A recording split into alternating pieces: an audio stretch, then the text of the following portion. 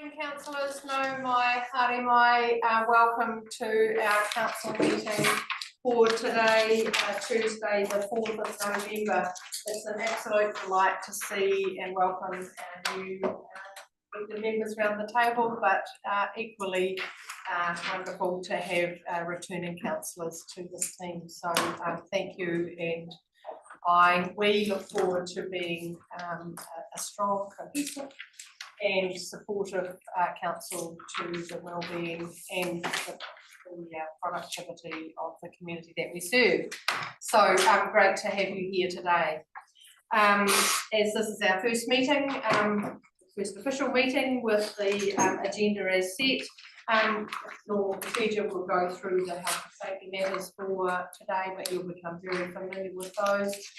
Should we need to exit the building today, either out the door that you entered or the door here to my left, our assembly point is over by the St. John's building in the grass area. So I guess if it was an event of a different kind, we would do the drop, cover and hold procedure. We don't normally identify that, but I will for the first time today. Thank you. Looking around the table, we have no apologies to receive today, so that's fantastic to see you all here. And our normal procedure will be to start our council meeting with our affirmation, an opportunity for you to leave what you've been thinking about as you've been driving here today and the busyness of your other world, to focus on the world that we have in front of us today, and that's making dutiful decisions for our community. So our affirmation does read that we will pledge that we will faithfully and impartially use our skills, wisdom and judgment throughout the discussions and deliberations ahead of us today in order to make responsible and appropriate decisions for the benefit of the Haranui district at large. We commit individually and as council to principles of integrity and respect, and to upholding the values that we believe distinguish and enrich our district. Thank you. Councillors, in front of you today we've got several decision items, no discussion items and some information items. But in regard to the items on our agenda today, are there any conflicts of interest that need to be declared? Tom. The matter regarding the Hanmer Springs Forest Camp, I am a trustee of the Forest Camp Trust, and I will sit back from the table regarding that item, but also having had advice and discussions with Jason, if there's any further information I could provide that as a trustee, if there are questions or any information regarding that item. So when we discuss that or make a decision on that item, you'll sit back from the table or you'll remove yourself from the room? I'll sit back from the table unless it was decided that you wanted me out. Yeah. Okay. I'll take whatever you prefer. So just as long as Graham's aware, so that yes, he can limit that it's no longer, that you will not be taking part in that discussion unless we seek further advice. Yes. Okay. Thank you, councillors. Thank you, Tom. Is there any further conflicts?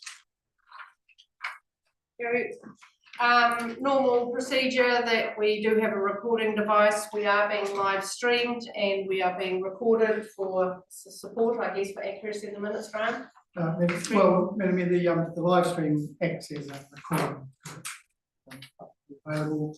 There is a record of the meeting as well. Perfect, thank you. And the standing orders document that should have been sent separately is. Yes, so that goes with item 4. Yeah.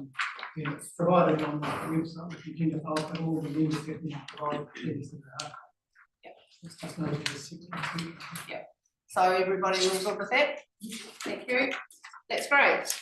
So this meeting starts today a little bit different to all others because we've got no minutes that we need to receive. The minutes from our final meeting of the prior to elections at the end of the triennium. It is the practice that they will be signed off by the CE Hamish, that hasn't been done yet, it's yet to be done. And that will be inclusive of the council meeting, but all committees of council, their final meetings before the end of the triennium, so that will be done in due course, so correct? Correct, I sign them off as a true and correct record. So no minutes that we need to work through today.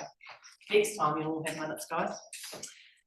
So we will just step into our agenda. So if I can just ask you to turn to page 4.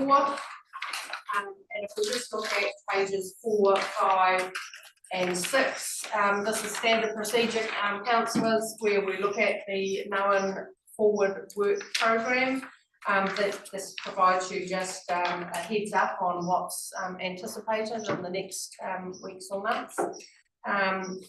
And I guess the citizenship ceremony, just for your information, is to be held at the Waipara Hall. And that will be following our council meeting on the 25th of November, is that correct? Yeah. So we will have our meeting here, our staff will be up at Waipara getting things organised and sorted for the day. I think we have about 30 new citizens, so that will be quite a large but a really important celebration for them and for us as a district. So that's how that will be managed on the 25th of November. Is there anything else that you're aware of, Hamish, that just for a bit of a heads up on that forward work programme? No. Thank you. And the pages 5 and 6 just an indication of some of the work that as Mayor I have been part of over the last month or so. So thank you, Tom. Question or I wondered if there was anything to share on the Lewis Pass maintenance. You're talking about the road pending road closures. I had a meeting with James Cable and the other chap I can't remember, but yes, you're correct. I was actually going to raise this at the Hanmer Springs Community Board next week because there is significant road closures proposed for late January after children go back to school, but late January through to almost mid-March. Now, that's going to have a huge impact to our community, actually right through our district, because the road closures that are proposed are about 6 or 8 hours during the day. The road will be open at night, but there is no other significant route that they can offer, and the construction, the type of construction they're using, they want to let the construction works actually bedded down rather than having a one-way traffic allocation for roading during the day. They've talked to tourism operators and they have also talked with business operators, Fonterra or freight transporters as well, to shift that allocation. But certainly I think we will notice a significant through here because the daytime traffic will be diverted either through State Highway 1 if we're heading to Buller or the coast, or through the other side. Because I see State Highway 1's shutting. Do they notify the residents that live in that section? Because I see last night from the Conway to Oraro, the road was going to close at 9:30 or something. That came up on the board when I was driving. Can you give me the information after the meeting today? Yeah. What portion of State Highway 1? Certainly that wasn't raised. James Cable and his colleague were talking about State Highway through the Lewis Pass. So it's from Marawea through west. There is a portion of the road that they need to dig out and fix completely. So I'm not aware of that. They said from Waipara to Kaikoura the road was going to be closed. Okay, if you can give me that and then I can talk to James. So, thank you. Yeah, that's where that's at. Anything else in the Mayor's diary that anybody wants to question around? We can stop standard. So with that, can I ask someone to move that we receive that information, both the Council Forward Work Programme and the Mayor's diary? someone who moved, thank you Fiona, thank you Tom, all in agreement that we received that information, please say aye. Against, that's carried, thank you. Rightio, so our first item on our agenda today, councillors, is on in regard to council standing orders, so I'm referring to page 7. We talked about standing orders, you understand the reason behind standing orders, and that we are anticipating change through the Government System Improvements Amendment Bill, but for the moment we have these standing orders available to us. But Graham, can I just ask you to speak to this, and then we'll see where we get to. Thank you. Thank you, Madam Mayor. That summary pretty much sums it up. We generally at the start of each training, we put standing orders to the new council just to make sure that the new council is happy with the standing orders that they're going to operate under for the training. As you've just noted, there is change coming in the government's bill, for the Local Government System Improvements Amendment Bill. The advice, consistent advice we've had is it's likely to pass, and probably by the end of this year. And that is going to impose a standard set of standing orders on all councils. And as you know, we discussed this in the induction process. So what we're just doing here is just advising that, you know, standing orders in place, they don't have to be re-adopted, they just carry on through. But if the council does decide it wants to make a change in any way, it does need a 75% majority to make a change.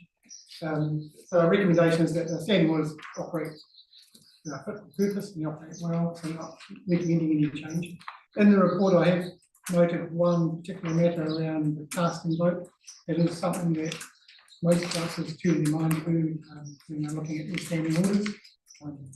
Some people don't like to cast a vote, and some do. But this council's position has been to have the casting vote for the mayor and all chairs of committees. And so we're just recommending that carries on, we just continue as is. But if a member did have an objection to that, they could move a change, and as I say, you'd need 75% support of the council to make that change. But we just, as I say, just recommending that we carry on with these things until the government Tells us different. Yeah. So Madam Mayor, the office recommendation is just to receive the report and note that the existing standing orders remain in effect for all committees. That's wonderful. Thank you for that, Graham. I appreciate that sort of fuller description of what standing orders means and what those pending changes might do. We've had a really relaxed attitude to standing orders, and there might be some future disciplines that we will need to adopt when the amendment bill goes through legislation. But for the moment, we'll carry on as we do. So, is there any questions in regard to that?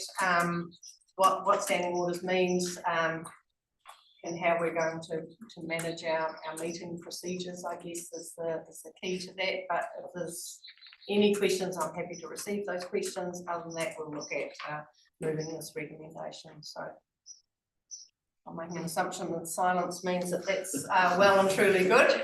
If that being the case, is someone willing to put their name towards the office of recommendation on page 7 in our agenda? Thank you, Tom. Do I have a seconder? Thank you, Robbie. If there's no further questions, I will put that motion. All in agreement to that, please say aye. Aye. That motion is carried. Thank you. So you all know now what we're working towards, and we'll wait and see that where it rolls after that. Thanks, councillors. Just before I invite Michelle to speak with us, I just want to take you back. Just talked about the significance. You know, we had a yarn about significance last week in our induction process. You know, you'll note that all of our agenda items have a significance as determined by the officer, but it is our role to consider that, your role to consider that as well. And if you go back to the beginning front of your agenda, it talks about some of that significance. So you can have a wee, just sort of check in with that as you see those officer recommendations in regard to significance. So with that, we're gonna move on. Michelle, we've got a bit of work here in this paper. This kind of sets out the framework of how we're gonna, who we're going to interact with and how the committee is gonna shape up over the next 3 years. So perhaps if you just speak to your paper and then we'll work through the recommendations or adopt it as we see fit. Thank you. Thank you, Madam Mayor. As the Mayor so well put, I'll take the report as read, but I will highlight some key points in it. And I hope you've all had a good chance to go through the quite thick delegations that we've got sitting there. This is some of these changes that we've made in the delegations has been workshopped by the previous council. So they are recommendations by you. If I skip right through to the new governance structure, we'll start there. There's a few things to work through, so bear with me. So page 19. Page 14. Let's go to page 14 of the report. Yeah, And perhaps we just talk about the primary committee. So it's been well sort of talked with the council, but I just sort of highlighted in the meeting that we're suggesting a wee change to the strategy, the previous strategy and community committee, and that be a name change to the strategy and policy committee. The operations committee will be a committee of whole, and there'll be 5 councillor members on both the strategy and the audit and risk committee. So that's just a wee highlight there, and that we are suggesting Tuesdays for meetings as well. Moving on to sort of point 14, talking about the primary committee memberships and naming. Madam Mayor, sorry, has put forward some suggestions, and of note, we have talked a little bit about the audit and risk committees, delegations. They talked previously in their meetings that they would quite like to include the WISCO and as a risk management within their delegation. So that has been added. So please, if you could pay a little bit of attention to that, so that that's something that you would like to add to both their delegations, but also their terms of reference. It's very similar to the Hammer Springs pool, and it's just a risk overview. Community committees and community board membership. So we are recommending that the Hammer Springs Community Board and community committees continue to operate as they have previously. Some very minor changes you'll see throughout from pages 19 to 60 that we have highlighted in bright green, so you can't miss it.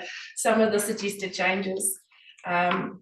We have, based on the previous council's workshop recommendations, we've talked about ward beautification being quite a broad subject, and we have suggested some areas within that just to make it a little bit easier. Makes it easier for decision making, but also makes it easier for report writers when they're bringing reports to the council, and where delegations should sit. We're suggesting stormwater be removed, as that's now a district, a global rate. It's no longer within the hands of the smaller committees. Street trees has been suggested to be added to the delegations, and road naming. So previously, road naming would go to the community committees for a recommendation to council. Then the report would then come to council, and council would tick it off.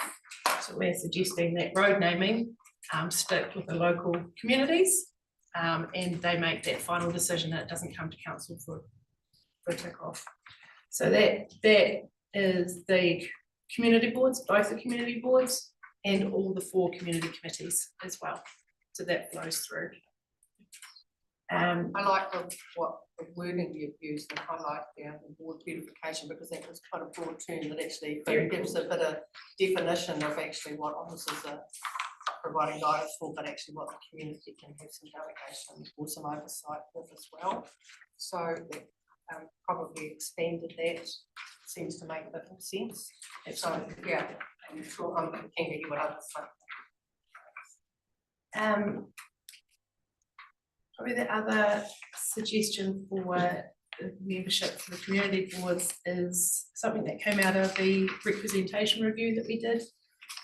We had the local government commission come in and do a hearing for our representation review, and part of their decision was that we suggest to the community committees that they have a youth observer on their on the boards, sorry, not community committees.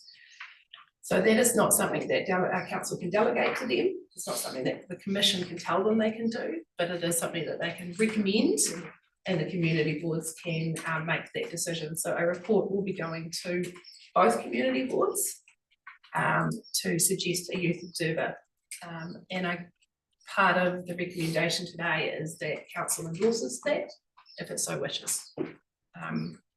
All of the community committees have a youth representative on it, and the reason behind having this youth observer is to not lose the youth voice in the community boards.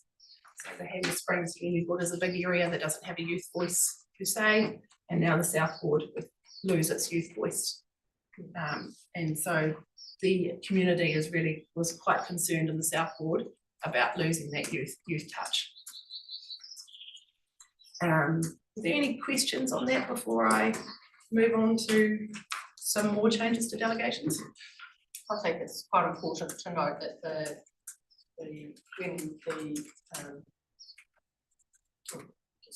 what was it called? You know, the representational review went through, and the electoral commission, when we had the hearing, actually retaining the youth voice was really important. It's interesting that the youth voice would not have voting rights, so, that is, they would have speaking rights granted, but I wouldn't be able to vote on any decisions around the community board. Yeah, it's interesting. Yeah, through the chair, I've looked, and they can't co-opt, they can't bring anybody else on because it is elected, but they can have a advisory capacity on the board. And I guess in many ways, just for clarity, that's where the mayoral role sort of sits as well, would be you'd be granted some speaking rights, but I have no voting capacity at the Hanmer Springs Community Board and nor the newly formed South Board. So it's sort of same scenarios. Thank you. Yeah. Just a clarification, I guess. It's good to see a description of the ward beautification. I'm just checking. Most of the time, the ward committee was working with local amenities rates of funding, and I'm just wondering if anything's been included in here that would be outside the amenities funding, perhaps traffic and parking and dangerous sites, those types of things that we have. So are we expanding it to make recommendations or make decisions outside of just the amenities funding for those? Through you, Madam Mayor, it was not to expand the amenities, but it is still to do with the amenity rates. I guess it's to have a little bit of a description around what beautification meant. But I see your point with the traffic and parking. Perhaps those could come out in the dangerous sites. I guess what you're raising, Fiona, is actually you don't want additional costs for non-local committees because the interpretation of what's written here is Like not street clean trees, or transparent. Yeah. where some of those are involved with roading, and I'm just wanting to ensure that the cost of dealing with some of this is not being taken out of the amenities. Whether they have the delegation to, if there's money to be spent in those areas, if you're adding that delegation, that's one thing, but if you're adding to them, which is going to reduce their amount of amenities, then that's a discussion of. So whether they need to come out or whether there's something around that, but I just want it to be clear on the description.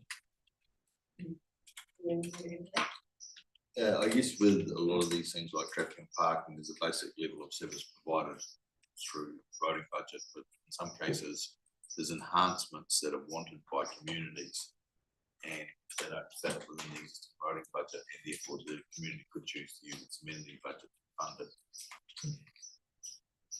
Or potentially outside funding from donors. Yeah. Okay.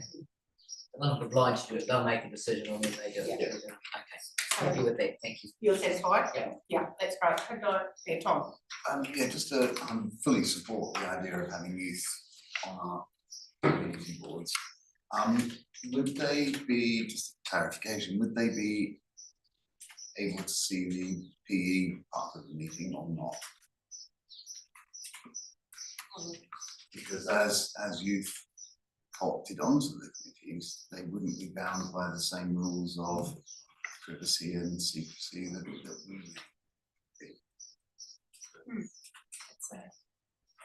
Yeah, it's a consideration I hadn't given. Yeah, that's a good point. So you'll pay some attention to that. Yeah. Okay, thanks, Tom. Pauline, and Buzz. Yeah, actually just further to that, crossed my mind as well, and I wondered if we needed to think about, in regards to the youth representatives that we have on our community committees who do have voting rights, and they are privy to those public excluded documents, if that's something that throughout this process or wherever it sits that we need to address as well. So if I may, to you, Madam Yeah. Mayor, the youth representatives that sit on the community committees are part of the youth council, and the youth council gets a very big, good induction on PE. They also receive PE items within their own committees. So they do get training on public excluded. Supplementary question if I may, through the chair. So are we envisaging that our youth observers for the Southwood Community Board and the Hammer Springs Community Board would come from the Youth Council, or could they come from another pathway? If I may through there, the idea is that it would come, like the youth representatives, that it would come from the youth council because it gives them that support, it gives them that structure, and they're able to then feed back to the youth council, which closes the loop. But just like any of the other areas, sometimes we don't have youth representatives in certain areas. And so it is then put out to usually the youth, the next step down, the youth leadership team.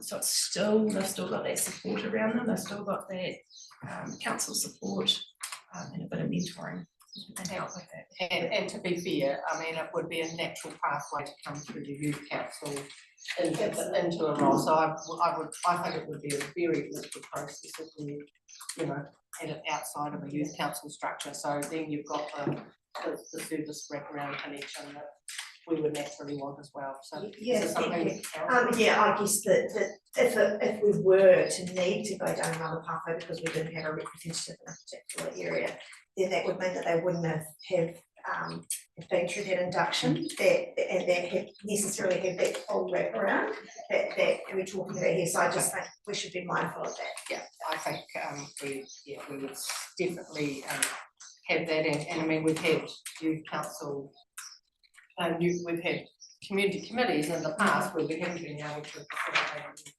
representative, and it's just not happening for that year. So I mean I think we've probably encountered those sorts of issues without making it, I think it would be unfair for a youth council, a youth perspective to come outside of our internal processes. Vince? We've struggled at times in the Cheviot ward to have a youth councillor, and the last time we actually had a representative from the Board of Trustees to represent the youth, and it worked really well. But I see under this we couldn't do that, could we?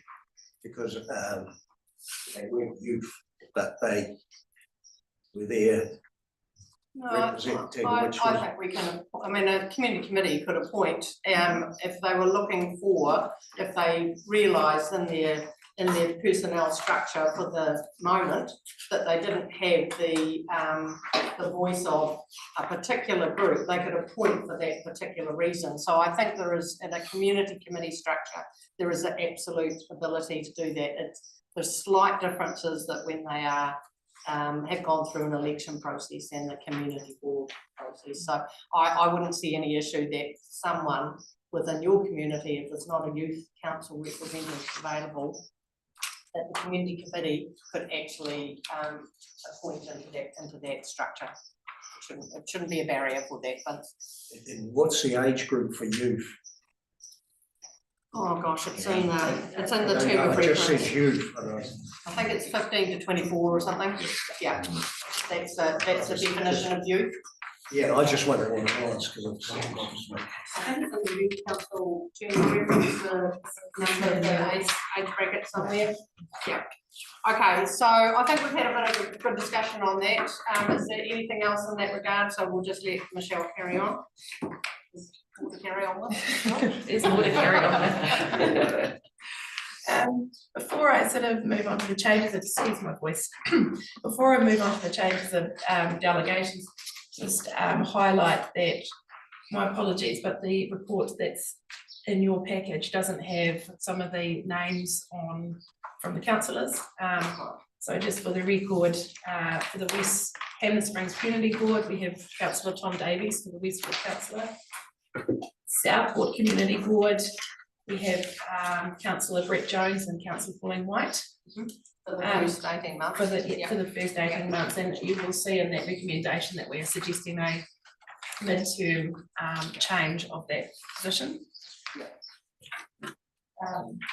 The Audit and Risk Committee, we have recommended the Mayor, Councillors Fiona Harris as chairperson, Councillor Robert Brewerton, Vince Daly, Tom Davies and Steve Hutt, and then our one independent member, Graham McLean.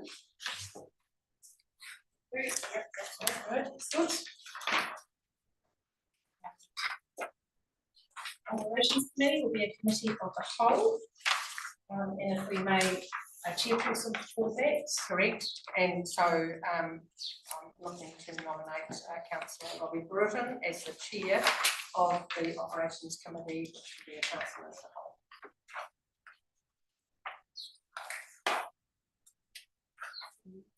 Strategy and Policy Committee would be the Mayor, Councillors Pauline White as chairperson, Chris Carthy, Dave Hislop, Brett Jones and Chris Scarlett. Any surprises?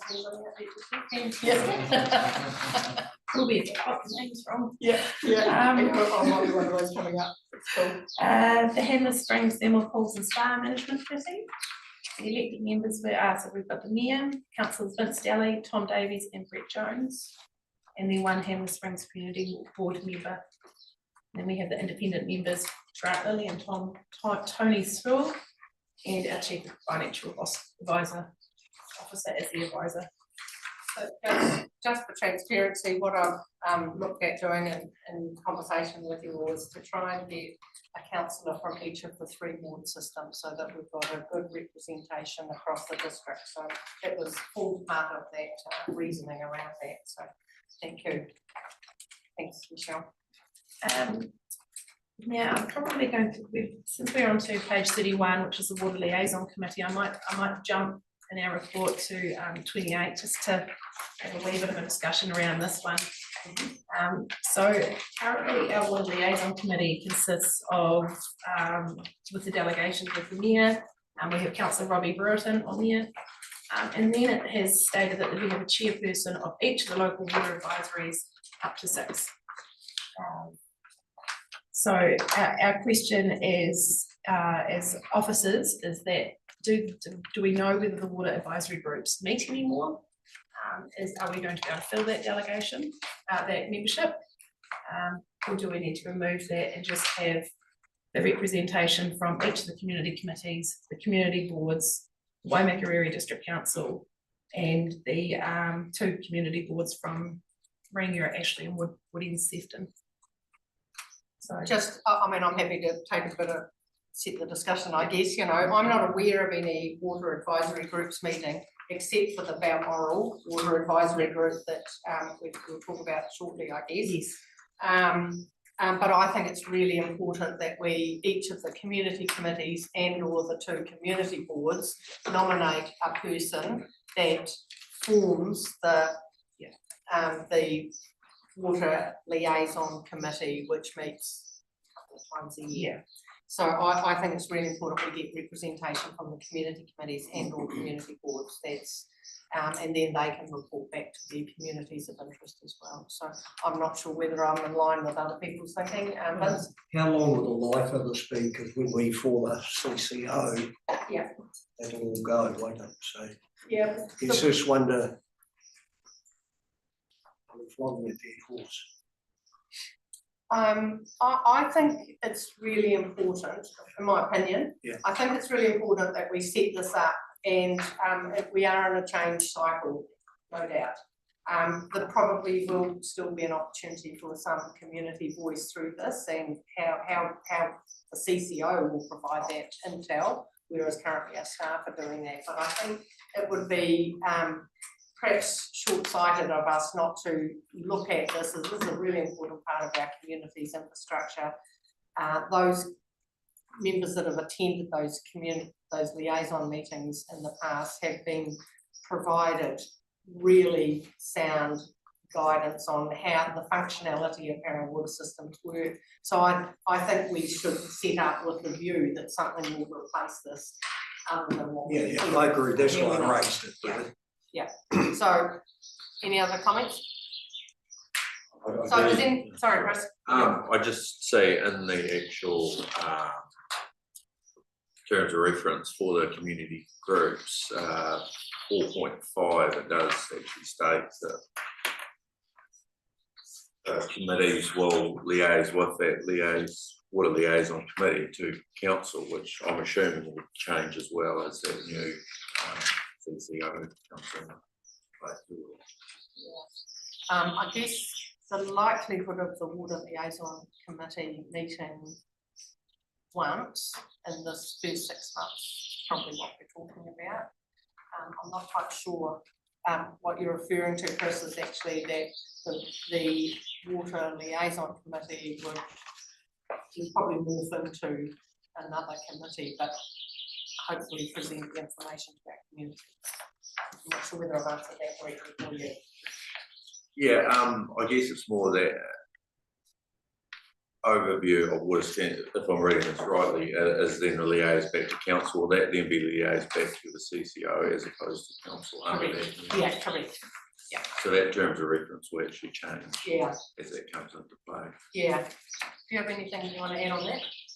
Look, it's my expectation that the water CCO will set up its own engagement with the communities to meet that need of information into the communities, and I think that would be something the council would expect it to do. And so, I mean, that's still got to be worked through, but like most utility suppliers, they have community voice into their service, and so there needs to be a way for that community voice to be to come into the CCO directly rather than through council. So I would expect that the CCO will set up those connections into the community, and the council will, through a statement of expectations, signal its happiness or unhappiness with the standard of that setup. So, yeah, I guess what we're anticipating is something not too dissimilar to what we've got, but it might be under a different title and reporting to a different organisation. Well, I think through Madam Chair, the council can't dictate to the CCO how it's going to do that connection, but the council can provide the CCO with input as to what it thinks its institutional arrangements regarding its connection with customers. Yeah. How well that's working. So I don't think you can force the CCO to say, right, here's our water committee, you're now taking that on. No, that's right. Yeah. Okay. Happy, comfortable, we'll move on. Thank you. Right, so perhaps we should come back to the Haurunui Tourism Board in just a second, and just maybe flip through the other committees just for membership. We have on page 34 the Chief Executive Officer Performance Review Subcommittee, and on that we have the Mayor, the Deputy Mayor, Fiona Harris, and one councillor. Youth Council reps, we have councillors Chris Carthy and Councillor Pauline White, the Mayor. And we've also added in their terms of reference into the regular District Licensing Committee. It's staying as is, which is the Mayor, Councillors Pauline White, and two independents members, Michael Ward and David Kidd. I just saw incoming councillors, that district licensing committee has been put in place to help us over the transitional time and will be revisited in March 2026. Sorry, youth council. Sorry. There's councillors on there. Yeah, I think it's a mistake. Oh, is it? So we have in here Chris Scarlett, but I was informed that it should be Chris Should be Carthy. Chris. I think that's correct. That's what That's I. great, yeah, I was Yeah. looking at one Yeah. myself. Yeah. absolutely. Yeah, so my apologies Yeah. on that one. Wrong.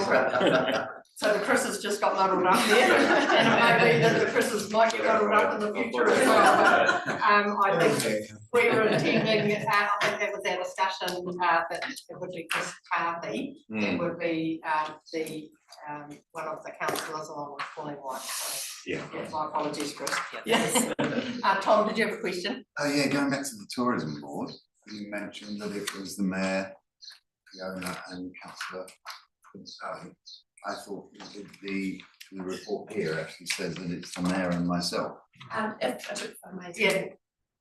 Chair, we'll come back to the Haranui Tourism Board. There's a few changes to discuss through that one. It was the Chief Executive Officer's Performance Review Subcommittee that has the Tourism board. sorry. yeah. And just while we're talking about the Chief Executive Performance Review Committee, just for all councillors, the process that we've adopted over the last few years is that all councillors will be involved in an initial discussion as we look at KPIs and such like, and then the subcommittee that we're talking about here will meet and a paper will come to full council. So that's just the process. So you will all be involved in that. Thank you, but not the subcommittee. Thank you, Michelle. Page 40, we have the Temporary Road Closure Subcommittee. Due to the nature of the Temporary Road Closure Subcommittee, we're continuing with the recommendation that it's the mayor and two councillors nominated at the mayor's discretion for each individual application or meeting. This allows for local knowledge, but it also allows for the fact that sometimes we don't have all the councillors here on a day that we need to get a road closure meeting in. And so we can, so the mayor can grab whoever's available at the time. I try and spread that round, guys. Thank you. Page 41, so we're on to the community committees. Murray, and this is to make sure I've got the right Chris's. So we've got the mayor and councillors David Hislop and Chris Scarlett. Yep. And the rest of the representation there. And we haven't suggested any changes to the independent members or representatives from the three citizens groups there. So if you're suggesting any changes, now's a great time. Do Dave feel set on that? And I think it's the representation from those community groups is worthy for that committee. It's one of getting people there. Yeah, that's great. Thank you. Page 43, we have the Haranui Community Committee, and we have Mayor, and we have Councillor Chris Carthy on that one, plus the three advisory groups and independent members. And like a very part of the seems to be quite right. So. Page 45, we have the Cheviot Community Committee. And this consists of the mayor, our two East Ward councillors, Councillor Vince Daly and Fiona Harris. And then we have the reps from the different advisory groups, which is 1, 2, 3, 4, 5. Are we okay with this? No reason to change that? Was you happy? Yeah. Page 47, we have the Glenmark Community Committee. And once again, we have the mayor and our two Eastwood councillors, Vince Daly and Fiona Harris. And then we have a representative from the following communities around the Glenmark rating area and some independent members. Fiona? Please, well. Oh, And the following after that is the terms of reference for each of the community committees. So if we're happy with all those names. yeah, I think we've managed Yeah, Get the I've names in the right names places. right. And I think that's a good representation of the community, you know, served us well in the past and I can't in the future, so thank you. So if I may, if we move back to some of the changes to delegations, and maybe we start with the Haranui Tourism Board, which is on page 32. So just for a bit of history, the Haranui Tourism Board is neat. Previous to the council finishing up, and it suggested some changes to the incoming council. And you'll see there on page 32 that the old structure's been crossed out and the new structure's been put in there. Of note, there is a suggestion on the first delegation under delegations that we include the wording to that to say destination marketing and destination management of the Haranui district, including oversight of the destination management plan, which is missing within the delegations. And that Councillor Tom Davies be on there, but also be nominated as the chairperson of the Haranui Tourism Board.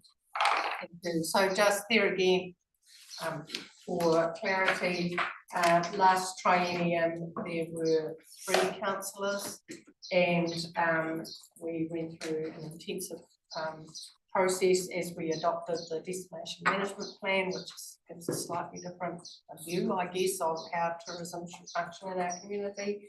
That is a live document. And the recommendation from the previous tourism board into this council is that we should have membership that is more reflective to the community within the tourism circles or the community per se. So it's the less dominance of councillors sitting on the tourism board, but because it's a committee of council, it still needs the mayoral role and 1 councillor, and Tom has willingly picked up that opportunity and will lead that group. We need to then go through a process of advertising and appointing those independent positions. That will be a canvassed appointment process. So, but that's where it sits at the moment. That's the history, and we've always had members of a member of the Hanmer Springs Film Sports and Spa Management Committee, the North Canterbury Wine Growers, the Hanmer Springs Business Association, and the Amberley NZ. So we've always had all those appointments that have provided input into the tourism. So that's Just a clarification, Madam Mayor. So if we're going to advertise for the 3 independent members, that the tourism committee won't have formed at that point, so who will make the decision? Have you thought that through? Well, the committee can Yep. form, Okay. and then those members can be appointed as we go along, so. Happy with that. Oh, Vince, and then. I was just thinking, when you start putting in names of organisations, we have actually got a few others that on the fringes. How do you actually qualify to become one of those? Because I think even like the tribute, they've started at this promotions more group. Well, they could easily become one of the independent members. Yeah, I'm just saying, yeah, it's Yeah. just, it gets when you start actually naming certain groups like they're elite. Well, these groups have been part of the tourism board for a number of years, so, but certainly if there's, the Cheviot Business Association are keen, they should be putting an expression of interest when these positions are advertised, so that you get a broader picture of you know, tourism marketing of the district through the board's process. So yeah, I'd be totally encouraging that to happen. Pauline, quick question. Yeah, actually, request really. Like I noticed that in the, just in regards to the independent members, like on the other community committees, Cheviot, Glenmark, Amiri, Haranui, under the independent members, it clearly says that they'll be selected by advertised nomination and election process. I'd really like to see that added next to on the Haranui Tourism Board, just for clarity. If that's the process that we should follow. So the process will be an appointment Yeah. process, so we'll go to the market, and appoint an independent members in the same manner as we would with audit and risk committee or the pools. Can we have a statement of clarity next to that then? Because at the moment it just sits as independent members. And if there's a member of the public, I'm reading one of the others and I see, okay, the process for independent members is selected via advertised nomination and election process. Can we just specify that there for clarity? If that's the intended process, can we just be transparent? Thanks. We can just get some clarifying words. Yeah, through a council appointment process. Yeah, Yeah, and that's fine. Yeah, That's what I'm asking for, rather than just leaving it yeah. open. Yeah. Because I guess my thought when I read that was, oh, is that like the beginning of a triennial, for example, South Ward Committee meeting where you rock up to the first meeting and you put your hand up? And it's not, obviously, so I just would like that, the terms of reference to reflect that. Yeah, so we can just get a few words and some brackets to say in that point. Because I think in the past we've actually appointed to that committee midway through the training as well. You know, like, so there's been, there's been processes in past, but understand and we'll clarify. Yeah, sorry to be a broken record on this one, but we broke ties with the eyesight about 2 years ago, yet eyesight keeps on occurring in both the pool's minutes and our minutes. And it is not the eyesight. Correct. That was probably Michelle's next sentence. I'm sure it was. I'm sure it was. Apologies, Yeah. we crossed out that one. Yeah. It's good spotted. Drew my eye there as well. Yeah, that's great. Michelle, I'll let you carry on. Okay, fantastic. So, perhaps the best bit would be to work through the South Ward Community Board. So, page 21.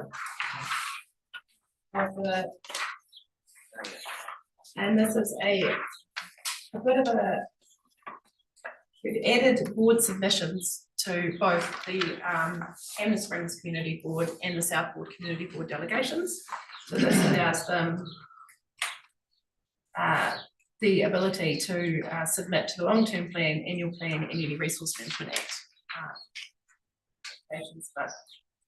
But they've always had that ability, but it's unclear in the act whether they can or cannot. So we are putting it in there to make it very clear that the board can submit on these processes. Now, this is not something that can flow onto the community committees. The boards are a different entity, they're a different corporation, so they work differently. The community committees cannot submit as they are a committee of council, so they cannot submit on themselves. Are there any questions about that? It's great to have that real clarity amongst this group as well, that there is a completely separate role and advocacy for elected community board, and it actually adds some strength, I think, to that advocacy role. So thank you. Steve, I'll come to you. I'm going to try for that. Yeah, and then can I just ask around the road name side of things, is that following the standard council conventions that we've got in place at the moment? And does that also apply to the private roads as well? You might as well start that Yes, one. Madam Mayor, the council has a road naming policy, and so the reports to the committees follow that road naming policy, which stipulates and does allow the naming of private roads. At the moment, the reports go to the community committees, the board, and then come to council for endorsement, and the proposal is that the decisions are made by the community board in accordance with the policy. Thank you. So just it adds some weight to some decision making at a local level as well, Steve. Typically in the past, it would go to the community board, committees, and it would really come to council. And I would typically say, has it been to the Hammer Springs Community Board? Tom would nod, and we're like, okay, that's great. You know, so it's just it adds weight to the decision making at at a lot more localised level, so thank you. Pauline, please. Yeah, thanks very much. Yeah, look, I absolutely agree that clarity in regards to submissions on the annual plan, long-term plan are great. Allowance for submission on council policy. Where do we stand with that from the South Ward Community Board and the Hammer Springs Community Board? So generally, generally, council doesn't consult on its policy. Generally speaking, we don't go out for wider consultation on the policy. I mean, we work with the community often directly, but we don't often go out for consultation on policy. When we do, it's a public consultation, and the community boards can submit, but the community committees can't. The subtle difference is that community boards are elected separately from council and have their own mandate, whereas community committees are appointed by council and therefore are subservient to council. Community boards aren't. So if we were consulting, then submission on policy would be appropriate. Yeah. Does that need to be clarified in those words? Absolutely, yeah, benefits the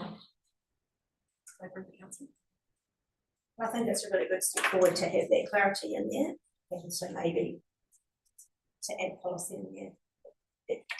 Not going to tie us up with anything untoward. Well, just so long as they don't have the view that they get to be consulted on every policy of council. So it's It's where we go out for public consultation. Yeah. That would allow. So maybe that it is about that anything that's a special consultative process that we would normally be consulting our community on, the voice of the community will be inserted through that with much more clarity now. And also bylaws, I mean, there's a whole range of things that we do Yeah. formal consultation on. So it's where we do that formal consultation, their independent mandate. comes through. So perhaps it is a word like formal consultation. Yes, Yeah, I think that so. actually just lifts it up a little bit, but it's actually, I mean, it's an internal policy, there isn't, we've never, it's not a consultative process, it doesn't trigger the special consultative process, so I think we just don't want to lock ourselves into an unintended consequence. I'd be really happy with the words formal consultation. It just felt like we were perhaps excluding some avenues by noting the long-term plan, the annual plan and the RMA. So we'll just insert that word in there. Yeah. And I see some other hands up, maybe Tom and then Robin. Yeah, I welcome the fact that the community boards can now make submissions to the long-term plan. Last time that there was considerable discussion and debate about the community board making submissions, and I'm glad that that has actually been clarified that that was okay for us to make a submission. Yeah, no, that's cool. I think we've stepped into this process and we're starting on a baseline of real clarity, so thank you. Robbie, quick question. Just quickly, Oh. on Tom's point, this doesn't apply retrospectively, so No, there's no. no specific No. delegation at that time. And so at that time, the community board couldn't make a submission as a community board. And that was council's view, and council has taken on board the feedback from the community board about that matter and taken legal advice and said we're going to make it very specific in the delegations that you can. And was the legal advice that actually I was going to insert into that conversation as well. So Robbie, quick question and then we need to move on. The South Ward Committee, I just wanted to confirm that there's a pathway before necessarily the next triennium through council resolution to tweak things. And I'm particularly thinking around the Village Green with the new South Ward Community Board as they bed in and settle in, and as that overall project matures, that perhaps that might go back to the South Ward Community Board. So there is a pathway in between now and the next triennium should the circumstances warrant it. for you, Madam Mayor, I have, if you'll see on page 20, I can't read my writing, page 22, we've just popped in what was there for the community committee. And in my report, I've asked that council consider whether they still would like to retain full control over the Eastern Reserve, Village Green, apologies, or whether they would like to give more delegation to the community board. Absolutely, it can be a discussion later on with the community board, and we've had that sort of leads into an email that was received by one of the community board members, Kevin, and he has provided quite a list of suggestions to delegations, and it is our recommendation that this be put back to the board, and if they have got some changes to delegations, then they can recommend to the council that their delegations change. And that can then be considered. Gives it a bit more of a workshop space, and it's also gives them space to talk about their terms of reference. Terms of reference is something that usually we push onto the community boards to create, and then recommend back to council. So we wouldn't create them potentially for them. So the two of them could go hand in hand. So what you're suggesting here today is that we adopt what's written here in front of us in its entirety, and the suggestions that have come through from a community board member should be workshopped with the community board so that everybody's on that journey together and can be tweaked, and then we can further adopt or make those changes. Is that what you're suggesting? Yes, yeah. And just knowing he's a community board member elect, not a community board member yet. Correct. Yeah. So the message is, there's been some suggestions come through. If you adopt this as written here with the intent that the community board, once they're inducted, they will have that conversation and they can have that shared decision making. So they're setting their own framework, and then so that's kind of where it's sitting at the moment, which makes pretty good sense to me. Okay, everybody kind of on board? Does that feel okay? Good. Right, Michelle, we'll see if we can get this one moved on. Yeah. I think the only other thing we need to highlight is within the terms of reference to the community committees, there is mention of the different if we just pick Taranui Community Committee, so page 55, for example, under 1.8 and 1.9, you've got the water supply functions. So currently within each of the community committees' terms of reference, it says to give consideration to the operation, improvements and development of the particular water scheme. Our suggestion is we take that out and just leave the 1.9, which is that the community committees represent. Page 55, thanks. So each of the different, they all have that same paragraph in each of their terms of reference. So that is our suggestion, that we strike that out and just leave that one sentence in. Yep. Delete 1.8 and retain 1.9, because what we're talking. Madam Chair, if I can question, I think I understand why that would be, but could I just get a little bit of clarity as to this is because of the way code will over subsede this later on, it's not needed to be considered? Yes, through Madam Mayor, these things evolve over time, but in living memory, each water scheme was overseen by a water committee, and the water committee worked with the local community committee, and those since we've joined all the water schemes together and we've got standardised pricing and standardised operation model, then there's no longer that direction there. But it's still important that the community committees represent their community's voice on water, but and that's allowed from 1.9. Thank you. Yeah, cool. Good question. Thanks, Chris. Thank you, Doki. The only other thing to take note of is the Balmoral Water Advisory Group on sort of page 17, point 31.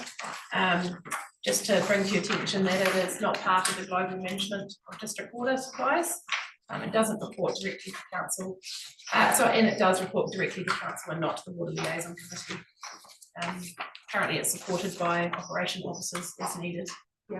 So, I don't think we've got a special paper here for an appointment of a councillor to that Balmoral Water Advisory Group. So last training, I think councillor Ross Barnes was the person. So, with that being the case, Dave has offered his time to be the councillor connection to the Balmoral Advisory Group, and I would support that. Thanks, Dave.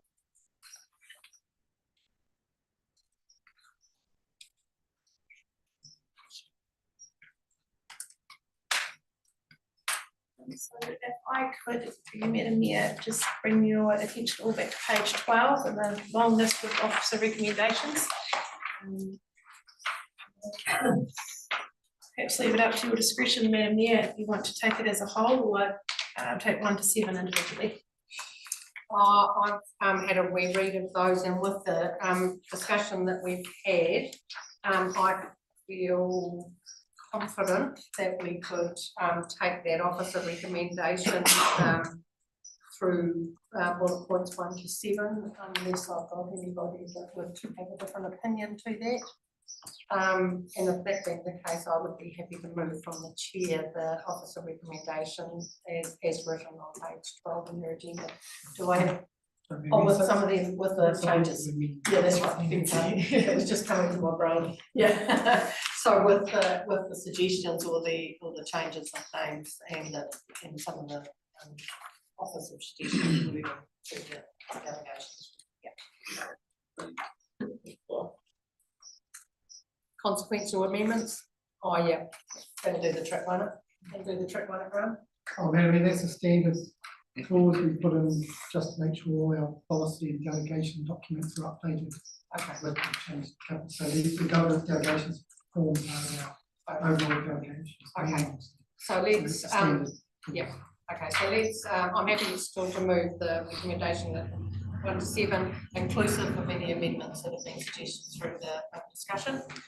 And if anybody's happy to support that, second, I think Brett. So moved and seconded by Brett. If there's no further discussion, I'll put that motion. All in agreement with that, please say aye. Aye. Vote against. That motion's carried. Thanks very much. Thank you, Michelle, for all of the work. There's a lot of work keeping all of these committee structures up to get in front of us. So really do appreciate that. Your time is important and as well. Thank you. I'm just wondering, councillors, perhaps we could do the meeting schedule. I'm making an assumption that that is perhaps not going to take too much discussion, and then we'll break for morning tea. It's feel okay. Graham, maybe if you can just take us through this. Thank you, Madam Mayor.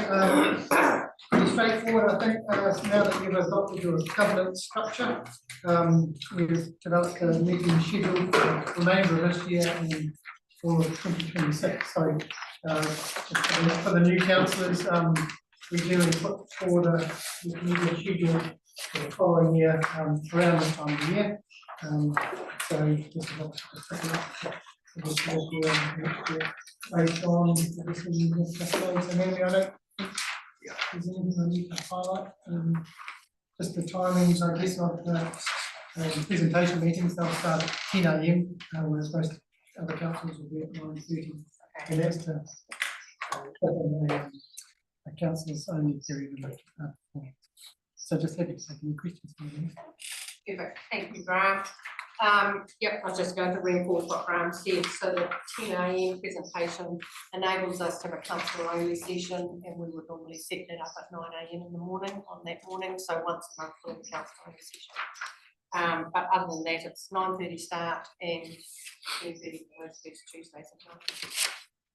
Yes, there was one thing, point 9, just note, the council practices in the last few years to have a fight tonight. Repeating that again, except for one change that this year, the strategy and policy committee be included in July, because If the target order of this meeting needs to recommend 2 months to their program of work, actually made the strategy and policy committee, which alternates with this, can be a big gap between meetings. So we're recommending that to the July meeting with the strategy and policy committee, and of course, it's not needed depending on your work program, that can just be changed. So the reason behind quiet July is that we've generally come through a fairly intensive June, where we've been consulting with the community, maybe on an annual plan or a long-term plan, depending on the cycle we're in, and that gives a little bit of relief from an attendance perspective, and that hence the quiet July. So that's the reason behind that. So is there any questions in the paper that you've seen in front of you? It's a good way to set your diaries around your other parts in your lives as well. So if that being the case, the officer recommendation is on page 61. Would someone like to move that? Thank you, Steve. Steve's moved. Do I have a seconder that we put the officer recommendation on page 61? Thank you, Tom. No further discussion. I'll put that motion. All in agreement to that, please say aye. Aye. Those against, that motion is carried. Thank you. Thanks, everybody. How about we break for morning tea? If we can be back here in the chambers at 10:50. It's 10 minutes. Okay. Thank you. We'll adjourn for the moment.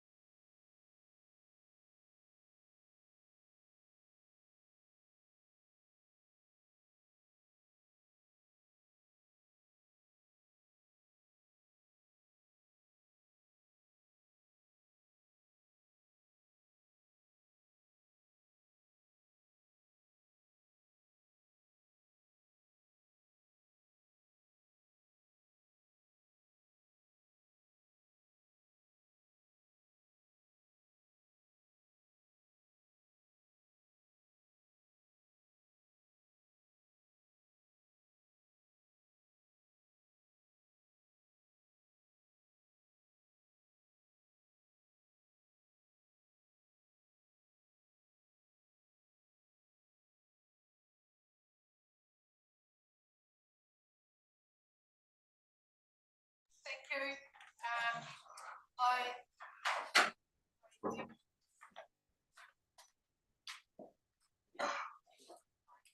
I'm sorry. I forgot to tell you at the start of our meeting, we do have a presentation due at 3:15 today. So I will be aiming for afternoon tea break, and then we've got a presentation from Quotable Value. So you will be aware that the valuations are out in the community, and this is a presentation that will take us through the values and opportunities for the community if they object to the values on any said property. So they will be here at 3:15. So we need to work diligently towards that time frame this afternoon. Thanks, councillors. We do need to continue with our decision items, and just looking at, page 67 in our agenda, which is advisory and joint committee, and external board membership. Michelle's going to present this on behalf of Avril, here today, so I think we should be able to work through this. Yeah, so maybe I'll just, hand over to you, Michelle, and then we'll, just see where we get to, but it shouldn't be too bad, I wouldn't have thought. Thank you, Madam Mayor. I will take this report as read. As you've probably seen, there's quite an explanation to each of the committees within this report. I won't go through that. Our office of recommendation is also quite long, so if you've cast your eyes over that and seen any incorrect, please let me know. I do note that on page 68 of the recommendation, instead of Councillor Fiona Harris and Councillor Dave Hislop, we have replaced that with Councillor Vince Daly for the local would have done well reference group. Yeah, so that's been a change to the recommendation. Otherwise, everything is as is. Yep, so hopefully you'll just all have a look to see where your names are attached to some of these groups, and there is no surprises when you read the agenda that it was a discussion that we have had along the way. So I think it's pretty much as read. I just want to note though, Michelle, in the report and the summary around the recommendation for appointed representatives to provide a brief update to council. So I feel that's a really important part of this, these appointments to these committees, that perhaps on our presentations day, I mean, it doesn't need to be a 10-page synopsis of the meeting that you went to, but an overview of what are the trends, what are the themes that are happening in the external groups that you are representing our district on. So perhaps Graham and I will have a bit of a chat about that and perhaps insert that into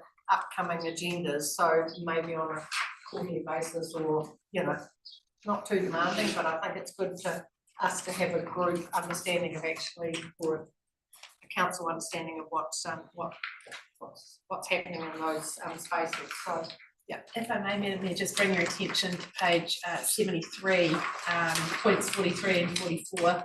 Just if there's any council liaison or community roles that councillors may be a part of, that it feels should have a councillor, a council endorsement or not. In the past, we've had the things like the Amberley Lions, we've had a councillor sit on there as part of the council. So we haven't included that in this, but if there's anything sitting there that anybody has any idea about, then now's the chance to bring it up. It just prompted me to the Amberley RSA. Have we not had an appointment into the Amberley RSA?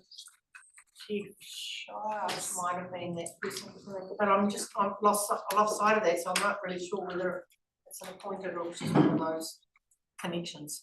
Was that through you, Madam Mayor? It was a connection that was noted in the council meetings, right? Which he continued to do. Yeah, that's probably not necessarily be here. Not necessarily, no, but that is the decision of the council if they wish to appoint somebody to that. Not appoint, sorry, represent. Yeah. So you've all had a look at, I'll come to Vince. You all had a look at the communities that you represent, and do you feel as if that I guess what we just talked about here, is there anything missing that might need to be a consideration and appointment? So Vince, I'll just go to you. There's a couple of committees which, like Cheviot, you've got the Gore Bay Foreshore Fund. They have actual council representation on the trust sort of board sort of thing, and the our local community committee, which on the medical centre and that, which sits above medical, that trust has a rep from the council on it as well. It says that's what it says in its charter sort of, yeah. Going back from, so there's a couple I represent, which I'm only bringing it up here now, so there's a bit of history so people know that, you know, that's a couple of things. There might be others in the room as well that are on things like that, because representing the council. Because I'm actually on the Knox Trust for the hall as well. They have a local councillor on the trust. I guess that's their trust, that's their expectation as opposed to our expectation. Yeah, I don't know. That's how I'm trying to work out how it Yeah. works. I mean, we're not appointing to those committees, they are, it's their it's the, let's say the, I'll just use a Galway Foreshore Trust. It's in their trustee that they might have the local councillor on, but we actually don't appoint that person to that role. Something you said? Yes, Madam Mayor, but I think that we should note somewhere where somebody is filling that councillor role, because they are the voice of the council on those trusts. So I think that should be noted somewhere. Okay. Not necessarily in this, but we should at least have a register of those things. So. Right, Mary, about halfway through the last training, you may remember, one of our colleagues brought forward a report to do exactly that, to capture all those groups that aren't council endorsements, but there's a council connection. So we could probably recirculate that and gather everyone's get updates from all the members and bring it back to the council as a noting exercise to show that we've captured everyone's. Okay, I think that would probably that would sort of fulfil the need that we're talking about here, as opposed to what you're saying. I was only really raising it that way, so okay. there's a bit of a history of it. So we'll continue with this paper as written and with its intentions, but don't be surprised if something comes from Graham or one of somebody, Emerald, okay, somebody will send you an email to actually, so that we can have that sort of bit of clarity of groups that you are representing that you may on those occasions. Okay? Yep. You're done? Yes, thank you. Okay.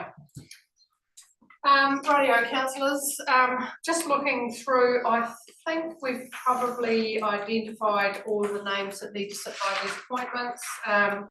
You will note there is a new Mayoral Relief Fund, and I have Dave and Chris Scarlett be the councillors that support that, because just reflective of the communities that you're representing as well, that are probably going to be most affected.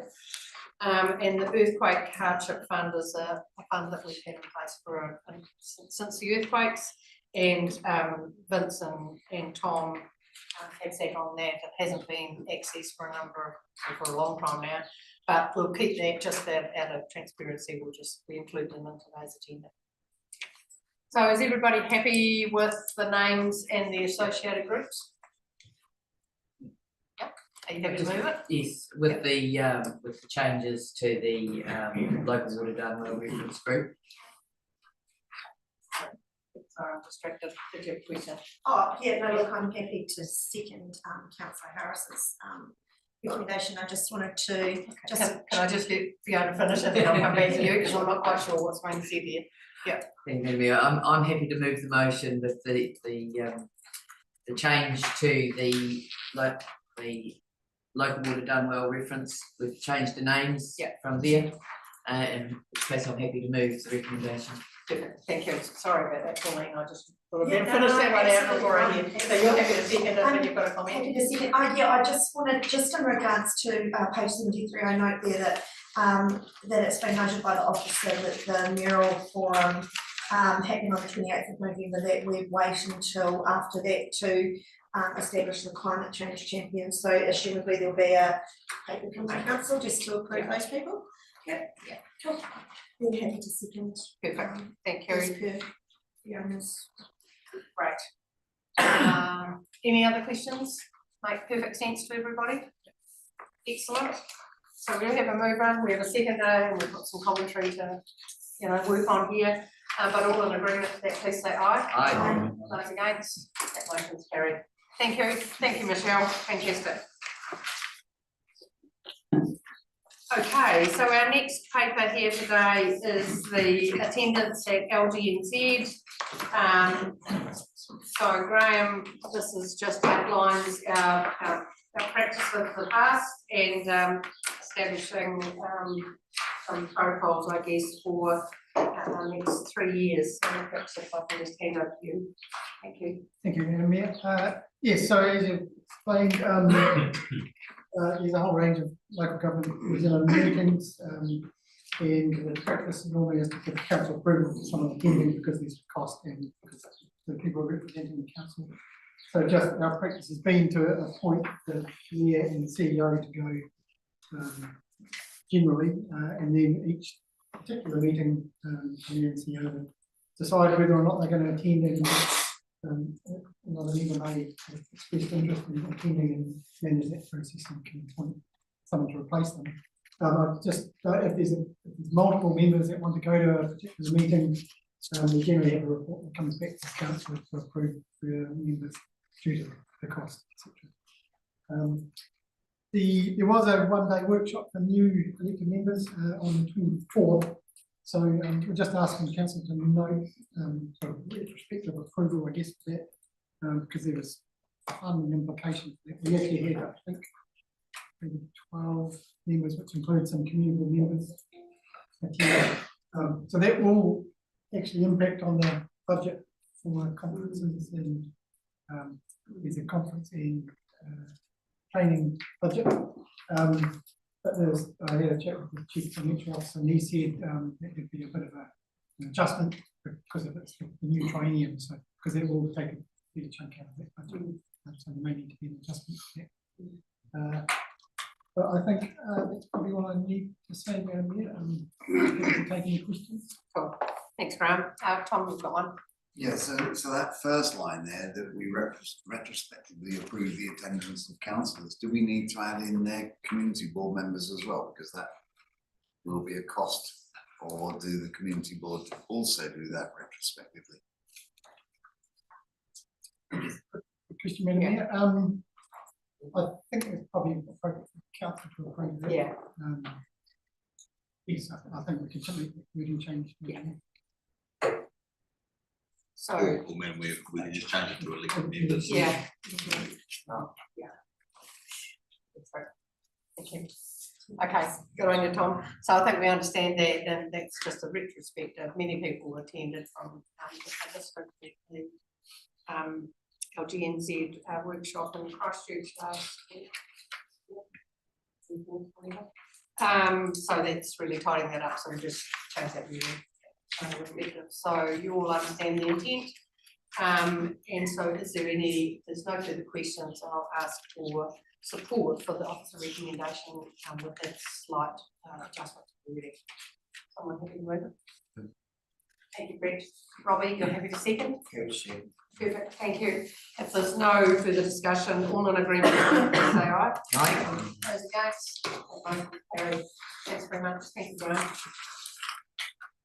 I'll now welcome Jason. So we have in front of us a paper around elected members' remuneration.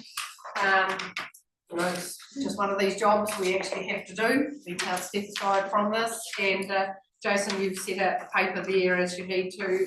And if I can just ask you to perhaps provide us some highlights or points of interest. Right, yeah. Thank you, Madam Mayor.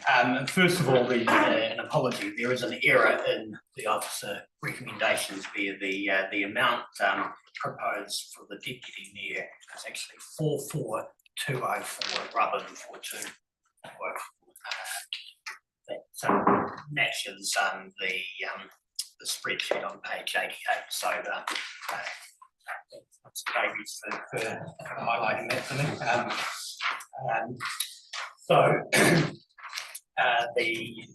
The process is allowed for on page 81.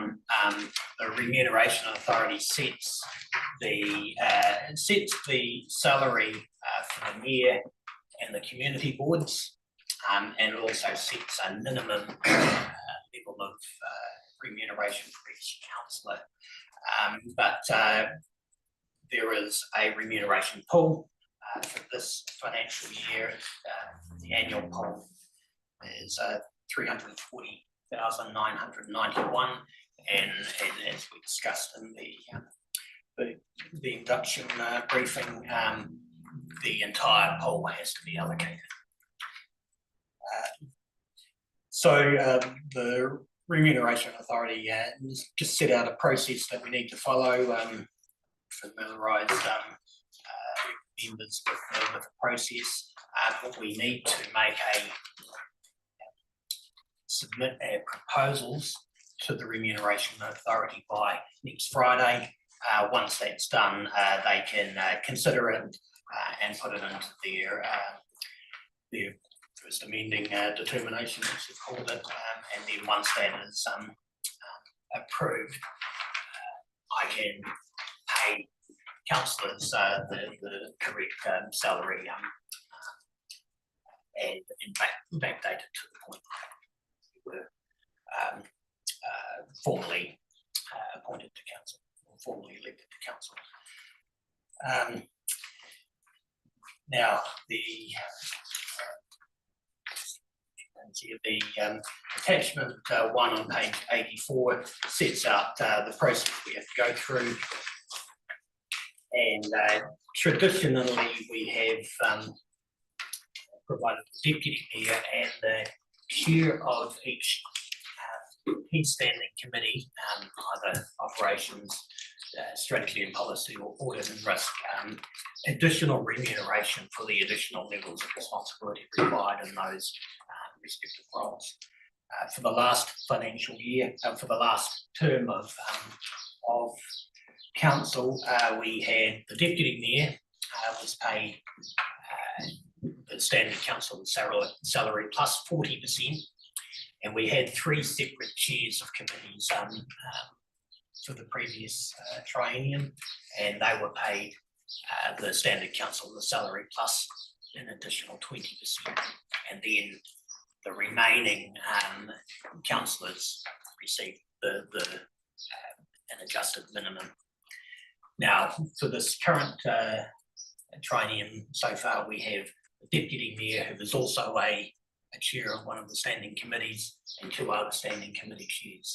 So the proposal is that deputy mayor will be paid 40% above the standard councillor, and the other 2 chairs 20%, similar to what we've had last year, but there is additional amounts there, or an additional amount to be applied to councillors without further responsibilities.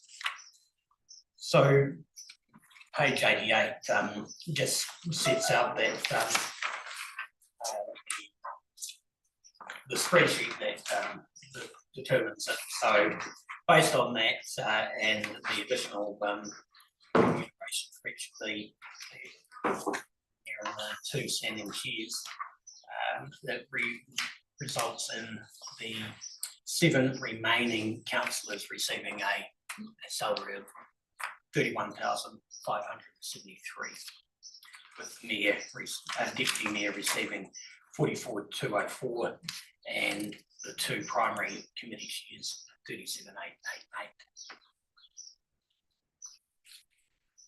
So that's the first decision. The next, we also need to make a decision that none of the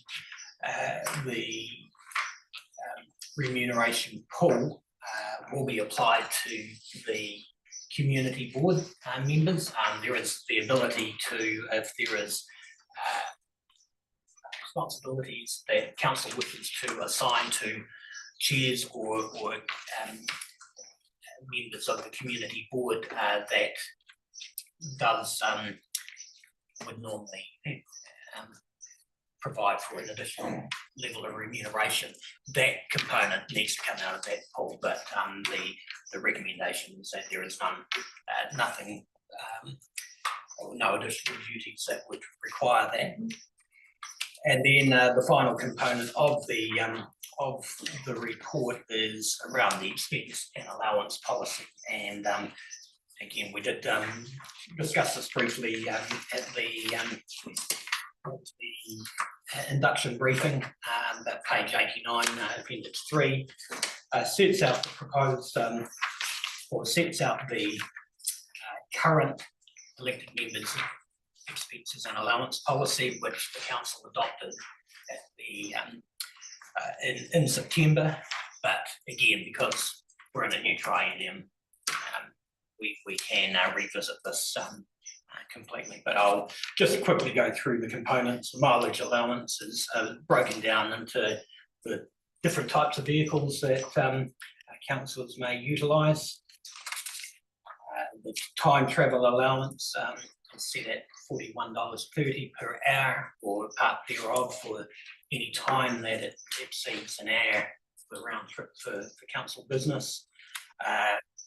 Where there is a requirement for hearings, there is the provision to be able to pay a hearing fee of $130 per hour for the chair and $104 per hour for other members. Listed on page 82, the childcare allowance, and it's set out there if councillor is a parent or guardian who usually has day-to-day care, not card of the child, and the child's under 14 years of age, there is an allowance to pay a contribution towards childcare of up to $7,500 per child per annum. I do note that that's not in there, or it's not allowed for in our current elected members' expense and allowance policy, but can be included if it seems appropriate. And previously we've talked about the internet allowance and the mobile phone allowance. It's $800 and $700 respectively, and the community board members receive a small portion of that. And again, the new allowance that's been allowed for this from the election is the home security system allowance, which does allow the council to reimburse up to $4,500 for installing a system, and $1,000 per annum for monitoring call out and repairs. And there is a mechanism for additional reimbursement if it's required for a greater level. Yes, I'm certainly happy to answer any specific questions councillors may have. That's great. Thank you, Jason, for that. So perhaps if there is questions from the floor in regard to the process of setting the remuneration. Thank you, Tom, and then Pauline. Thanks, Tom. Two quick questions. The difference between the payment of the community boards, was that based on population size? The Hanmer and South Border. Yes, yeah, no, entirely. Yeah. And the childcare allowance, we agreed at our last full meeting that we were going to have a vote on this. Are we now going to include the childcare allowance? Probably what's standing at the moment is that we'll just look at this as and accept that policy. But if there was a recommendation or there's a desire to actually look at the policy, we could do that and then bring it back up to council. Well, yeah, and I mean the third recommendation is that we make no changes to the expense and allowance policy, but that is purely an officer recommendation. If it is deemed appropriate to include it in the policy, there is every opportunity to change the policy. There's certain components of that where we have provided the maximum, so you can't go over that. You can certainly come back from those levels if deemed appropriate. But the childcare allowance policy can be allowed for if it is deemed appropriate by the council. I would like to propose that we could allow that. I would also like to propose that we actually allow the home security allowance as well. In this policy. To see further discussion around that. I mean, I think we perhaps I need to have some discussion around that and before we look at that. But thank you, Tom. So I was actually intending to propose that we include the home security system allowance, and that I feel nice changing. And I'd like it to be available for councillors for their home security. That does not mean that it will necessarily be drawn on, but to approve a policy and not have it available could create some work later if there became a need for it. So I would support allowing the home security system allowance.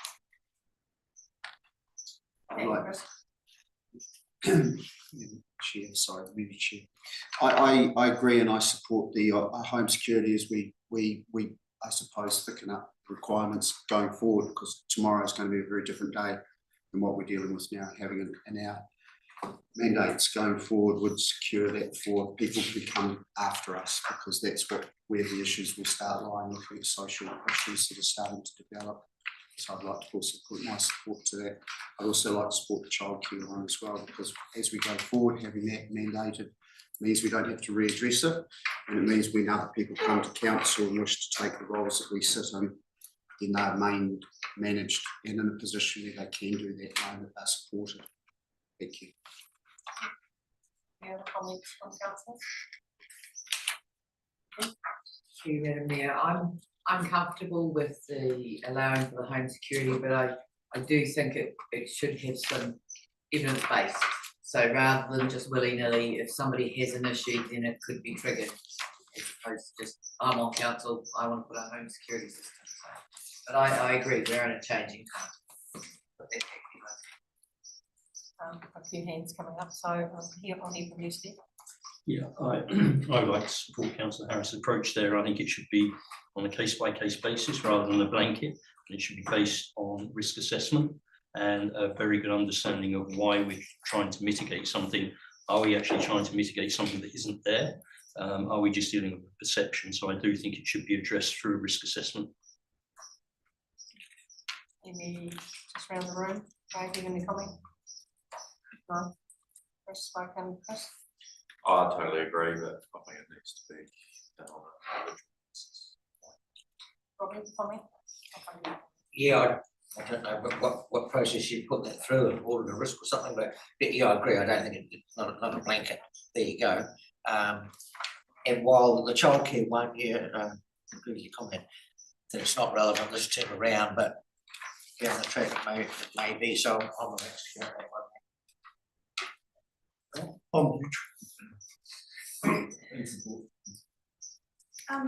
Can I just ask through the chair, just what's being discussed in regards to the local government members 2025-26 determination allowing for the home security system allowances should we deem that policy? Is there direction in there as to how councils could determine whether or not a particular councillor was eligible, for want of a better word? I mean, it seems to me like a fairly personal situation. Yeah, well, the determination, it does talk about that council will need to undertake a security threat and risk assessment, and then based on that, council may provide the reimbursement. Exact direction on how a risk assessment is done is perhaps a little light there, but there will be examples around the country, because this will be quite common now moving forward with the new training of councils around the country.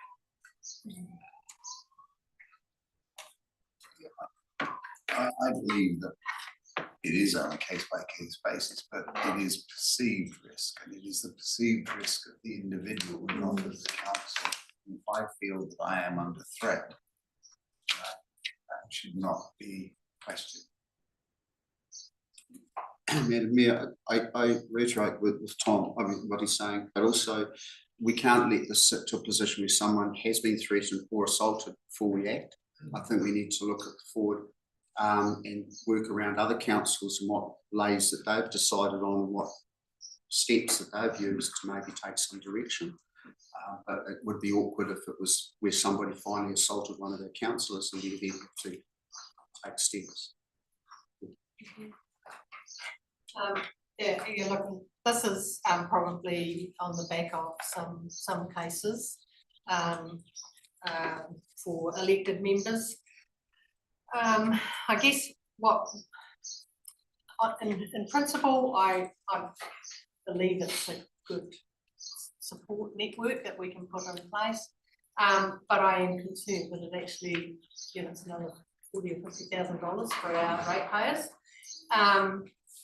And I would just think, if it, for me, I am struggling to support it in a practical application, because in a district like ours, I speak for myself, we're all out and about, and so we need to make sure that when I can protect my home, but actually if it's me as a person I'm protecting, when we're out and about all the time, the security system is not going to support or improve my security as an individual. So I'm struggling to support it in that context. Dave, you've got a comment? Yeah, I'm sitting here thinking 10 councillors, 4,000 degree. Have a change of councillors, when does it stop? So I absolutely get it if someone's at risk. First steps is going to be your local police and protection orders and all that. So I'm sort of sitting there thinking a little bit what Mara's saying is I'm having problems with it. Child care thing, probably a little bit more favour of it to get a different balance, because I know the people around here, we're not doing it for the remuneration, and I'm sitting there thinking and just reading a text I got earlier today, if it wasn't a council, I would have had a $30,000 mistake, which is exaggerated, but you're not doing it for the money, so this is but I get it. If I want someone that's got kids and if you want representation, that maybe that's important. But again, we're a small council, so childcare and that, and you want, and we're in this Christchurch City Council, sitting around this table is a job, and it's a little bit different. So you want to be small, you've got to think about how much it's all costing. Tom, another comment, and then Pauline. Yeah, I won't be claiming the security system because I've already had the system fitted, but I can tell you it's nowhere near the cost that they're talking about. My system, one of the better systems, was just over $1,000 for the kit, and the monthly thing is about $14 a month, $150 a year. So it isn't going to be 10 councillors at $4,500 each. We're not all going to claim it for a start, and it is considerably less than the figures that are quoted here. Thank you. Pauline, comment? Yeah, I guess I'm in a similar vein to Tom. We already have a security system in place. I think from my point of view, I'd be uncomfortable with a councillor being in a position where they didn't have security and they, for whatever reason, felt threatened or felt that they needed it, and that capacity then wasn't there, and we had to wait to come back to a meeting and relook at the policy. So I think, my take on allowing it does not mean that every councillor will take it up. It is simply there should that risk appear and feel personally justified by a said councillor. I think also, if I may, I think in my mind the home security allowance is quite a different discussion to the childcare allowance. I'd like to separate those discussions. Robbie? Oh, just to throw another thing into that element into it. We've all got new computers here, and we get tossed out next term. This ratepayers' money bought them. The option is we buy, if we want to keep them, we buy them back. Do you open up something like that where you get a new security system put in, you don't get it next time, do you then have to pay it back or give it back, or, it's in the mix, because it is ratepayers' money. I'm just wondering, just gathering up just trying to pull everybody's thoughts together. I wonder whether we could look at endorsing the policy, but ask perhaps, Jason, that we get a report back which might identify how that risk analysis is determined and how the policy might be applied or implemented, and that might help us at that point to consider the adoption of the policy. And yeah, I'm just, it feels to me as there is a level of support, but there is perhaps a lack of understanding of actually how it might be implemented, and that might help.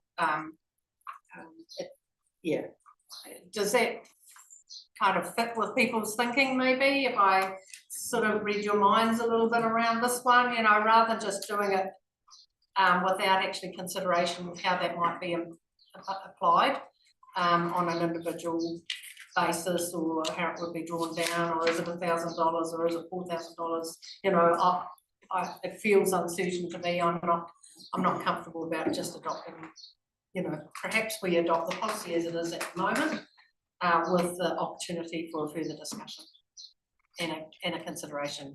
You know, thank you, Vince. Just a question actually for Hamish. Does the council supply any security to any of your staff, or no? No, all Thank you. childcare. Yeah. Got a point on that, that's good. Yeah, I think, yeah, I'm struggling coming to terms. I think the rationale, there is some rationale there, but I think practicality needs to be considered, and I don't feel as if there is enough confidence in my mind actually how to further adopt it as it stands at the moment, and perhaps get some more information. Did I have some, did you have your hand up, and then I'll go to you, Tom? Yeah, I'd support that approach, Madam Mayor, on the proviso that it was going to be a timely report, because as I've already said, I'd hate for anyone to be in a position where they felt that they needed some security and weren't able to access that. But certainly, if that's the direction, I'll certainly endeavour to have a report at the 25th of November. Yeah. Okay. On the Sorry, Paul. childcare allowance, I do think that we need to encourage younger members around this table and in the community boards, and our neighbours have that policy, and I think that we should personally have a policy to encourage younger members of community boards and of councils. We've moved in that direction with the youth council, and I think that we should also, you know, encourage younger members to the table. Thank you. I'll go to Dave, and then I'll come to you, Robbie. Thank you. Just comment through me, Hamish's comment. You know, I'm pretty average on the childcare, but your staff get paid a commercial salary, so they can afford someone coming to council is doing it for whatever. So there could be some element of paying the childcare, because they're not doing it for a commercial rate or an affordable rate if you want to have some younger people here.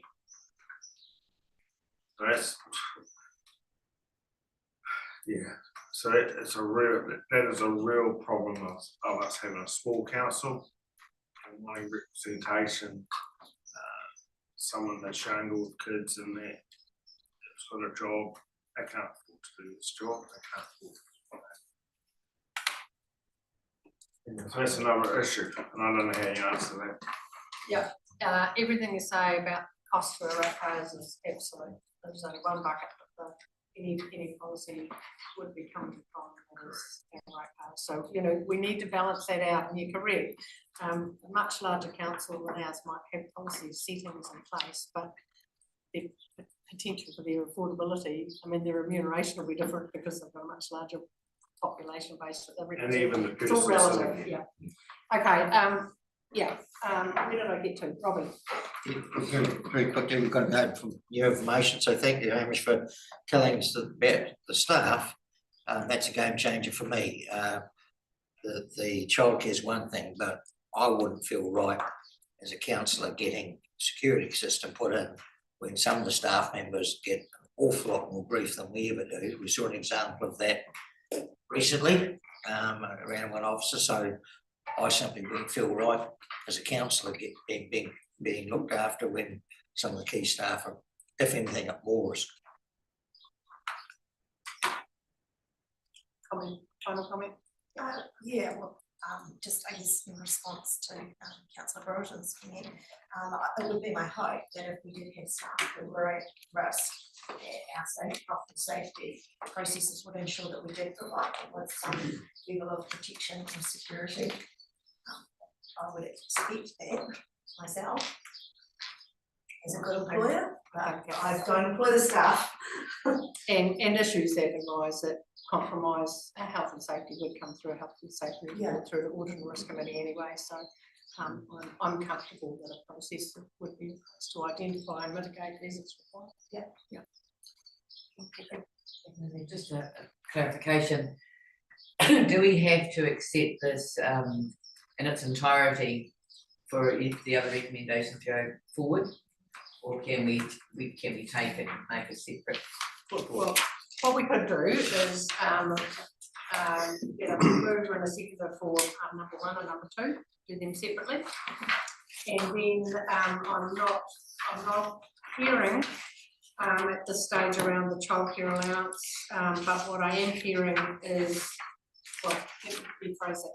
I'm not hearing that the childcare allowance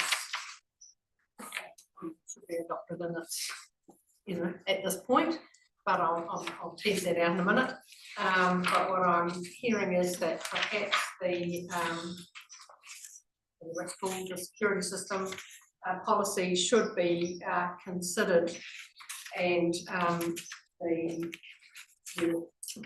Jason to bring back a report to perhaps a November meeting, if that was possible, of actually how other councils implement this policy or monitor the policy, and at that point we should adopt a policy if we feel comfortable with the direction of travel around that. So that's kind of what I'm hearing at the moment. But I need to be guided by you on the childcare if we look at adopting the childcare policy. So how about we do the first 2 officer recommendations as written, with the change to the remuneration for the year. So if there is a sense of comfort that we do those, and then we'll separate out the childcare and the security recommendations. You happy? You all know what you're doing? Perfect. Okay, so with that, is someone... Sorry. Oh, sorry. Just a point, and I'm sure Jason's all over this, but through the chair, just page 88, appendix 2, just the date of the remuneration. I presume that's the last time that we did the numbers. Just need to change. Yeah. Okay, so with that, those changes that have been identified in the discussion, are you happy to move, Pauline, the recommendation on page 88, number 1 and number 2? Because I'm a chair, I prefer that somebody else moved it. Okay, that's okay. Thanks, Chris. Thank you, Chris. Do I have a seconder? Thank you, Chris. Chris? Yeah, that's all good. So what Chris Carthy has moved, and Chris seconded is the officer recommendations 1 and 2 on page 88 with those 2 changes to the numbers. Okay, with that, all in agreement to that, please say aye. Aye. Against? That motion is carried. Thank you. So now I would like to have a discussion around the childcare policy, and I'm going to take some guidance of the councillors as to whether we adopt the childcare policy as written for the incoming triennium. Some advice on it. Madam Chair, I was just going to suggest potentially the council might like to consider another resolution that the council directs officers to bring a report to the 25th of November council meeting for council to make a decision on the childcare policy and security policy, so that you could consider the budget implications, et cetera, so a bit more Okay. information about that, bit more background that might help how that would work. So that might include, for example, a draft policy about the security, you know, could be applied, et cetera, et cetera, et cetera. Okay, I think that's really good advice, thank you, and I think it would support the financial implications, but actually the encouraging factors around, you know, bringing, you know, making it more accessible for, you know, the members to be part of the group. And we'll have all the pros and cons, I guess, or the, around the implication of both those policy directions.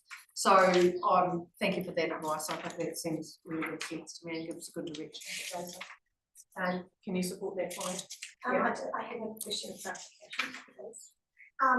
If that was the pathway that council agreed to through the chair, is it appropriate, given that we're talking about elected members, for the two community boards to be approached for their input in regards to home security and childcare allowance? Because it is for elected members, not just councillors, and I'm aware, I think, of one community board member elect who may be eligible for that childcare allowance, give a position. Okay. That's kind of wider than just us. And we're not actually making a policy for any one person. No, we're actually I making a understand policy for the direction of our council. Yeah. So I think we need to probably lift our helicopter a little bit higher in that regard, but I think it's good to have a line. Elected members, Yeah, which you're will right. include our community board membership and HEMA and so forth. So that, I guess that. I'll get some clarification of what exactly is an eligible member, because they talk about eligible members,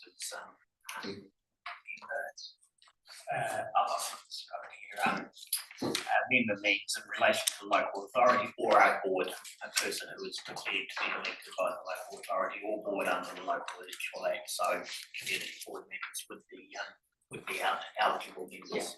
But certainly the level of childcare allowance for a community board meeting for 3 or 4 hours a month is much less than pro rata basis. So Yeah, I mean, I guess I'm just trying to ensure that if we're making a policy that's going to cover all elected members, that we consider their opinions.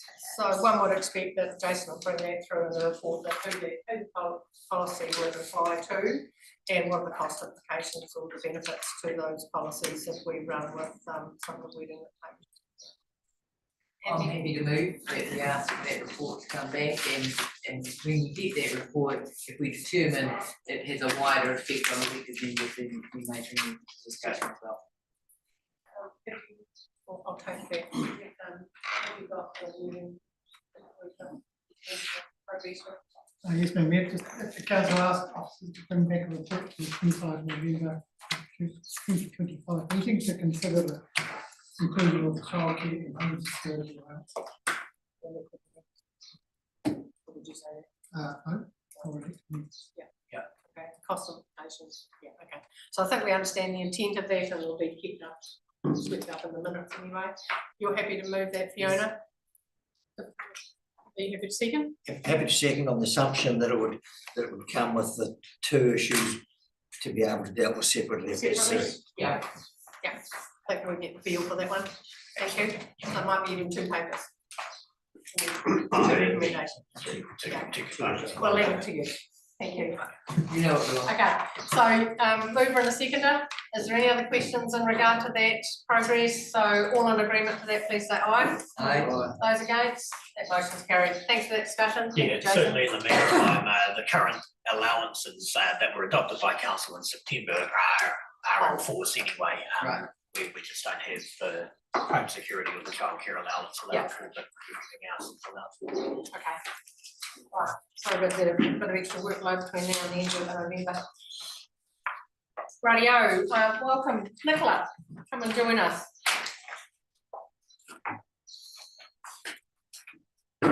councillors, just turn your minds to the decision on plan change 6 at 115 Emily Beach Road. Page 92 in your report. Oh, Andrew's come to join. Hello, how you doing? Yeah. So we've got this report in front of us in regard to plan change.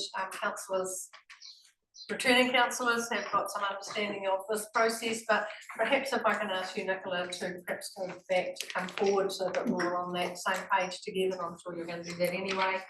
And then we do have in front of us a recommendation, but there may be some questions to clarify in regard to the places approach. So thank you. Andrew might.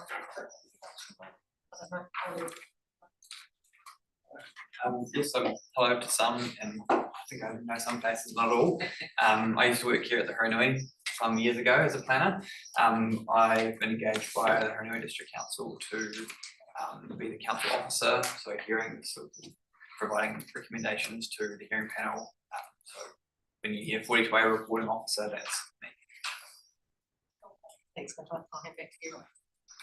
So the purpose of the report today is for council to consider and make a decision on whether to adopt the Commissioner recommendation on Plan Change 6 to the Haranui District Plan. Plan Change 6 is a private plan change request which was made by Everlasting Developments Limited to rezone a 4 hectare site at 115 Amberley Beach Road, which is currently zoned rural, to provide for residential zoning. The residential rezoning would allow for the future subdivision of the site, creating up to approximately 49 lots. The specific detail of the plan change request is outlined from paragraph 8 of the report. The report background sets out the process the plan change has gone through. So the plan change was first, plan change request was accepted for notification by the Strategy and Community Committee back in March. The public notification took place in June and July. It went out for submissions and then for further submissions.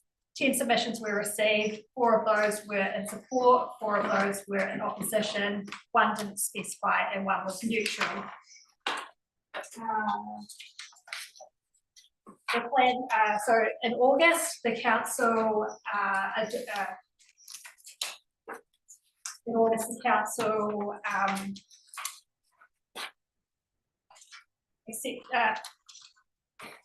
appointed, that's the word I'm looking for, thank you.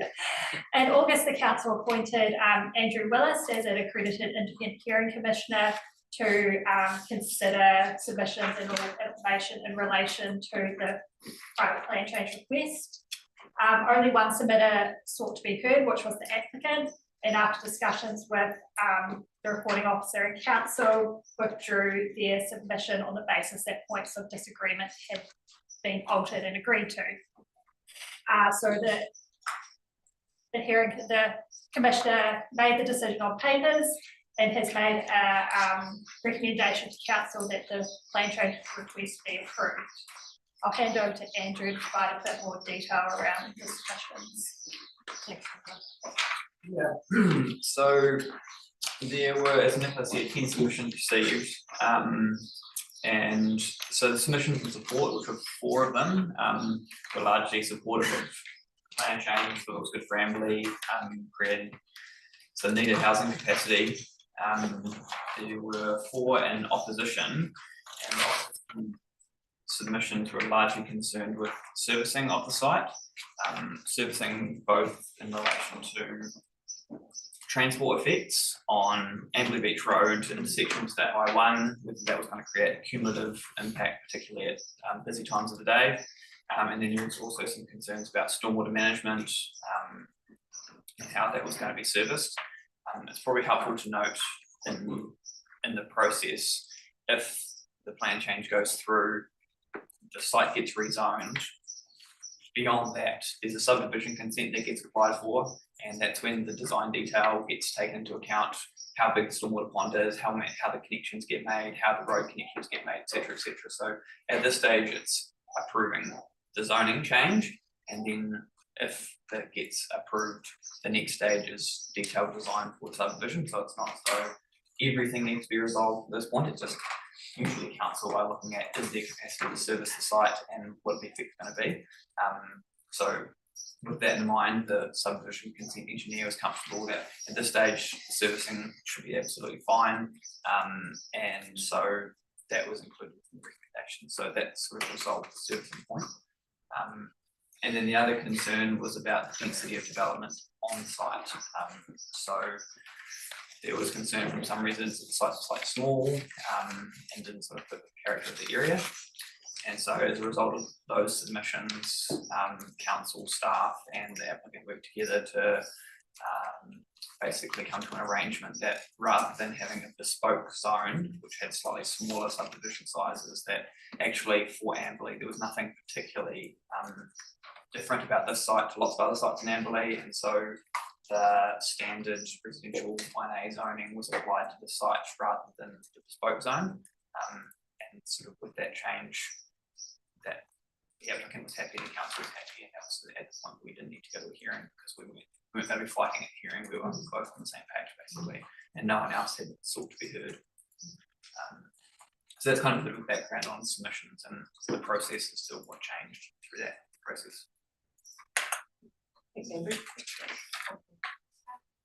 So just in terms of next steps, if the council adopts the commissioner recommendation to approve the plan change request, then the process set out in Schedule 1 of the RMA will be followed. Specifically, this will be a public notice being published in the North Canterbury News. Everybody who submitted on the plan change request will be advised of this and that they have the ability to appeal the decision within 30 working days of the decision notification. Once those 30 working days are passed, if no appeals have been received, then a further notice will be put in the North Canterbury News advising that the plan change provisions are now operative. If an appeal is received, then there's a further statutory process in Schedule 1 of the RMA that will be followed. That's provided a brief summary. Happy to take any further questions. The Office of Recommendation is that Council adopts the Commissioner recommendation as its decision on Plan Change 6 to the Hurunui District Plan, pursuant to Clause 10 of Schedule 1 of the Resource Management Act, and that this decision is publicly notified pursuant to Clauses 10, 11 and 20 of Schedule 1 of the Resource Management Act, and just noting that changes will be made to the District Plan as a result on the date the decision is publicly notified. That will be done, I mean, once publicly notified and there's gone through the appeal process, that's something that you as an officer will just do, like the amendment to, as we've written in here, the district plan, that will just be a course of action, will be done. Yeah, okay. So it's a seamless. Hopefully. Yeah, what we're seeking. That's great. Okay, so councillors, you've heard a bit of the history of this plan change, independent plan change, gone through the independent commissioner, and the recommendation has come to us to adopt the commissioner's process. So, you need to be comfortable that we've worked through the correct process to get us to this point. So I'm just going to see if there's any questions. So I've got a question coming from Chris, and then I'll go to you guys. So thank you, Chris. Thank you, Madam Mayor. I have a query, just one or two, actually quite a few, but I'll get started quietly. In the course due of the planning, was the healthcare management in the community considered in the added to our extending to the development, not the development itself, but to the increase in the community? Because we have a lacking of healthcare in our community now. I was just asked, was that ever placed into the planning? Just a query. Yeah, no, that's not considered through this process. It's not considered in this process? Yeah. So what you're worried about, identifying and worried about is additional residents and the pressure on our current health system, but it actually doesn't sit in the RMA process that this process is on. I understand that. Yeah. Thank you. That was the query. The other query I did have, if I may continue, presently with our water situation, have we taken into account under the RMA water supply, and are we well catered for it going forward? Yeah. Through the chair, so as part of the application, they would have provided water modelling. Yeah, they would have provided water modelling, which is done by our council Three Waters officers to confirm that there is sufficient council supply to supply this new subdivision if it was to go ahead. So what you're identifying, Chris, is pressure on the system, there again, more numbers, more residents, more wastewater or drinking water capacity, and the modelling is done from our internal team to understand 49 potential subdivisions. And so what we've heard from Nicola is that has been accounted for, I guess in a desktop analysis on what the effects would be. Is that correct? Yes. Yeah, so that's your question. And the last supplementary on that through the chair. The last supplementary through that, the chair, I see that there's a bundle of water retention for stormwater. Once the final design is finalised, will that be altered and put in, that will be altered from my understanding to accommodate, is that correct, what I'm understanding? Presently, it's just a corner drawer. We're still waiting for final analysis of what requirements, how many aquametals will be required, how much water is coming off the place. Is that right? Yeah, through the chair, that's right. So I guess there's the reporting done is to identify whether it's feasible. So there's sort of feasibility assessments to make sure roughly how big that pond needs to be, et cetera, et cetera. And then through the subdivision process, that's when there's more detail provided as to where the lots are, what they exactly look like, because there is an outline development plan, but oftentimes those change slightly. And so through that subdivision process, that's when detailed design gets undertaken, possibly earthworks consents, et cetera, go on to actually get those detailed designs consented. I just note that because of the comments from the farmers further south or closer to the ocean, their concerns are there. I just wish to make sure that they're catered for that as well. My question is full. Thank you. Stormwater allocation is something that needs to be managed in these processes because it does, without doubt, put on, can compromise the land mass. So yeah. So, but your questions have been well raised. Thank you, Chris. Thank you. Who else had questions? Was it Vince and then Tom? Vince. I just see one submitter on stormwater about how their property's already getting flooded, the Moyers. I'm wondering, it doesn't really give any answers of what they're doing. I'm hoping it's just not, well, that's what happens, because I want to see, it says here that our council here needs to do work, and what guarantees have we got that that's going to happen? Because, they're the people that are receiving all the stormwater, and there's more and more of it. Yes, so through the chair, that was something that Hayden Kent, who's not here, a subdivision engineer for council, had looked at to make sure that that was the case. The understanding I had from him was that actually this site is actually lower than some of those drains, and actually part of it might be pumped up. So I don't think the stormwater was actually going to fall into the drain without it being designed properly. So I understood from Hayden that through that subdivision consent process, that they'll be making sure that the consents don't make things worse. Now, I guess there's probably a separate question about the roadside drain doesn't actually sit within the applicant's property, so there might be a separate consideration as to how that stormwater is currently dealt with.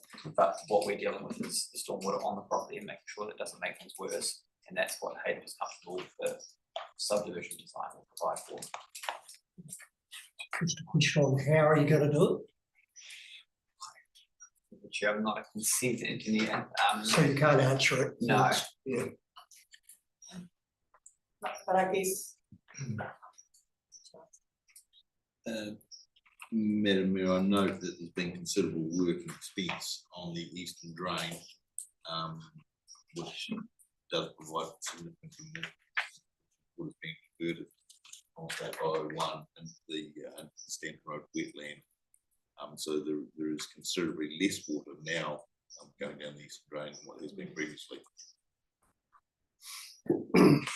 I guess the questions that have been raised. But I don't think that goes to that catchment. That water is going to be coming off this. The Moyers are talking about the water off this subdivision, aren't they, really? Going onto their property, because they're directly below it, really.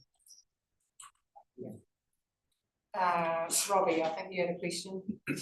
Yeah, look, I don't want to repeat what the guys said, but that is one of my main concerns too. I used to live down there.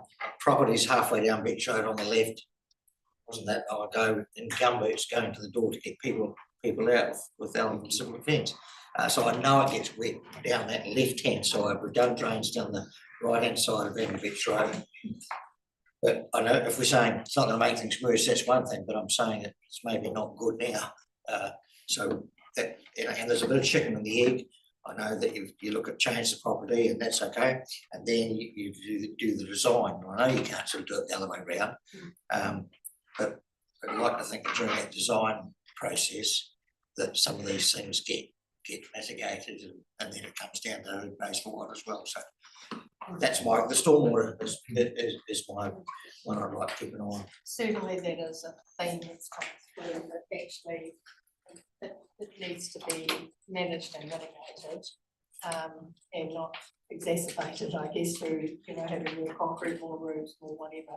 So, I think that, whilst there is probably support to accept the Commissioner's recommendation that, there needs to be some consideration as the subdivision is considered in its entirety. That'd be the message of what I've heard and read, I guess. Chris, did your hand go up and down or? Yes, ma'am, to a bit of this subject. You kind of covered off what I was going to say. Having been in development, I'm well aware that when you put up hard surfaces, you suddenly start moving water accordingly. It doesn't rest or absorb into the ground, so therefore you have an increase in stormwater flow.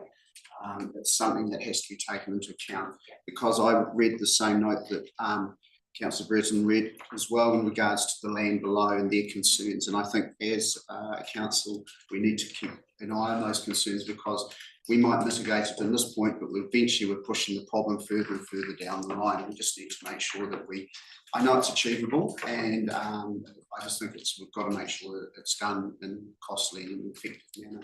Thank you. Sorry to hold you up. No, that's fine, but I think there's some certain messages that are happening here. Tom, perhaps a final comment from you. If I look at the plan on page 115, this site that we're talking about, it strikes me that properties 94 and 128 Beach Road are now sticking into residential development. There will be, if there's a consequence of proving this, there will be pressure on 94 and 128 for them to be considered to be residential. I don't have a problem just making that as an observation. Yeah. Okay. Have you guys got a response to that? Through the chair. So you're talking about the rural properties surrounding the site and pressure on them to go through a rezoning process. Did I understand the question right? Sorry, Marty, I'm sorry. We need to just hear from councillors. Sorry. Thank you. Sorry, I was. Yeah. Sorry, could you repeat the question? Sorry. Yeah, sorry, through the chair. Sorry, I was just clarifying your question. Yeah. So you're referring to the other rural properties and potential pressure on them to undergo a rezoning process Yes. for residential? Yes. Okay, thank you. No, so this is a request that's been undertaken by the developer. It hasn't come from council for them to rezone. So any property that is surrounding, they do have the option to go through a similar process of going down the route of a private plan change request to rezone their properties. But yeah, I wouldn't anticipate there being any pressure on those properties to undertake that process. It's quite time consuming and expensive to go through that process. As you say, that would need to come from an individual. It's not a council plan change. And this one here is a individual plan change. It is. Is that answer for you? Yeah, this has been considerable discussion about stormwater capacity. This property sits outside the boundary of our stormwater consent, our stormwater discharge consent, and so it will be subject to a separate stormwater discharge consent with the. And so applicant need to work through that Yep. process, just as you would normally do. Yep. Okay. that probably helps clarify some of the situation as well, so. Just on the stormwater still, so if it's out, who actually pays for if there's having to be work done? Is it gonna be the global rest of the district pay for the work for upgrading it, or is the developer gonna pay for it? So it's outside of our consent, so it doesn't fall within our rating. So it must fit under somewhere in it, because we've got. It's a developer cost to develop the stormwater system to comply with what ECAN requires. But I'm just wondering where money comes from to pay for it, because I pay some money for stormwater. Are you gonna take the money from, like? It's not a district, it's not a district council matter, it's an ECAN matter, so we won't be contributing rates, district council rates to it. So what I'm hearing, I'll come to you, Dan, in a minute, actually. What I'm hearing is that any future implications of stormwater management will be at the cost to the applicant in this situation, and not that it won't fall under the district, Huronui District Council stormwater rating, as we understand it at the moment. Is that correct? So the development of the stormwater system will fall to the developer. Yeah. The maintenance of it will fall to the council. But of course there'll be up to 49 new units paying for that maintenance cost. Okay. To clarify, sorry, I'm gonna go to Dan, and then I've got Fiona and then Brett. Okay. Madam Mayor, under our global discharge consent, we've got any new development has got to hold gut water on site. You can only release it at the Greenfield pre-development flow rates. So that's our global discharge consent. So whatever development happens, they can't release the water just willy-nilly out into the stormwater network. It's all controlled and under flow, which is all subject to approval when they submit the development. Madam Mayor, I'll repeat again, this area falls outside our discharge consent. Inside. Well, ECAN has a different view. Right. Okay. So just if I can clear in my mind, so the applicant will pay for any stormwater consent, and once that is in place, there with the 49 new lots, they will pay like we pay now for stormwater management across the district. Correct. And the stormwater system will be vested in council by the developer. Sorry, can I just add that there will also be development contributions levied on the development that so development contributions include for water, wastewater, stormwater, community infrastructure and reserves. So there will be a development contribution for each lot that is created as part of the subdivision as well. So we'll put together a little bit of stuff outside of this, but knock-on effects to the recommendation. I've lost my way, but I think I've got Fiona and then Brett and then Robbie. Sorry, I was just looking for clarification. That if we don't accept this Commissioner's recommendations to move it to the next stage towards development, what are our, I mean, we can't be fiddling with it, so we want a clause there and a clause there and a clause somewhere else. We either accept it or reject it, and then what is the process? Rejected? I don't know. Go through the process all over again. Do it again? Okay. Yeah. So I just wanted to be clear, if we're trying to wordsmith it, if there's things that will be dealt with further down the line, we either accept it as it is, or we start the process again. So we accept it in its entirety, but I guess the messaging is the messaging around managing and the costs and how it's going to be beyond this first step in this process. That's what I've heard. Brett. Thank you. Through the chair, I'd just like to ask if perhaps it's in advance of where it needs to be. So at the moment, we're just doing a plan change in relation to that. The next step will be going for the section size there. If a portion of that area is not developed right at the start, a portion is put aside, does that change minimum size of what is developed. So what I mean is you've got the total area, I might put that aside and just develop this. Does that then shrink the average section size? Could that? So the average, so there's an outline development plan that sets out sort of the general gist of where the lots are going to go. Yes. And as part of that, and then within the rule structure, there is 400 metre minimum site size and a 700 metre average site size. Yes. And that average sits within that application. Okay. So the application comes as a whole, and that 700 is taken across the site. Okay, but if I don't develop all of it at the start and put some aside, does that alter those remaining section sizes?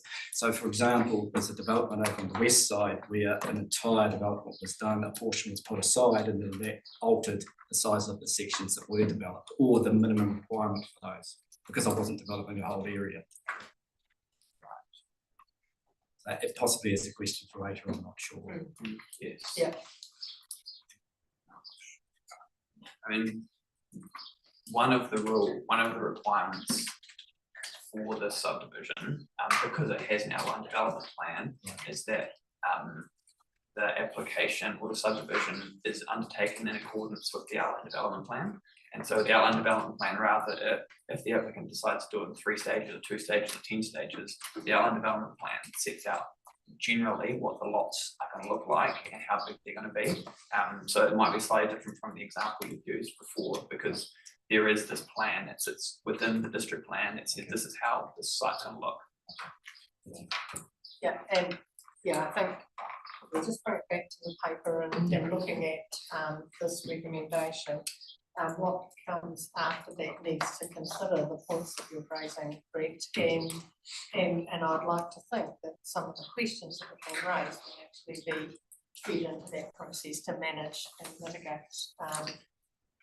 exacerbating current issues into the sort of managing those. So I think Robbie, and then I'm going to look at. I'm going to say, I'm getting close to making a movement, choose the path.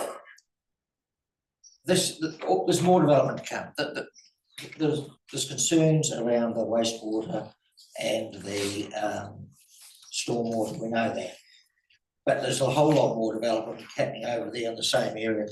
To me, it signals that yes, we've got to keep an eye on those 2 areas in particular. That's the watching brief part of it. The good side of it is its location with the reserve and it's on the eastern side. That it ticks more good boxes and bad boxes for me, but it does highlight the 2 areas we talked about to keep an eye on. We know that entrance to the submissions, around the beach road. We know that's a problem, as is Carter's Road. But this development alone is not the one that's going to tip that one over. If anything, as the more development happens, these are going to become bigger issues to deal with.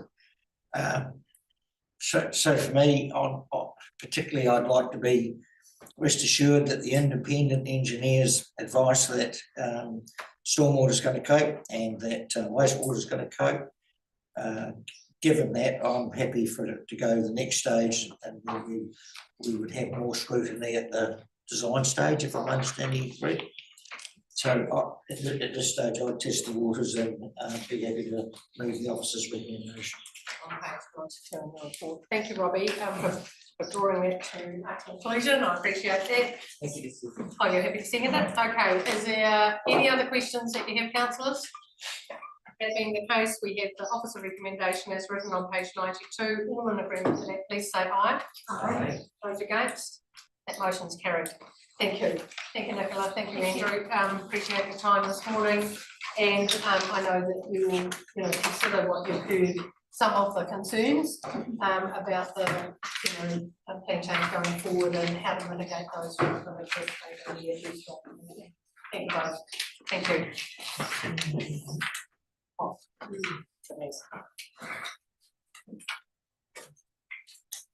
we are councillors, we're doing pretty well really. We'll try and get another couple in before we break for lunch at around 12:30. But we've got on page 125 in your agenda disposal of the Cheviot Courthouse. And we've got Okay, so Dan, I understand you're going to speak to this paper. I think this process has gone, some discussion in Cheviot, so, you know, the grassroots have been part of this discussion, so maybe if you just perhaps take us through that, Dan, and then we'll see where we get to that. Thank you, Madam Mayor. So this is, yeah, I guess a relatively simple report in the sense that the Cheviot Community Committee have, I guess, day-to-day governance over the to and fro of this building. And they've done some extensive consultation with the community, heard the community views, and decided that it was a building that they served its purpose and it was now surplus to requirements. So rather than spending the 45,000 to demolish it at ratepayer money, they put expressions of interest out into the community. Somebody's come forward and said, I'll take that building. So at no cost to the community, it will be left, will leave and be taken to a private residence. Now that's all been approved and the Cheviot Community Committee are happy with that and the process. The reason why it comes here is because council has a disposal of assets policy, and that policy says that council have to sign off on disposal of the building. Do you want to give us a little bit of history of the courthouse, Vince? But just one question on how much is the building consent going to cost you? Well, Madam Mayor, the building consent itself, because it could be construed, it's for community good, then they might apply for a waiver. Yeah, because I was wondering, because we don't want to scare the guy away, we've already put frighteners in him and coax him back. And I was wondering if a registered building practitioner did the work, that the council would be happy. Because, you know, I'm just scared that say if it's $1,500 or something for a building consent and the guy's busy paying for the moving and everything, it's going to say, well, you can keep your building. And because he's going to have, you know, quite a few costs with it. And I'm just wondering if we could get away with using a building practitioner, you know, a qualified builder to repair where the bit's been taken away, really. It's just coming off the back of the old toilet. And our toilets are staying there. So If you imagine it, it's just a wall already been sealed off, because it's just an A-frame building. It's a scout den, and it's got a piece being put on it that's the toilet. You know, and then it's got another door that goes into the courthouse. So really all that's involved is weatherproofing, some flashings, and Bob's uncle. So I'm wondering, why do we have to go for a whole building consent? So I guess, I think that's what I heard from you, Dan. Hang on, that, Sorry, apologies. that there is an opportunity perhaps to apply a waiver in this instance. That's what you described at the front of your report. That's right, Madam Mayor. So yes, Yeah. it certainly does need a building consent because it's got a structural component to it. However, they can apply for a waiver as in accordance with our policies. Yeah, and an officer would sign that on the waiver. Yeah, okay, so. Madam Mayor, I think you and I have got delegation for that. Yeah. I'll have to check, but Yeah, okay, so there's an internal mechanism that could be supportive to enable the disposal of this courthouse in accordance with the wishes of the community. Yeah, okay, and I think whatever we can do to support that, I think we should be enabling. Yep. Yeah, okay. Does that, sorry, I'll come to you. Does that make sense to you? Yeah, it does make sense, Yeah, because okay, I'm just thinking of, you know, because it's going to cost him a fair bit to shift it. So we'll work through that internally to try and I'll be support happy the to move process. it with Yeah. that, taking away that bit of the, you know, Yeah. Fiona? Just wanted to clarify that it would be the community committee that we're looking to ask for a waiver, or the individual Oh, Madam Mayor, it'd probably be the applicant. applicant. The applicant would be the individual, but it's for the Community good. primary benefit is the community good. Yeah. So will you inform the applicant? Yeah. You're working with the person? Yeah, well, I can, is, but Yeah, okay, right, okay. So as long as we have those conversations, I think that seems to make good sense to me. Sorry, I've got Steve and then I'm going to go Chris. Thank you. Thank you very much. Not being familiar with the building at all, and not having been engaged in any of the conversations around it. The actual structure itself, there's no heritage status or anything like that on it, is there? That we would need to consider before disposal? I don't think so. Well, Madam Mayor, has it come up through any of our previous work that we've done through the whole thing? It's been on the go, this has probably been on the go for over 2 years now. Yeah. So I don't think it's not identified as a. It's not listed as a heritage. Yeah, that's right. Thank you, Chris. Just quick query to Daniel. Can we not deal with this under Schedule 2 weather tightness arrangements as far as the repair on the back of the building? Or is it too structural? Madam Mayor, I don't know, this isn't my report, so I don't know the specifics of it. The building team would be able to give us advice. Thank you. I think the history is that the community have probably been looking on how to manage this building for a long time, Vince, and this is the closest we've got. And I think if this is the last little hurdle, we can be as supportive as we can be to meet the desires of the community. So I'm pretty comfortable. I'm just trying to get a win-win. Yeah. So that seems to make pretty good sense to me. Dan or Cam, maybe we'll have those conversations, and the support of council is to be as enabling as possible to get this thing across the line. And if that being the case and there's no further questions, do you want to move this report, Vince? Yeah, I can. Approve the disposal of the Cheviot Courthouse. Are you comfortable with that? Yeah. Excellent. Do I have a seconder? I'll see from there. Yeah, thank you, Chris. There's no further questions. We understand what's going to happen. All in agreement with that, please say aye. Aye. Against? That is carried. Thank you. Alrighty, so we've got Cheviot hitting the highlights today, Vince. Yeah. And we've got our second paper. Dan's going to take us through this one, and this is around Woolshed Stream erosion, and I think this is there again, it's been worked on for a while. Perhaps if I can just ask you to speak to that, Dan, and then we'll have a bit of a yarn about it. Thank you. Thank you, Madam Mayor. Yep, so this is just a few metres on from the last report. This is actually work that the Cheviot Community Committee have been doing with ECAN River Engineers, and they were mindful that they wanted to protect, I guess, land and buildings from the Woolshed Stream erosion. So ECAN have come up with a plan, which is what you can see here. The reason this is an action from the Cheviot Community Committee for officers to raise this report to bring it to council. Now, what I will say is that before we globalised the stormwater costs, Cheviot Community was sitting with a surplus of 45,000. So if the globalisation hadn't have happened, I'm pretty sure this wouldn't have seen the light of day at council, and the Cheviot Community would have just moved on with it. But the 45,000 was gobbled up in amongst the rest of the district-wide stormwater. So that's already in. But so what we're after here is a $21,200, which is 50-50 share with ECAN to protect the street or shore up the street.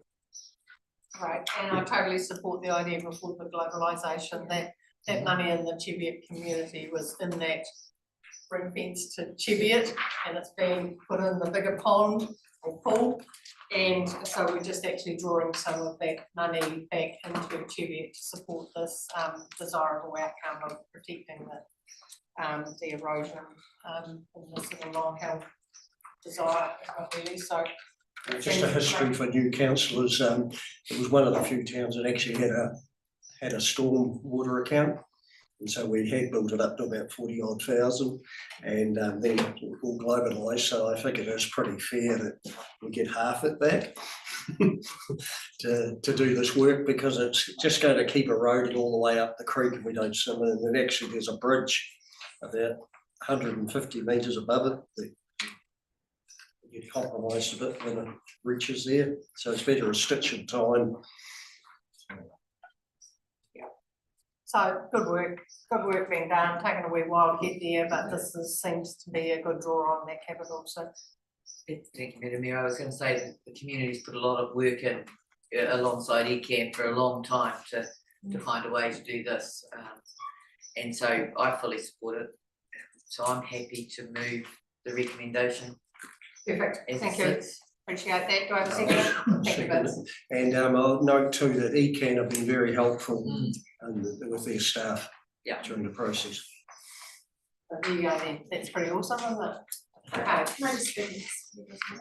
Yeah, I just think this is a really good outcome, given, you know, that it's sucking up of that money for, but great to hear that you've been working quite well with ECAM as well, and that they're paying 50% share. It's fantastic. Yeah, good stuff. Okay, nothing more to add. I'm going to move in a second. I'll put the recommendation. So all in agreement to that, please say aye. Aye. Those against, that motion's carried. Thank you. Good stuff. We'll look forward. We might even go to a drive-by when we do a hippie tour in February or something like that, you know. Who knows? Go for a swim. Alrighty. Hey Dan, this is actually your paper. So this is a bit of work that's been done for a while around the Cheviot Cricket Club demolition, and this is really just sort of slipstreaming some funding that was designed for one that's going to be used for something else. It's all above board, so how about you give us a bit of a story about it? Okay, Madam Mayor, I will do for the third and final time for Cheviot. So you remember back in March, they approached us or council and said, can we have $30,000 from the earthquake prone building fund, please, to demolish the cricket pavilion. Council approved that. Now what they've said is they found a volunteer within the community that will actually do that demolition for free, and they're asking if they can continue to use $30,000, but instead of to knock it over, to actually build a new one. So it's not obviously going to build a new one in its own right, but it's actually going into their pot to fund the provision, or sorry, the construction of a new. So they've got a local sponsor that's willing to carry out that demolition at no cost. So the whole building will still be gone, but it'll be no cost, and they're just going to use this funding to add to the pot that they're doing the new building. Correct. Yeah. That makes sense, doesn't it, really? Robbie? I have no problem with any of it, but could you just explain to me the earthquake fund, its scope or whatever, and that we're not stretching too far? Like, where the earthquake fund come from, what's it for, and where? The earthquake building fund was set up for council to remediate, bring them up to earthquake strength. So it's paid for through a rate for that fund. And in this particular case, council agreed that because they weren't going to remediate this building, bring it up to strength, that instead they were going to demolish it and put a new building in place. Then the funding that would have been applied to earthquake strength of the building could be utilised for the demolition. In my view, it could be equally utilised for the construction of the new building. So, you know, will be put towards the construction of a new building that has the same effect overall. Thank you for that. I'm happy with that. Yeah, just remind me, are we still rating for that pot? Yeah, across the district? We stopped Madam Mayor through COVID, that was and then story, it's been kick-started again. Yeah, okay, so the rating across the district is still being applied across every rateable property unit, and so that is refueling that pot. Yeah, okay. So does everybody have a clear understanding of that? Oh, sorry, Pauline, you did. Yeah, thanks, Madam Mayor, through the chair.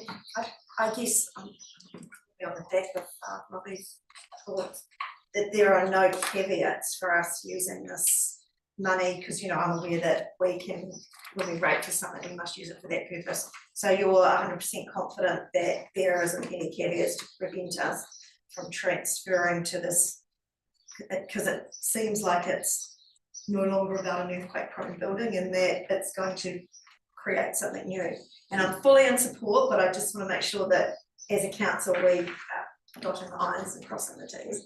So the purpose of the fund was to fund the remediation of earthquake prone buildings, but it was always accepted that instead of remediation, a new build might be a preferable outcome. So I see no impediment to you guys this funding in the way it's being proposed. Fabulous, thank you.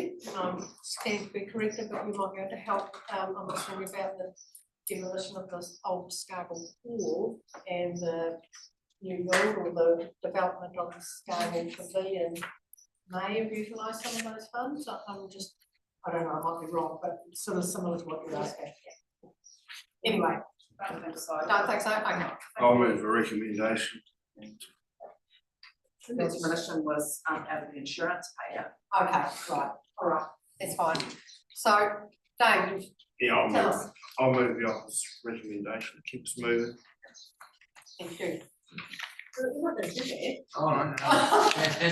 Most people say. Okay, so look, The old second. we understand the issue. I think we've had, question raised about the, purity, I guess, but I'm confident that it's a good utilisation of the funding, particularly if we've got someone willing to demo the building at no cost, so that's quite helpful as well. So Dave, you've moved it. Do I have a seconder? Oh, Vince. Thanks, Vince. My apologies. If there's no further questions, all in agreement to that, please say aye. Aye. Those against, that motion's carried. Thank you, Dan.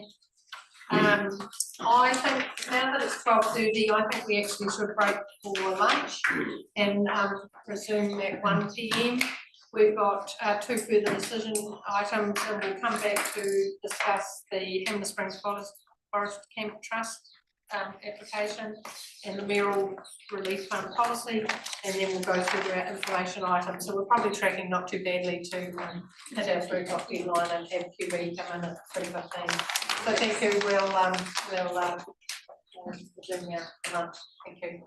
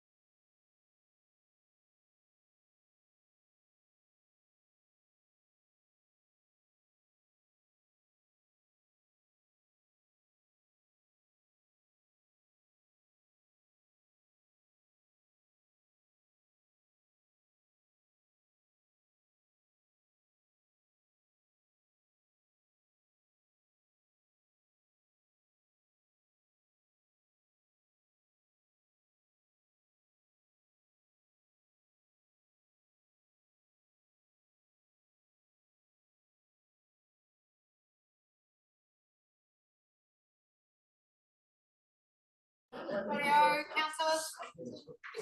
We will continue with our agenda today, just reminding you of our presentation at 3:15, so aiming to get through this portion of our work as close to completion, maybe before afternoon tea or thereabouts, so well, that'll be in your hands.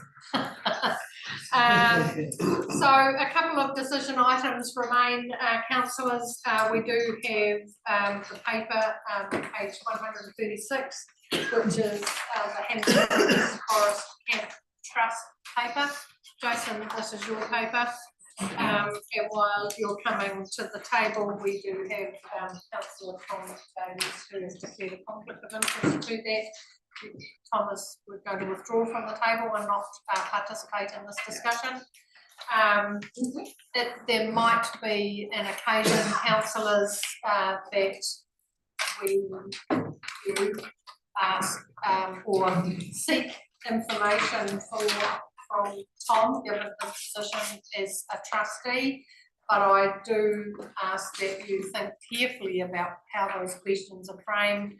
It's not right nor correct for Tom to be offering his opinion to guide this discussion as well. So any information that you seek clarity needs to be fact-based, and I will have to cease the conversation if it feels inappropriate and places unfair pressure on Tom and in his council role. So just making that really clear to everybody in this regard. Jason, this has come to you from the Hammer Springs Forest Camp seeking a loan, but perhaps if you just give us some background to this, and we'll see if there's any questions. I think the paper has been quite explicit and sets out the request or the expectation, but perhaps if you just tell us from your perspective and then we'll go from there. Okay, thanks, Madam Chair. So the Forest Camp Trust has actually been working with the Three Waters planning team for some time, just to they have been looking at connecting to the township water supply, but yeah, quite recently the issue has come to a head where pupils from three schools had suffered a gastrointestinal illnesses from drinking the water at the camp in mid-September. So to progress or to speed up the connection of the water supply, the trust has come requesting a loan of up to 130,000 to provide funding to connect to the water supply to ensure that there is safe water available to the users of the forest camp. There is, we do have the allowance for community loans in our treasury policy, specifically the bottom of page 136 and top page 137 does specifically talk about advances to community organisations. And very recently, the council had provided a loan to the Hammer Springs Bowling Club to enable them to construct a bowling green for the club, and the conditions of that loan were set out there. I reported to council, I think at the last meeting, that that loan was actually paid off, instead of 10 years, was paid off relatively rapidly within 4 years. But the using that as a basis for potentially for a potential loan for the Forest Camp Trust just matches closely what we allowed for the bowling club. The amount of the loan date that facility could be available as early as tomorrow, should it be approved by council, and we can provide the loan finance given 7 days notice. The maximum term of the loan, again, in the same vein as for the bowling club, 10 years, and then the interest rate that we've we've always allowed for any community loans has been based on the internal interest rate that the council holds, has with any of its other communities. So any activities that hold debt, particularly water and sewer or community amenity debt, is set at 1% greater than the weighted average cost of council's debt. And that is reset every quarter to make sure we try and keep pace with the movements in the short-term interest markets. So based on the fact that currently, and you'll see the report, the financial report later on, the external or the weighted average cost of capital for council is sitting at 4.02%. So the applicable interest rate, internal interest rate for this current quarter will be 5.02%. On that basis, a $130,000 loan paid on a monthly basis or repaid on a monthly basis would end up having an interest cost of $35,600, and page 138 just sets out the repayments would be based on the current interest rate would be $1,380 per month, and we certainly don't have any penalties for early repayment. If there is lump sum contributions that are made, that just comes off the debt and allows that debt to be repaid sooner. You know, we're not quite in the business of trying to make money out of that, but certainly just covering our costs. The key issue is around security. Now with the bowling club, they had a formal lease between themselves and the golf club, where they were leasing the land. Slightly different for the Forest Camp is that they actually lease the land that is currently owned by council. So we are intrinsically connected to the camp's operations anyway, but should there be any default on the loan, the security would be that we would take assume the interest in the business and the buildings of the Forest Camp. Not that we're in that business either, but we need to have some sort of security to make sure that we do get the 130,000 repaid. Yeah, that's about all I can offer in this stage. It's a direct request from the trust. Thank you. I guess it's in context, it's understanding where the Forest Camp is and where it sits in relation to, the business opportunity potential across the district, across the region actually, and I couldn't help but think in the last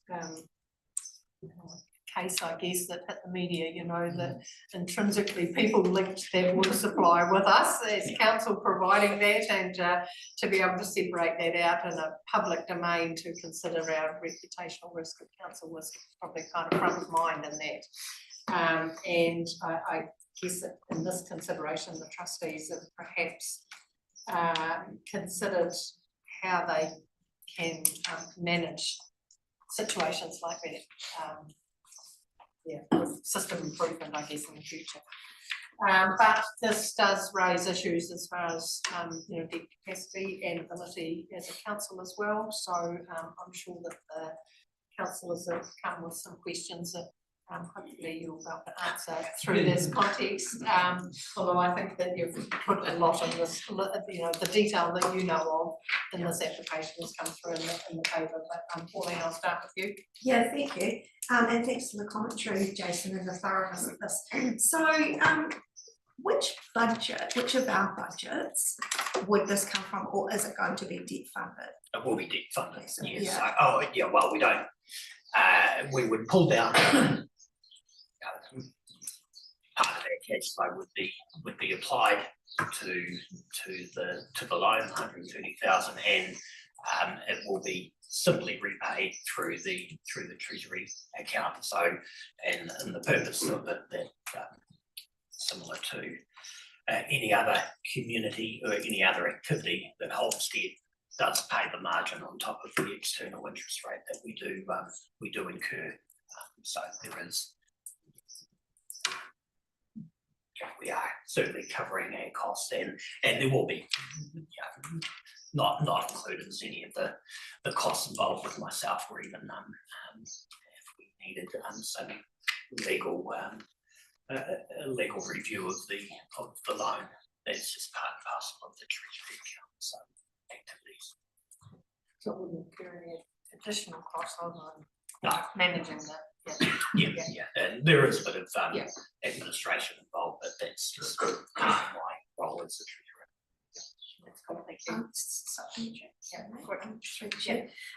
So just in regards to that debt funding, I'm aware that in the near future, we are transferring some of our debt to Ilsco, but we are at this point very close, or heading to be in a position we're very close to our debt ceiling. Any commentary for councillors around, where that sits with this on top? Well, at the moment, we are still a fair way away from our debt ceiling, our total debt ceiling, and again, in the financial reports, total debt ceiling sits at 175% of our total revenue. At the moment, it's sitting at 136%, and even by the end of the financial year, we will be, if we do go to the full $110 million of debt, which is what we've above in the annual plan, we're still shy of the 175%, and then the whole structure changes from the 1st of July. I guess I'm raising the concern because should something else happen in the district, and we are shy of our debt ceiling, but it wouldn't take too bigger of an event for us to need to draw on debt for an adverse situation. So I guess I'm weighing this up with the benefit to the whole district in the event that something else might happen. I can say we're probably in that position regardless. We don't actively plan for earthquakes or actively plan. They have to respond, and we can deal with that. There are mechanisms we can utilise to deal with those issues.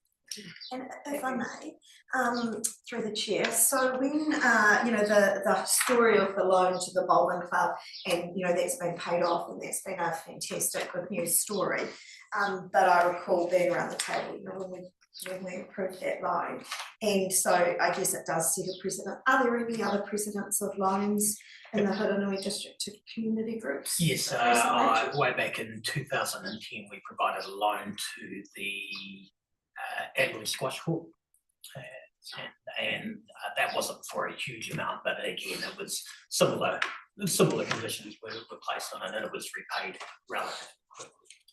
That's the only other example. We currently have another loan to the Huranui Community Development Trust, but that is slightly different because that loan funding was provided from better off funding from the government to provide the trust with some capital. And that is because of that, it was an interest-free loan for 15 years. So the origin of the funding was quite different to this. Thank you, Pauline. Robin. Yeah, well, makes perfect sense to me, and I'd be in favour of it. Just got a question. It's a bit of an unusual situation in that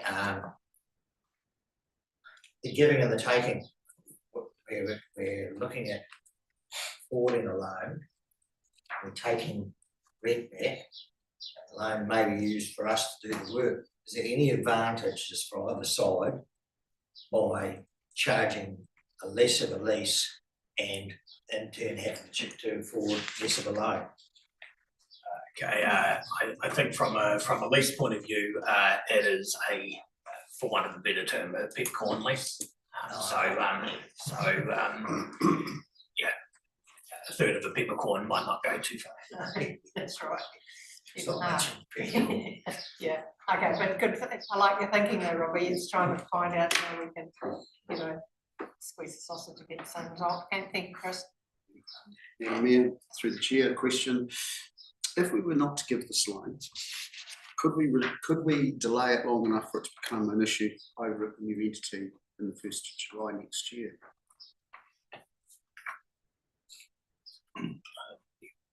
Thanks.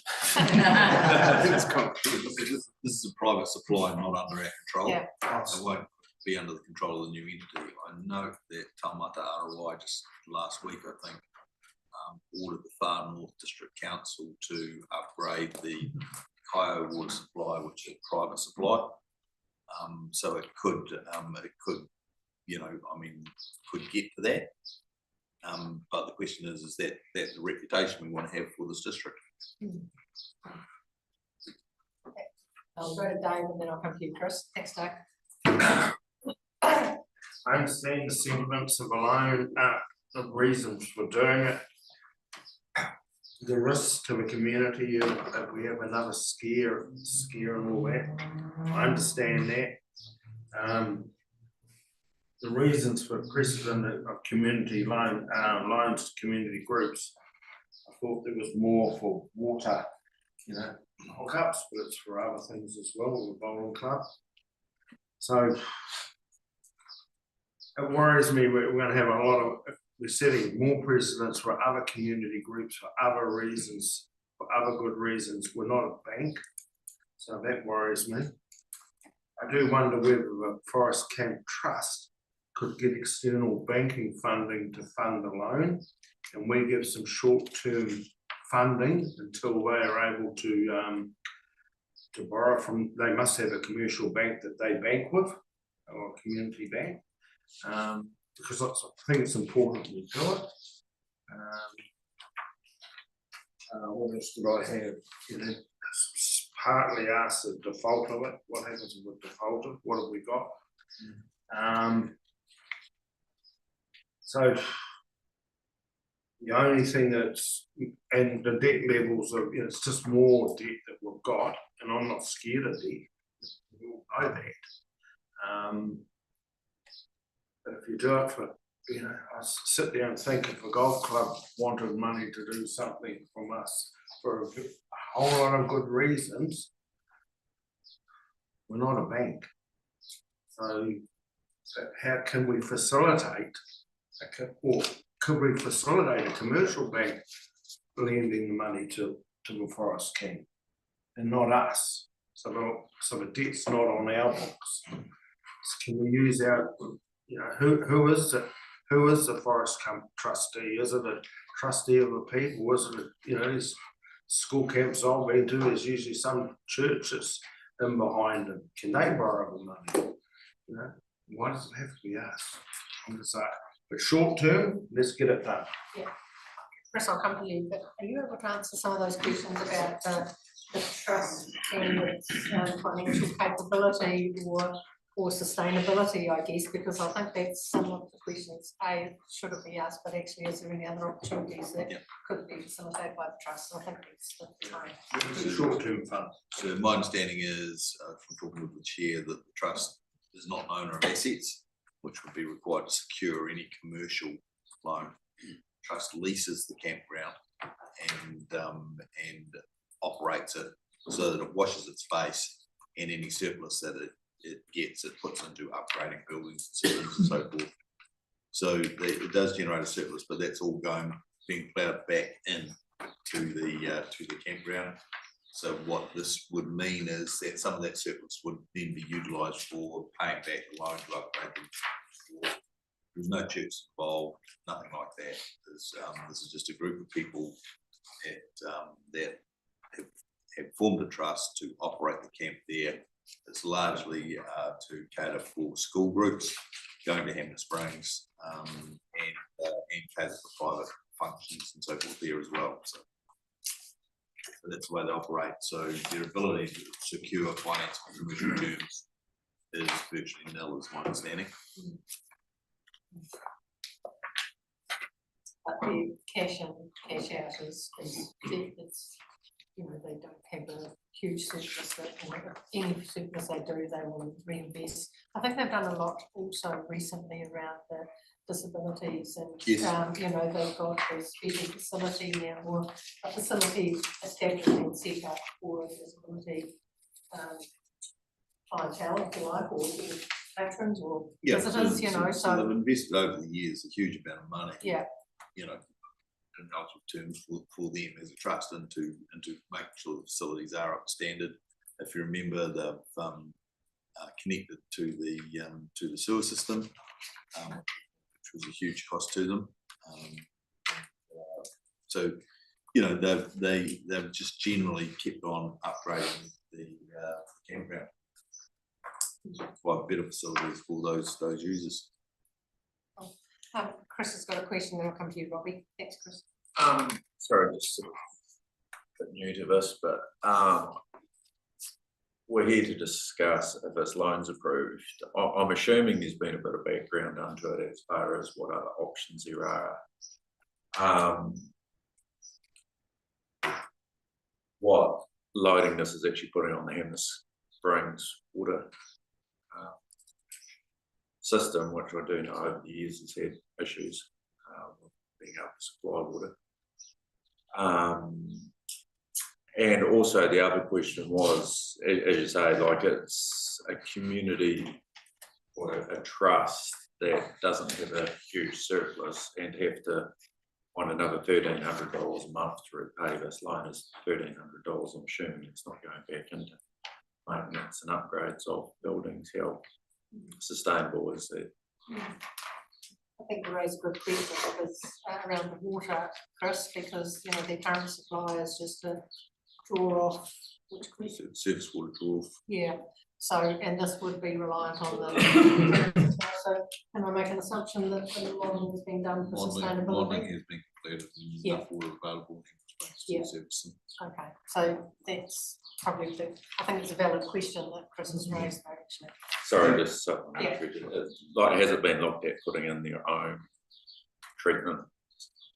So the system, like I do understand they want to Yeah. get it all to one, but as I say, like that's what it costs. Through you, Madam Mayor, they currently have their own treatment system, which has failed to be able to deal with the water conditions that they get from the surface water. So they believe it's more cost effective to move to the council supply than try and build a treatment system that could cope with the type of water they get coming in. So yeah, I mean that's their assessment of the situation. I just note also that there is the potential for another couple of properties up there to join on to the water supply. And if they were to do so, they'd be having to make a contribution towards the money that the trust has put in. So the trust could actually end up with, you know, paying only a third of that amount for the other two the owners eventually. Have they had those discussions with those two They have had property some owners? discussions with those property owners and are interested, but I think they're looking to see the trust do the work and then say, yeah, we can jump in. So they've got certainty of costs, etc. And but for those two property owners, we will then begin rating them for. Yeah, they'll have to pay for the local water they receive, but they will make a contribution to the cost, the total cost of the infrastructure. Yeah, I mean, that helps with this, but Yeah, I'm also thinking about long term. Oh, yeah, well, Are we paying a water rate? Yes. And these guys will be, the trust will be also paying a water Yes. rate as Yeah. well. So, Yeah. so the supply They'll all will pay be water cost rates. expected, beyond that, So it's really just pipes in the ground from point A to point B and potable water. Does that answer your question, Chris? You happy? Yes. So I mean, as you say, for them going forward, they will be actually paying a water rate plus their loan back as well. Yeah. So it's sort of double cost. Yeah, okay, I've got a few more hands up, so I'm just gonna go Robbie, Vince and Chris. Thank you, Robbie. Look, I might have picked up a contradiction there. It said that the trust hasn't got assets, but in the security says the council can assume the interest business and the buildings of the Hanmer Springs Forest Camp Trust. Who owns the buildings? They do own the buildings, but they are buildings that sit on council land. So they're. But there is a value there for security. I think though that if you went to the bank and said you've got this building on leased land, and so we want to use the building as security, you'd get a very discounted valuation for that building because there's no guarantee that the building can stay on that land. As far as, well, if we would afford them a loan, we've got some sort of security because there's something of value to us. Yeah, not only that, but we actually become the owners of the new water line as well. Through the chair, banks do community loans. They do community loans. But so I'm just trying to think. If I know it has to happen really quickly and we fund it really quickly. In the interim, that doesn't stop the trust trying to fund some other funds to help to pay it back or get a community loan and get the debt off that. That would be good. That would be a good outcome. And that, so I was going to say that might be something that we can have a continuation that, I know I've got some questions coming here, but if council had the willingness to initiate and support, but on the proviso that the trust actually sources some other avenues that actually supports, you know, the concerns that's been raised around the table. Is that what you were going to say? Yeah, no, I was going to say I would be very, very confident that the trust will be seeking funding from other avenues. I get the minutes of the trust meeting and have done for 12 years now.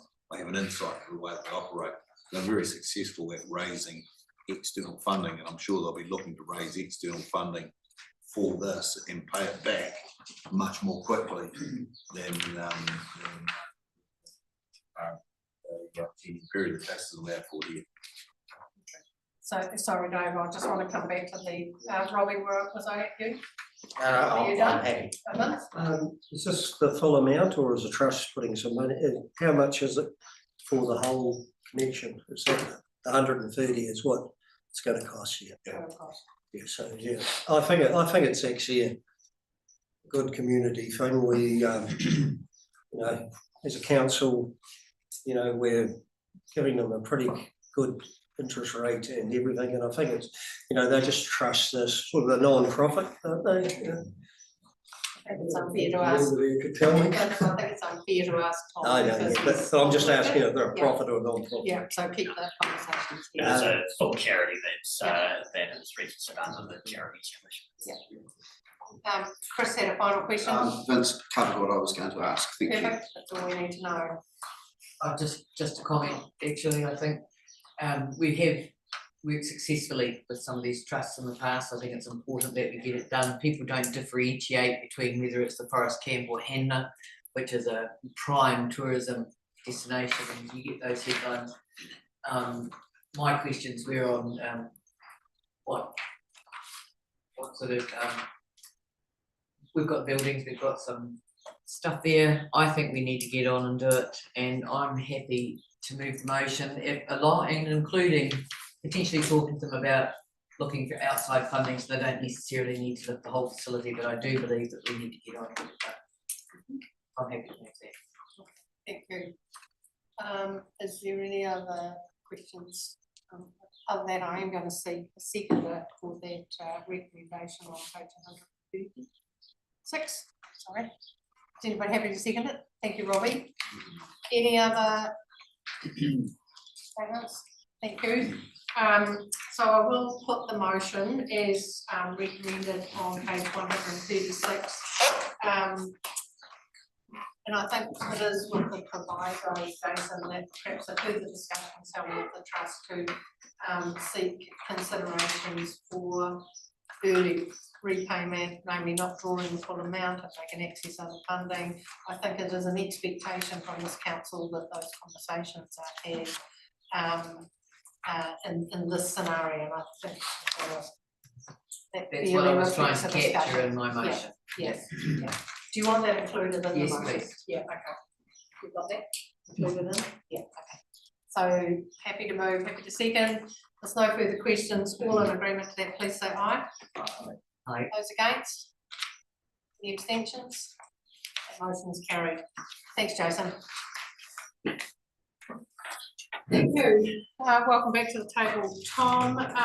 And we've got Judith here speaking to the Mayoral Relief Fund paper.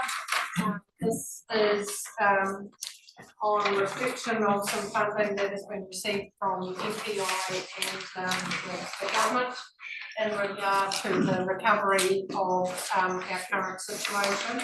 But during the lunchtime, you will have noticed on your table, you will have in front of you a paper copy. The policy has just been, I guess, reviewed as far as some of the wording of the policy that's in your agenda. So when I asked Judith to speak to this paper, she will be referring to this paper copy you've got in front of you. Is that correct? Yeah. Okay, so thanks, Judith. If I just hand over to you and we'll see where we get to it. Thank you, Madam Mayor. So just before I start, I'll just talk about just a bit of an update on what's happening within the community. So at the moment, Task Force Kiwi are in Colburn. 25 properties have indicated that they need support, and of those 13 have been referred or connected with Task Force Kiwi. Task Force Kiwi are a group of volunteers, but they do require some funding to meet their costs, accommodation, travel, that sort of thing. And this current Task Force Kiwi is being funded through the Rural Support Trust. There's also a community event this Friday, and the council's community team are working with a local group that's been formed to work on the response to the recovery. So that is on Friday. It starts earlier. The barbecue is at 4, but before that there's an opportunity for information sharing with local agencies. The barbecue is at 5:30. Oh, sorry. Starts at 4 o'clock. Sorry, yeah, barbecue and drinks at 5:30, yeah. So there's a lot of groups that are involved that will be there at 4 and are there to answer questions or provide support to the people that have been impacted. So when this policy. A quick question, 4 to 5:30, a lot of those people would have been affected, the coal face, not necessarily the people like me that don't work the cows, the staff and that, not paying for them. Or 5:30, they'll be still in the cow shed hosing the yard, or 4 o'clock they'll be in the middle second herd, so it's the district, yeah, I'm not. So through you, Madam Mayor, the time has been set by that group, so it's not been set by the council. And there's a wide range of groups that are involved in that, so. Dairy NZ inclusive. Yeah. Sorry. Oh, the Dairy NZ, or AIC, you've been involved in that, setting those. Yeah, I mean, I Dairy NZ might be wanting to get back to town too. I'm a bit cynical. So that's just an update on some things that are happening in the community. That's just sort of the first event. So at the time of writing this report last Thursday, we were aware that 25,000 was coming from MPI, but wasn't aware of the terms and conditions of that fund. And so that came in after the report was written. And I sought some further clarity this morning around that grant. That 25 is to support primary producers in the Huranui region whose businesses and properties have been impacted by the series of severe weather events in late October. It's very much focused on work on the cleanup and getting stuff in and getting things done. Just examples are including urgent infrastructure repair of farm and critical gates, fences, culverts, water systems, clearing access roads, animal welfare issues, ensuring livestock have access to feed, water and shelter, and veterinary support where needed. So because of that, I've had to make changes to the policy. The policy that was in the agenda was based on the Tasman policy, which was established after the Nelson Tasman floods. That was a much larger fund and was set up to support grants for hardship. So the changes I've made to the policy you'll see are around deleting the words hardship grant and referring to financial support. The other change I've made is at 2.25, which is just to note that the priority for the applications is for activities that meet the requirements of any conditions of grant funding received. That covers the conditions of the MPI funding. And there is also reporting requirements for the MPI funding, and so I've added that clause that the panel will need to meet those requirements. So happy to answer any questions on the policy. In the officer recommendation, there was the third recommendation was that the council approve the closing date for applications. I'm just not sure that that's actually needed, and that if we wait until the 24th of November before we start allocating the funding, that's going to take too long. And the desire of both NEMA through that grant and through MPI is just to get on with it. So I'm suggesting that actually that recommendation be deleted, and that the panel, as we get these applications, the panel make decisions. So, I was just going to say, actually, Judy, when I read that, I actually thought the same thing. I thought, why are we putting a date? You know, it's actually just expiring that fund for the purpose of the policy. But then when I reread it, I, you know, approved the closing date. So one would like to think that actually a lot of this policy direction, that the distribution of funds will be done well in advance to that, you know, so you can look at it either way, but I think it's probably better to not have a date every, yeah. It sort of binds us into something that doesn't need to be bound by. No, the other thing is it's whether we would actually achieve this or not, the policy has been written in a generic way to cover future events. That's probably a little bit challenging as each event is different, and we receive money from various quarters. In some events, we set up a mural relief fund where people can donate. So there may be occasions where it is appropriate to have a different sort of application process, and also the panel appointees may be different if it's in whatever the situation. So it has been written in an attempt to be a general policy. That's the way it's been written. Yeah.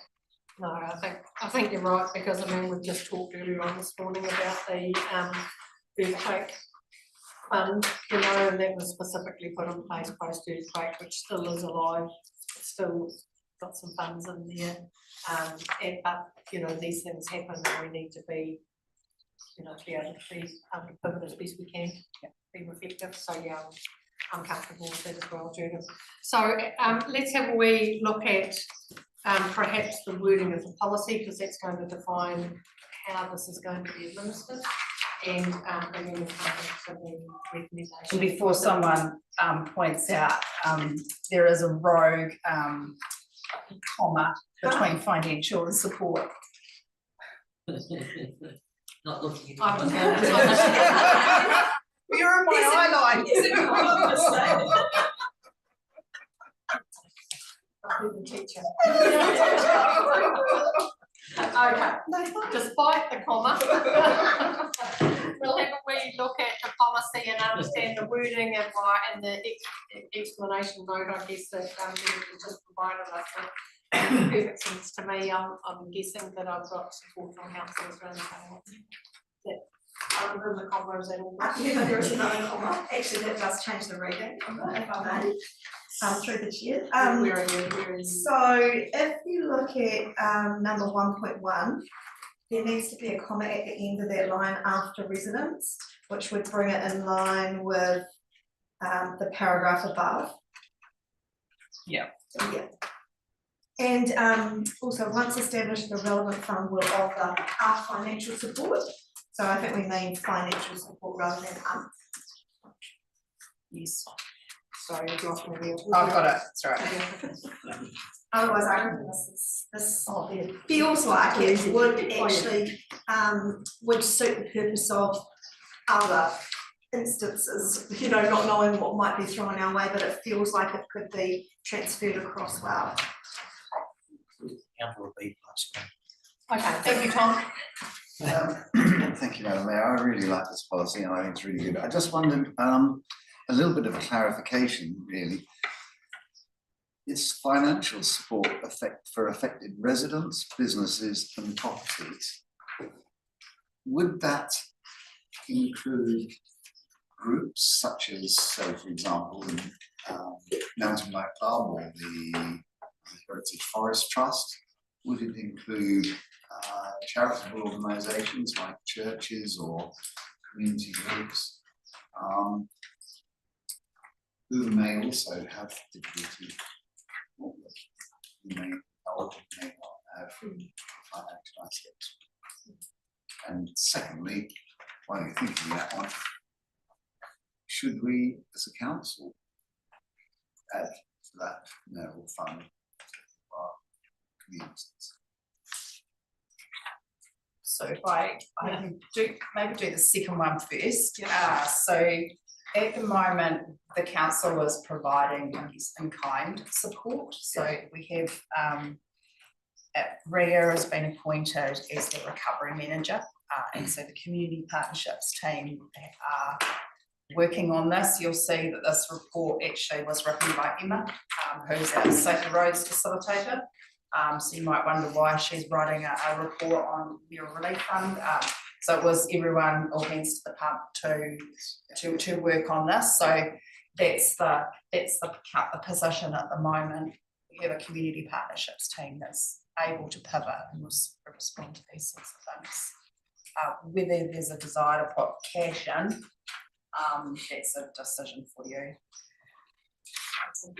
In the big context of things, we will also need to consider, you know, we'll have a discussion around debt, we will no doubt have another discussion on debt when Jason presents his financial. So I think whilst we want to be as attentive and supportive as our community, we also need to consider that as well. So I have a level of comfort that we have this funding available to us.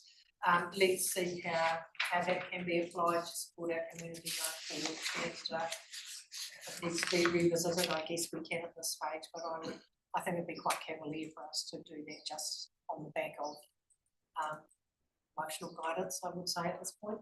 Yeah, that's my position. If that's so getting a few nods, so I think we'll just leave that one where it sits at the moment. The first bit, yes. So have you got some suggested wording?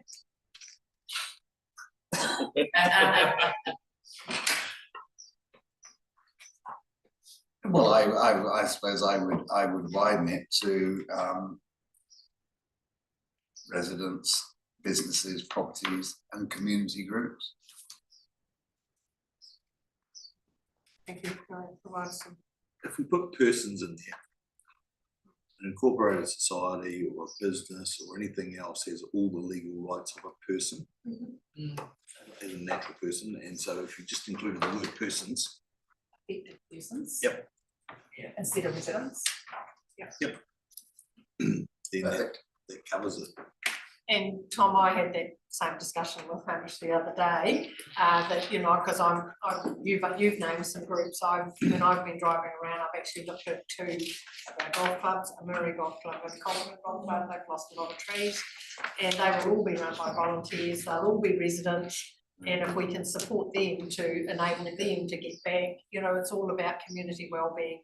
And I know, having sat on the earthquake assessment pool, you know, that's how we manage that similar type of fund, had a lot more money in it, but a similar type of recovery process, and so I would see that we would look at this as an enabling process fitting the criteria, but thinking about the context of our community in a much wider brief than, so. Yes, so Madam Mayor, the funding from DIA can be spent on that, but not the MPI money. Correct. The MPI money is very specific, which is primary producers. Yeah. So the group, we've got the names there, myself and Chris and Dave, will assess that as we do due diligence around that, and to have a proper sort of audit trail around that as well. Right, any other questions, guys? Thank you, Steve. Madam Mayor, I just want to seek some clarity for my own thinking here. Are we looking at a Hurunui Mayoral Relief Fund, which is a standing body that is set up? So is this almost like a body that is set up that sits in the background, and in the event that we have an emergency, anyone can apply to this body for money which are held under this body, and we would then be looking to have a panel who oversee the distribution of funds to that particular relief incident? So, or are we, I'm losing something here. Yes, that's okay. Well, I'll have a go at this first. So what I understand is that there is an existing Mayoral Relief Fund that deals with hardship grants. Yeah, but Jason would need to tell me how much is in there. It's never very. It's $1,000, and we've just allocated 500 of that during the event, so there's 500 left. But there is that fund, and so this is proposing that this is a Mayoral Relief Fund for emergencies.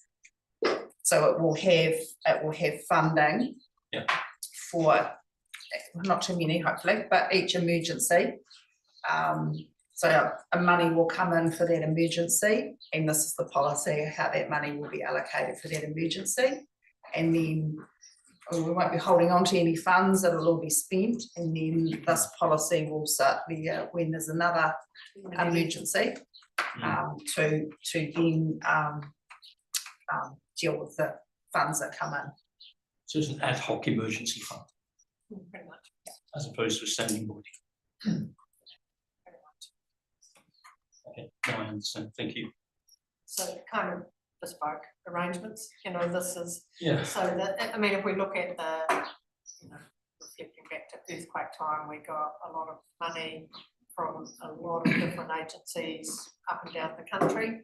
And we had 2 applications available for that process. We had community groups, so a lot of school groups applied for that, and we administered that fund to help get kids to area schools, sports or whatever it was, or we had an individual application. So that was kind of built on the Johnny on the spot at that time to administer those funds. In some ways, this is almost similar, but it's about the wind bend because we've received the government funding and the EPI funding. Does that make sense, Steve? Yeah, it makes sense. Yeah. To any. Are you sense comfort around it though? Yeah, I just don't understand why we don't have a body which is set up, which is a mayoral relief body, full stop. And then any incident, we could put funds into that. You could then stand the panel up to deal with that incident and allocate the money out. Then your policy would cover the overall body of the mayoral relief board. And then you could just stream it out from there. I don't understand why you wouldn't do it that way, but that's just an observation. I think that's what that is what we're proposing. Intention of what's being done here is that this is a permanent fixture, and that money could come in at any time. Simply, I mean, some of the money that comes in is tagged, and it's got to be used for specific purposes. But sometimes people would just donate money to a Mayoral Relief Fund and anything. So it could be for anything or whatever. Okay, comfortable? Yep. Any other questions, guys? Rightio. Sorry, Robbie. Not a question, it's a hello really. Did you say about that you've got an event coming up? This is exactly the sort of thing. If I could put a phone call on my brethren and neighbours across the road, they have an organiser of rapid response. Triple R. They contacted me a while ago before the winds, and they're all geared up looking for somewhere to help. And I think Ian was involved in the trial evacuation of Hanman, and they all set up the end of their job. So anything like this, they're a resource that's there, and us about that being involved. Yeah, I think with, and yes, you pass it on to me, Robbie. I think with this event, the MPI, Rural Support Trust, Federated Farmers, I mean, I've been on a few of these calls. This group are extremely motivated to help themselves. And so the council's role is really just facilitating, helping with event planning, event management. So this is where we're at the moment, but maybe as time goes on, there might be a need for another event, something slightly different. For the chair, their input is up goes the tent, there's about 4 or 5, it's just providing food. Not organising anything else, but they're here. They are an amazing resource for the community. So that's cool. Thanks, Robin. Okay, so we do have in front of us a revised policy with some slight alterations to the wording and the commas. And we have a recommendation that the appointments to administer that fund and the policy, we're going to delete the dates, the closing application, that third bullet point here, and that the panel meet as an as need basis. So that's really what we are looking at determining here today. Do I have support from a councillor on this with those slight alterations to the recommendation?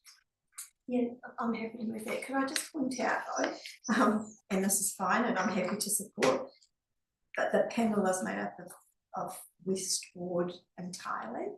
And I just wondered if there's been consideration given to maybe, and that fits at this particular point in time, this particular event, absolutely 100%. But I wondered if there was any scope, but I'm happy to move it how it is if everyone else is comfortable with that. But I just wondered if there was a scope for.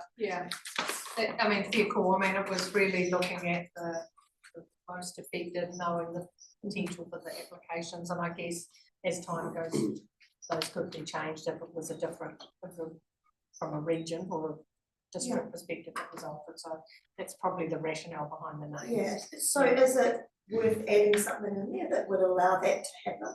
Well, I note in the policy the panel may appoint additional members at their discretion. Fantastic. Then I'm absolutely happy to move in it, and it feels right that these people here, particularly given the event in that area, are the right people to be doing that job. Happy to second.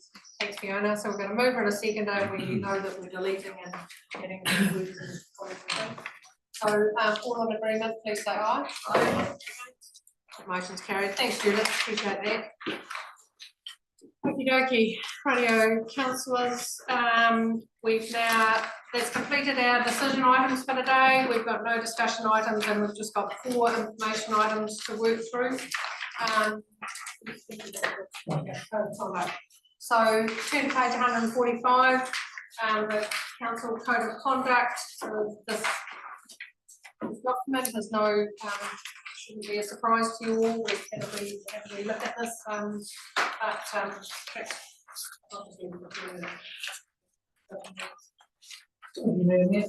yes, so I'm just speaking to this on behalf of my colleague Gabriel, who wrote this report, because he's doing a community board agenda at the moment. So this is pretty straightforward and similar to the standing orders matter that was discussed earlier, in that so all councils must have a code of conduct in place at all time, and the council can, it's similar to standing orders, we normally present this to the council, so each triennium just for the council happy with the code of conduct they have in place. But the local government system improvement amendment bill is going to impose a standard code of conduct on all councils. So again, we're just recommending that council note that there is a code of conduct in place, it just carries on through. And when the bill becomes enacted, the local government commission is working on a standard code of conduct and provided for councils. Everyone's included on page 146 some bullet points here around the focus of the code of conduct that's been developed. And I'll say that a lot of it is covered in the existing code of conduct, and there's just a few tweaks around what the government sees as their priorities for this new approach. But the council's current code of conduct has been updated a few times in recent years, and we have a purpose, and it does actually have one of the focuses of the new code of conduct is around kind of mediating complaints processes more, and that is something that this council brought in the last iteration. So I think there's a lot of similarities, but as I say, it's really just about noting that it's an ongoing process, and we'll come back with a report in the new year. We have a new document to adopt in the year. Thank you. I'm pretty comfortable with the code as we've read it, getting some good nods around the table, so I'm pretty happy that maybe something. Absolutely, happy to move that the information be received. I'm a little bit cautious about the government setting a code of conduct for us to be, particularly watching some of their meetings, it seems a little absurd, really. Happy to move it. Thank you. Do I have a second? Robbie? Yes, I will, but there's a but. Anyone that's been following the Netball New Zealand debacle, and particularly a lot of the coverage of it yesterday, one of the big problems that they've had around it, and then we've got whistleblower protection in here, and that's a slightly different thing. But it sounds like where they've had people come and say there's a problem, and then they've decided to protect that person. Not going to say who it was, so they can't say what the problem was, because then they'll ask that person. So you end up with an accused person not knowing what they're being accused of, and then there's a big argument about did they have a process or not, because they didn't know what it was about. So I was reading through this after listening to hours on talkback yesterday, driving to Windwhistle, everybody, including employment lawyers, chipping in. On page 162, under the principles, I almost wonder where the second bullet point says members be given due notice that an investigation is underway and will be provided with an opportunity to be heard. And I almost think we should put in informed of the accusation, because I couldn't find somewhere in there that it actually clearly says that if someone's pulled up with a code of conduct, they're going to be told exactly what they're accused of.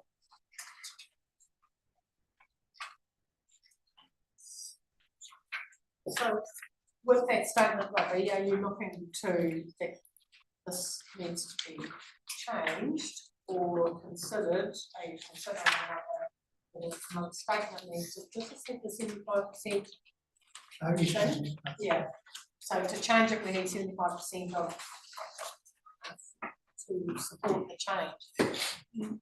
Might it be better, considering the system amendments bill, I wonder whether it might be something we keep a line of sight on, and if we're looking at policy direction, that would be probably a good time for people in the year. Maybe yes, the legislation is expected to be approved by the end of the year, and then the code of conduct will be provided early in the new year. Right.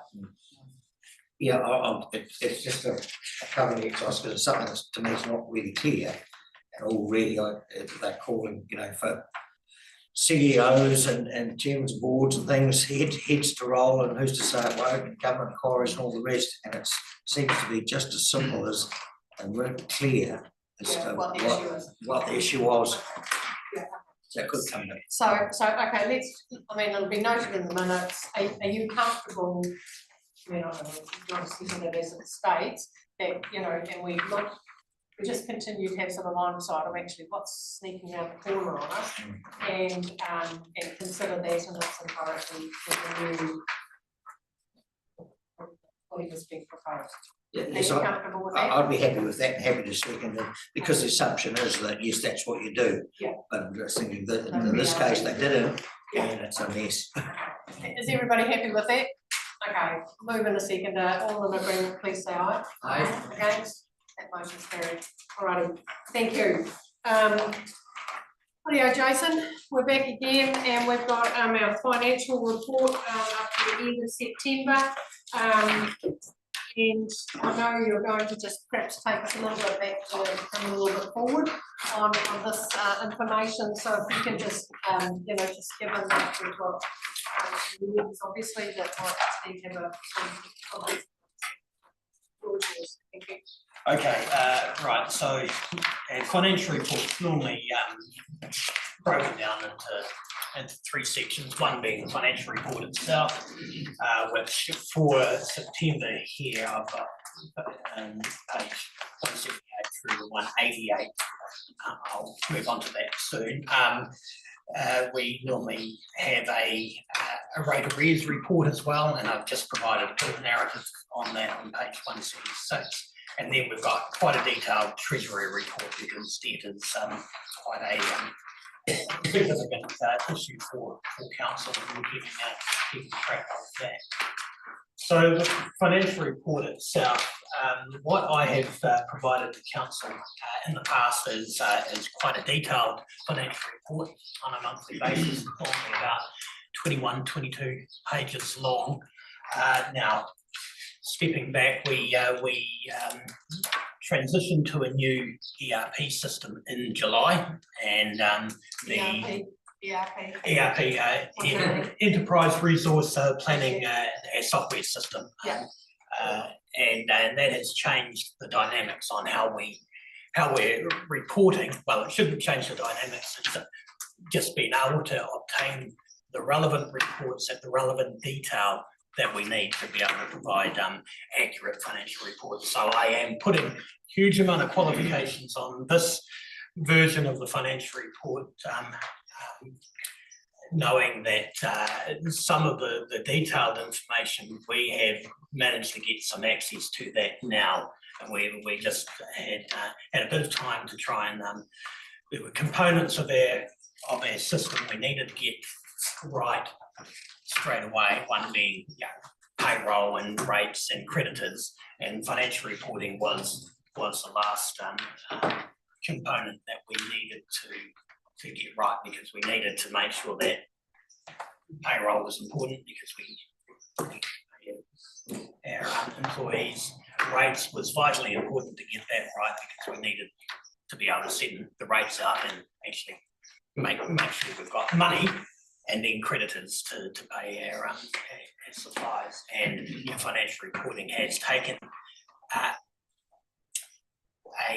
longer amount of time than I had ever envisaged, but we are a lot closer. If I had this discussion last week, I would have thought, but this week I'm immensely more confident that we'll have your October reports will be in the form that we've had it in the past. So I'd like to provide apologies for that, but it's a process we've just needed to make sure I've got confidence in the numbers before I try and provide numbers to yourselves. I've always been a view, I'd rather not give you numbers than give you inaccurate numbers.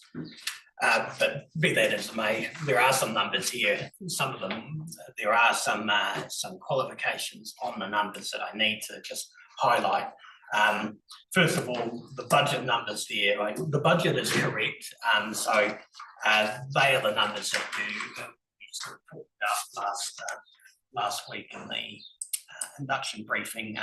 You'll recall that we are predicting to record a net surplus of just over 6 million, and a lot of that, a net deficit, sorry, of over 6 million, but a lot of that was due to unfunded depreciation, because we can see the amount of depreciation that we've got there.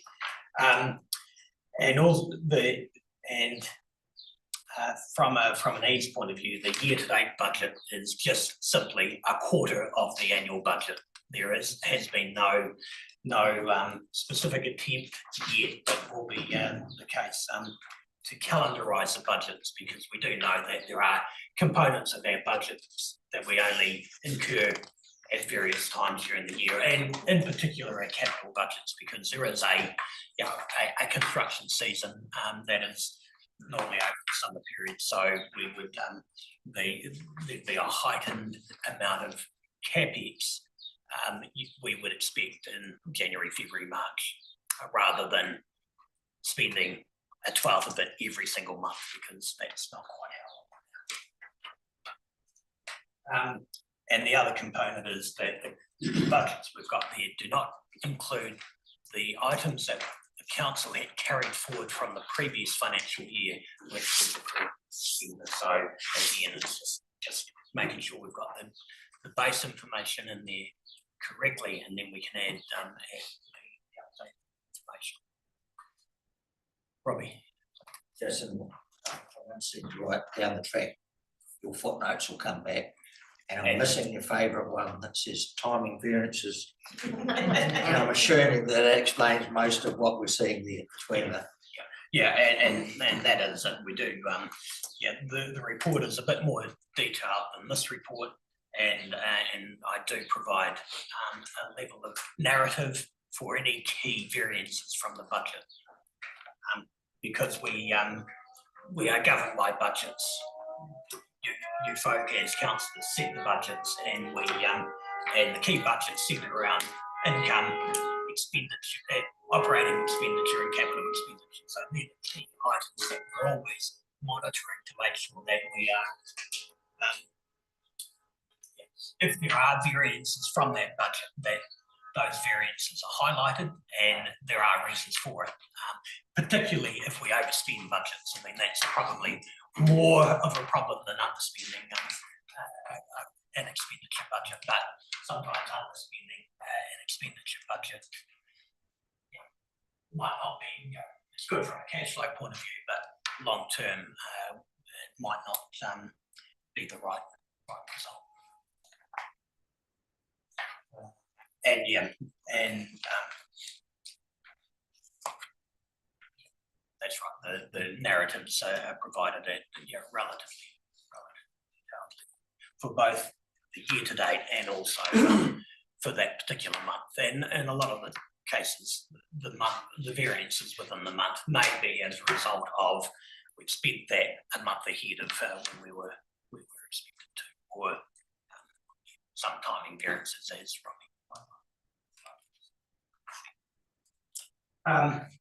right, one of the issues that we had identified in being able to extract the relevant information out of the new system was getting it at a sufficient detail that we could accurately calculate the internal interest. So we talked about internal interest before with Forest Camp. It is an important component of our financing, the internal financing mechanism. So any community or activity that holds debt pays interest to the council with that 1% margin on top of our external interest rate. If any communities or funds or activities have funds, hold funds, are in credit, the council pays an interest rate, and that interest rate is based on based on the 3-month term deposit rate. I can sort of explain that a little bit in the financial report. At the moment, because I haven't been able to get the reports up until this week at that granular level, I haven't been able to do that internal interest calculation. So we've just, for the purposes of this report, I've simply used the budget figures. Not great, not proud of that, but it's or what I could provide for the purposes of having a set of financials for this meeting. So I wouldn't put a huge amount of credence in a lot of in some of the numbers, but there are some key Sorry, Robbie. Yeah, so me just looking at the summary there, the operating, we would expect the revenues we'd expect, or the capital expenditure is the one that there's big variance in, but that's what you're saying is some of that information still to come in, was just to come in, all that carry on. Yeah, and also that we wouldn't necessarily spend a quarter of the capital expenditure in the first 3 months of the financial year. What we do need to do is go through the 31,500 and allocate the periods in which it is likely to be incurred rather than a 12th per month, which is what this shows. Jason, I just see no commercial property and there's quite a few lines here not showing up in there. That's correct, yeah. When do you think you'll be able to get? And again, it's when we've got the reports at that granular level, and so the very lowest level builds up to activity reports, which builds up to groups of activity reports, and then the overall report on page 178. So underneath that there is 200 odd individual cost centers that we build up, and at some stage I'll show you the activity structure, which goes from very, very low level being an individual cost center like the Waipara Hall, for instance, and that builds up to an activity called halls, which builds up to an activity called property, which builds up as part of the public services group of activity, which builds up to part of one of the to the overall. So there's about four different layers that and it's that bottom layer that I need confidence in to know that the top layer is correct. How long do you think that's going to take? We're on to it. Like I said this week, we have got access to those reports, or access to the reports when just there is a tweak that needs to be made, so we can print them out to give us that detailed information that we need. Because I'm just thinking of the, community committees, they're the ones down, it's not a good look to just keep not having financial reports for them. Start asking questions, which is fair enough. Oh, no, yeah, it's not for lack of trying, I can assure you, and it is a key, and particularly that lowest level is what we need to report to the ward committees and the individual reserve committees. So that's why it's important that level. At the highest level, we can provide it in this format, but it's not, like I said, we need to be able to access it at that level.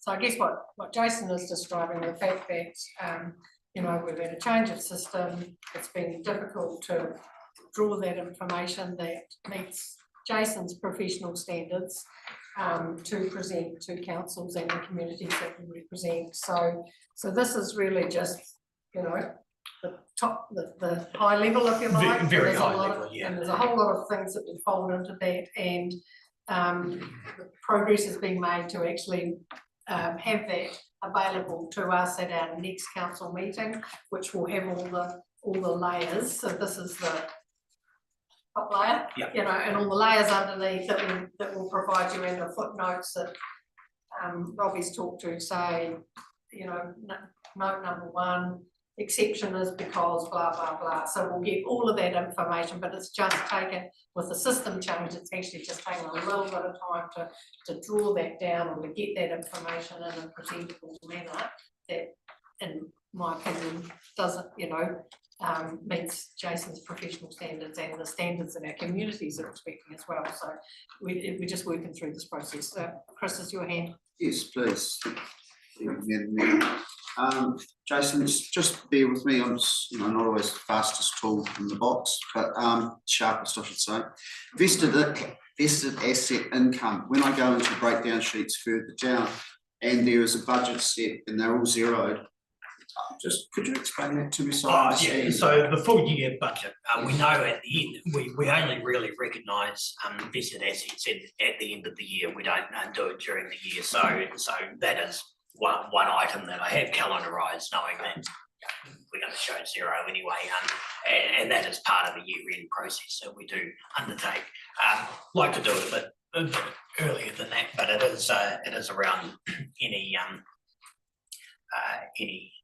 subdivision, so the water, sewer, stormwater, and any roading and footpath stuff are vested assets that we make assumptions for in our budgets and allow for, but it is dictated by the actual construction work that's happening. So if there hasn't been any construction work, which has been the case for the 24-25 year, we'll show no, we won't recognise any vested assets at all, because the major subdivisions that had occurred, the vested assets came to us before June 24, and we've had nothing since.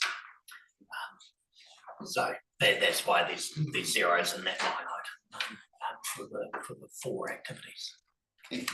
Jason, you're going to take us through each page here, or is it, I- where's the value, you know? Like, Yeah, I know, how are we I'm gonna- happy to do that. There will be, there might not be an identifiable reason No. for the variances, but that will come with time. Yeah, okay, so maybe if we do page and if someone's got a question, you'll be able to answer that question, and then, yeah. That's right. Compliment on first. By the way, my laptop's being worked on at the moment, and I'm reading your minute figures even more small on my phone. Will at some stage, Jason, we have our income as rates. Will at some stage we be defining that into general rates and water rates, so that we will actually have the picture of what the future is going to be as we lose our assets? We can see that our general rate income isn't all that. Part of it is general rates and part of it is water, and then we will see which bit we're going to be retaining and which bit we are going to be losing. Yeah, I mean, and the reason why I've always provided financial reports from build them up from Excel, because we've got the flexibility to actually report what makes sense to you folk as the council, and yeah, that is an easy fix, and we can have general rates, a line item for waters rates, yes, and a line item for other targeted rates, quite very easy. Certainly, from a the water rates are the next 3 pages are devoted to water anyway, so the rate line is essentially the rate line that will be replaced by tariffs instead of rates for the water services CCI. But yeah, look, I'll take the mayor's advice and move forward, just go page by page, but again, there is, so overall, we've so far recorded revenue of 5.4 million, and budget for the first 3 months was 5.6, so we're about $200,000 behind. You can see there, and again, I will point out that 15 not 5. okay. Numbers. I will point out that again, because I have not calendarised the surplus out of the thermal pools, it's showing that we'll receive 500,000 in the first 3 months. That's not correct. It is quite nuanced. The surplus from thermal pools into quite calendarised down to the month, depending on the activity. So, but for the first 3 months, they recorded a surplus of 190,000. There's a separate page relating to that. And then expenditure there, we've got spent 18 million. Our budget for the first 3 months, you can just calendarize or just split. So a quarter of the full year's budget was 17.8. So part of that overspend, the 250,000, was that we had actually incurred the cost of insurance, which was not insignificant in the first 3 months of the year rather than spread throughout the year. But again, when we've got the calendarised budget done, that will be more more in keeping. And at the end of September, our total CapEx was just over 2 million. And breaking it down to the 9 or 10 groups of activities, the first one being the water supplies. So our total revenue is close to budget. We've bit down on rate money and a wee bit down on development contributions. And our expenditure overall, operating expenditure overall is close to the budget. And our capital expenditure, and again, our total budget for the year is 11 million. And a quarter of that is 2.6 million. To date, we spent just over 900,000. So we're in the same vein on page 180. Revenue slightly up on budget due to some development contributions being higher. And then our expenditure at this stage, based on these numbers, is pretty much on budget. And again, the same conversation about the capital expenditure. It's same for silver as it was for water. Another component of our and what we had provided in the past was quite a detailed capital expenditure report, which broke all the capital expenditure down into individual projects. So there was at the end of 30 or 40 individual projects for water, and just monitoring against the budget for that. So able to see what projects hadn't progressed or what projects had been overspent for.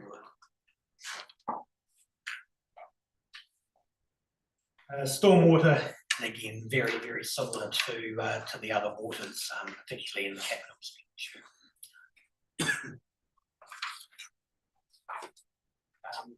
Then page 182 is roads and footpaths. So there is sort of certainly variances in the capital expenditure, and again, that is very much roading is a seasonal. Capital expenditure is very, very seasonal with roading. And that flows through to the level of ZTA subsidies that's received on a monthly basis is based on actual expenditure. So it will be understandably lower as the capital expenditure is lower.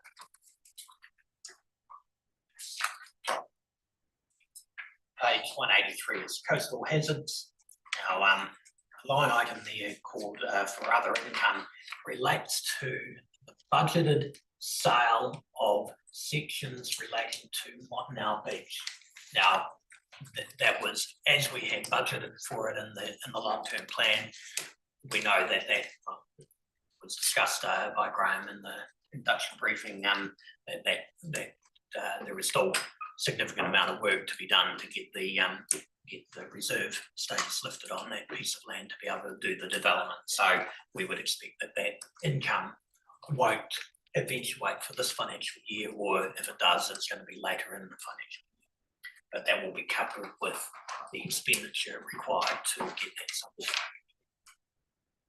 which hasn't been allowed for there. That was another item that had been carried forward from the previous year. Right. So I'm just a little lost there. I mean, I'm just putting in prematurely. If we're not putting if we're putting the income in prematurely, you almost be putting the expenditure prematurely. Like isn't it skewing the scrum of it? Well, there will be a line item there for the Montanale Beach climate adaptation of about $1 million as a capital expenditure item. That because that's the amount that needs to be carried forward from the previous financial year. So, and yeah, we will have to most likely reforecast when the potential sales would take place to give it a bit more relevancy, because at the moment this is a budget that we set in the long-term plan and carried through to the annual plan, which was sort of that budget was adopted in March. So yeah, we're certainly behind. Was that a question that was still?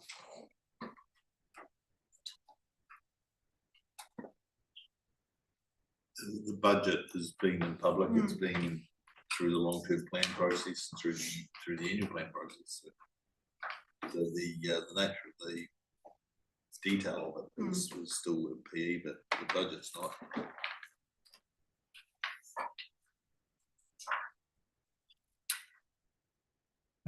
Page 184, and this public services, there's a number of layers to the public services. So we've got community services, property, reserves, emergency services, library and waste. And normally underneath this page, there'll be a page for each of those when we've got that granular level.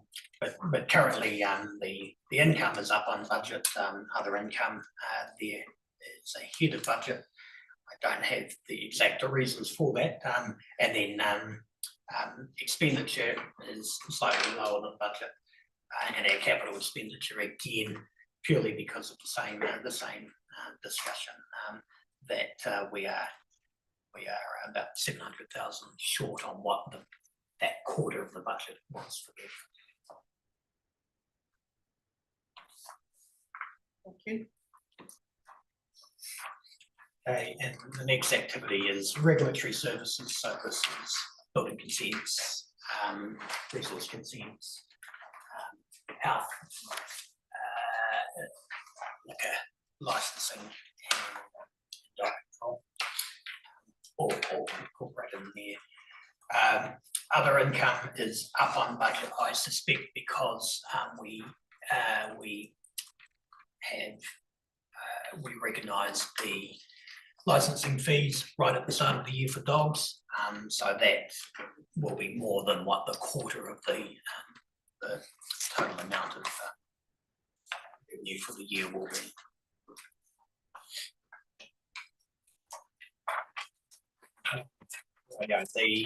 The next page is page 186, being the thermal pools and spa, and here we do we normally break down the surplus derived from the thermal pools into its distinct activities, being these an item just other income, but there's a pool surplus, the surplus from the spa, the cafe, and the eyesight. Now, sorry, Fiona identified the Artisan Spa, which was a business unit of the pools that we had 4 or 5 years ago, and it's just sitting in the spreadsheet. It's normally hidden, so I apologise if there was any confusion attached to that. It's a component of the pools operation that we discontinued some time ago.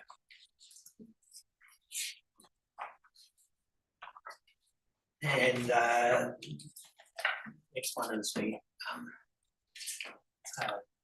governance and corporate. So there is some variances here in other income and other direct expenditure, which I just need to dig down and understand fully.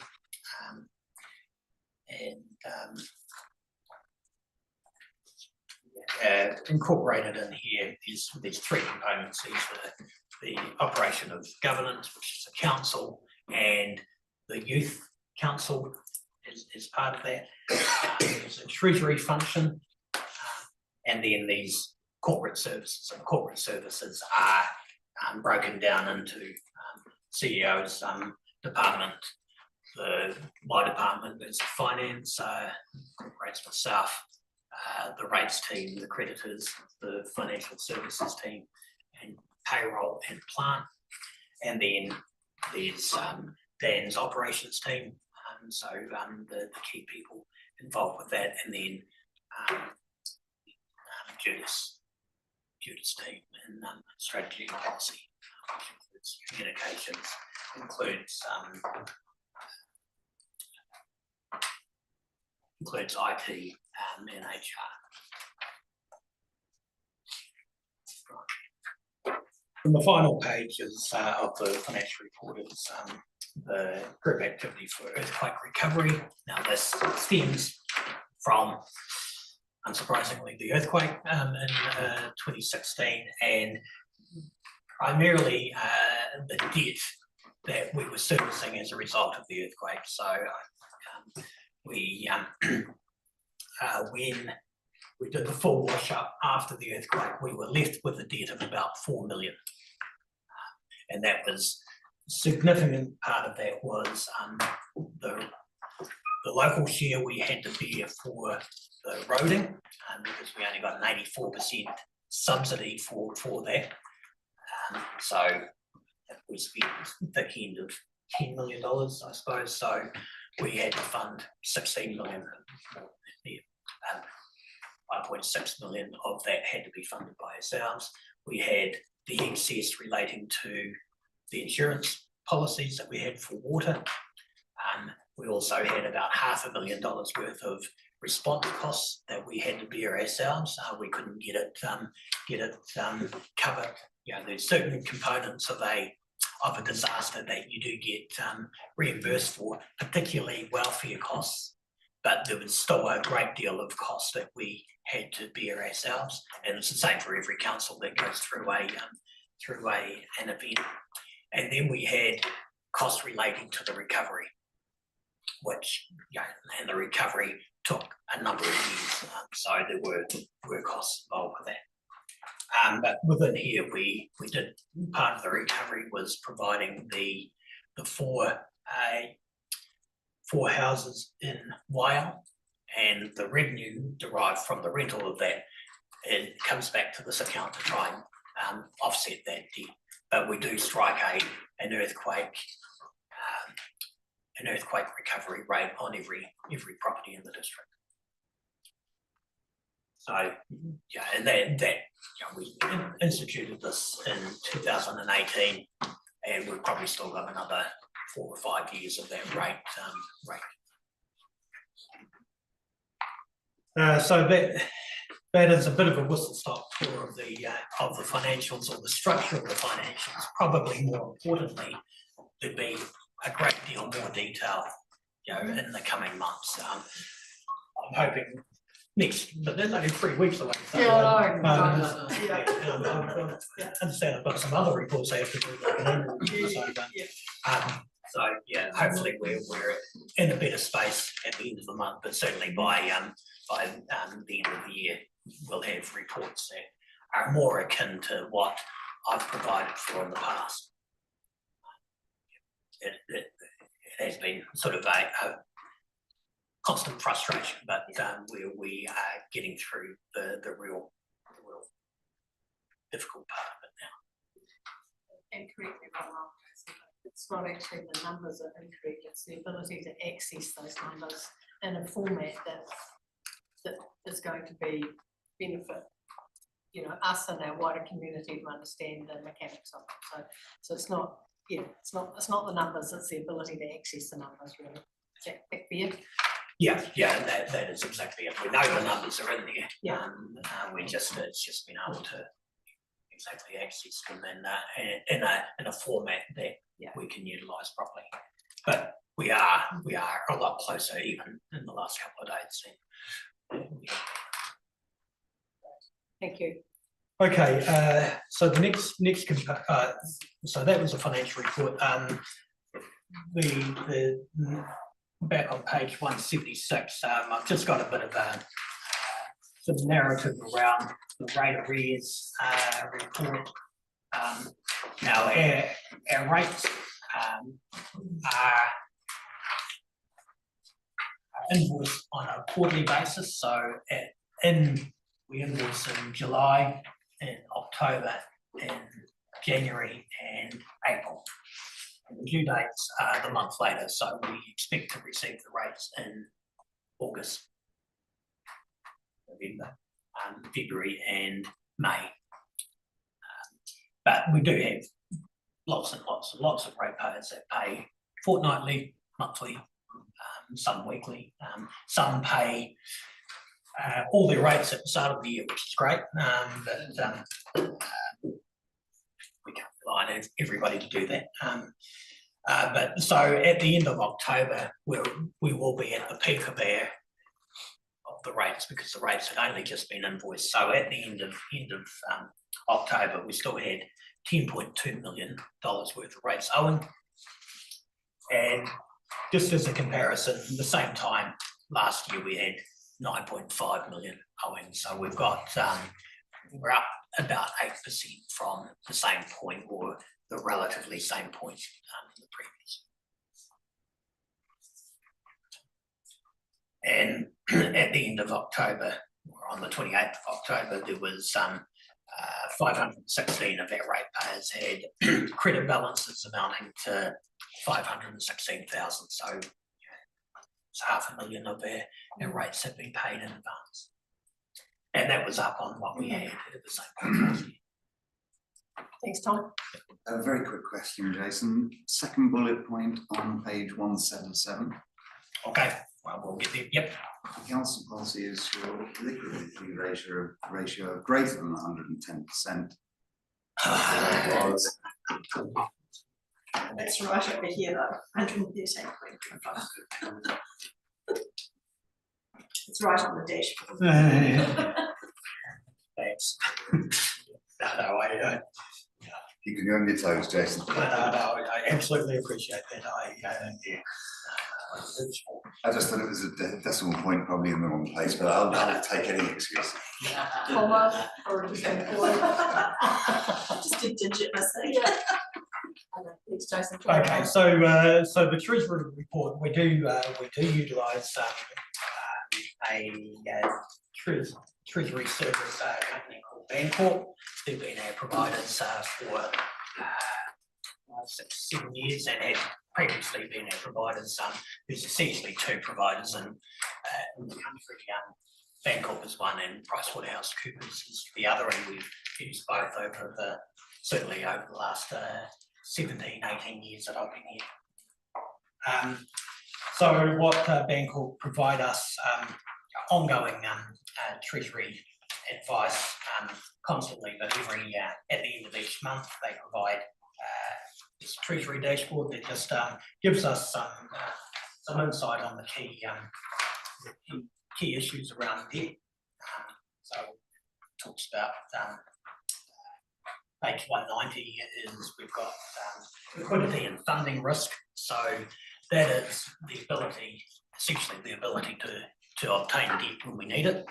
And the funding risk is getting it in the right tranches or the right periods. So when it comes up for renewal, that we don't have all of our debt renewing in one fell swoop. We have it stretched out over a number of years. So we are minimising the repricing risk, because markets change quite rapidly. If we had all of our debt due in a year or a period that had that liquidity or funding was scarce, you end up paying a lot more at that point. So we try and mitigate that risk by spreading out the periods in which the debt needs to be rolled over. Okay, and there's some key covenants and limits that we need to maintain. So we've got the funding KPIs there. Liquidity is there. The actual liquidity is 113%, not 11.85%. I missed the 3 bits. So we are compliant in that respect. The net debt to income there is 175% is our maximum. we're sitting on 139%, sorry, I said 136% earlier. Now, actually, this is an error that has been picked up by Councillor Harris. The net interest as a percentage of income at maximum is actually 20%. The 6.25% was an old limit. So the actual of 6.27%, we're well within, we're absolutely compliant. And the next line item there, the net interest as a percentage of rates, the maximum at the moment is 25%, and they are limits that are set by the local government funding agencies that we have adopted as our key limits in our treasury policy. And the actual there, it's not 6.27, it's actually 11.7. So again, we are significantly under the maximum and therefore compliant. And then some other key items there. Our total debt is 92.5 million, and page 192 is a full breakdown of the debt. Go to that, now you can see how it's broken down and the various maturity dates of that debt. So currently we've got $10 million of short-term debt that rolls over on a 2 or 3 monthly basis. And then we've got a total of $82.5 million of term debt with the LGFA. Now you can see that the items that we've just got a number there, they're on floating rates. And then we've got what is a GSS loan, which we have secured. I'll mention that on top of page 177. We secured a GSS loan, or a green social or sustainability loan, through the LGFA for the Amberley Beach Proactive Relocation Project. They had identified that as being a key social project, and as a result, qualifying for that gives us a slightly discounted interest rate. So you can see the interest rate assigned to that at 3.7. It's actually lower, the lowest tranche of debt that we do have. Robbie? Just hypothetically, if we were to draw down on that tomorrow, that's there on top of our money sets, or whatever puts us out, or do they adjust the limit so that it doesn't do that?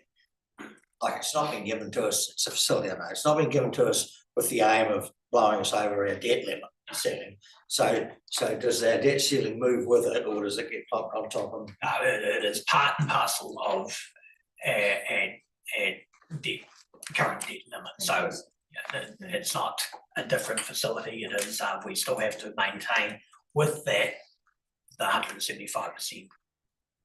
So yeah, it doesn't excuse us from meeting that requirement.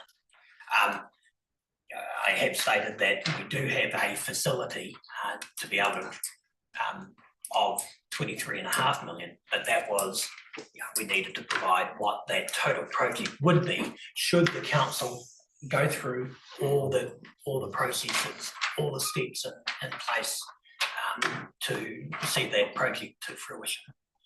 At the moment, we've only allowed for the purchase of the land and another chunk of consultancy money, as well as some of the holding costs that we need to meet for the next financial year of holding land. There is the interest costs, there is the rates, insurance, and the likes. So just something interesting. So really the only effect of it is that whatever we're taking out for that, it's still coming out of our debt level, but that chunk we're getting is a bit cheaper. That's exactly right. Yeah. And that was the benefits of it, as well as it's certainly from the LGFA's point of view. They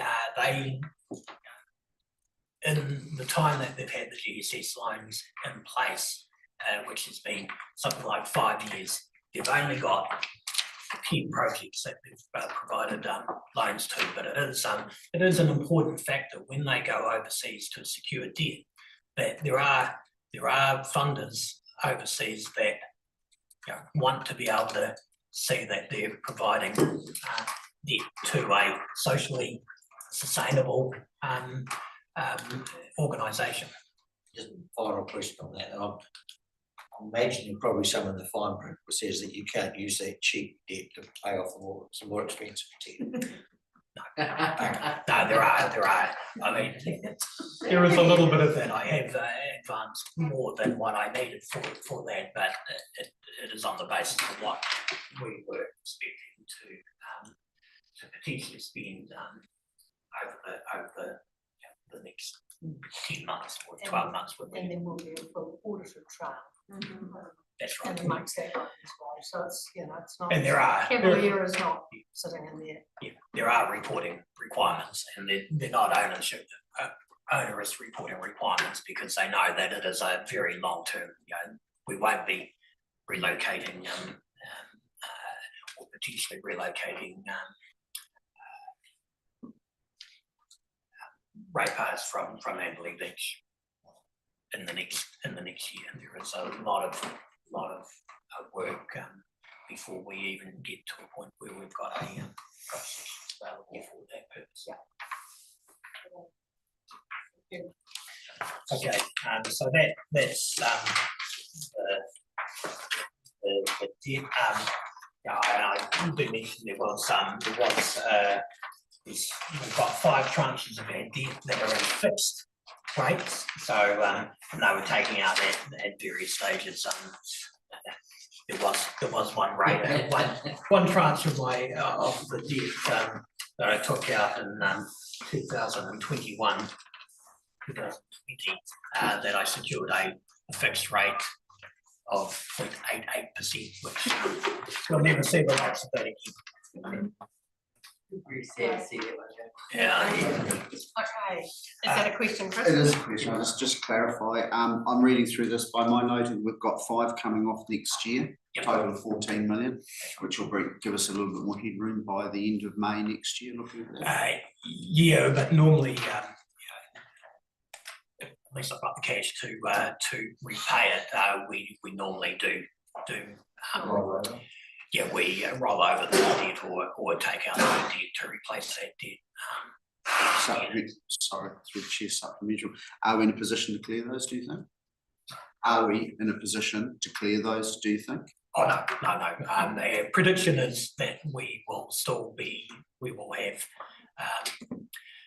$110 million of debt by the end of June, so we don't have the spare cash. And that was done on the basis that we, before the transfer of debt to the new water services CCO, so that will change the dynamics substantially. So I would imagine my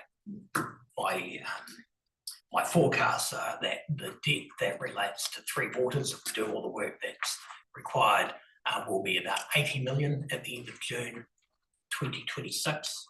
And if the transition from council to the water services CCO, that would mean that the remaining debt in council would be about 30 million. So it does change the dynamics completely, and it will necessitate us to need to change our own treasury policy, because 175% is going to be way too much for what we need. We need to pull it back to something that's probably more in line with what the ongoing budget will be at that point. Thank you.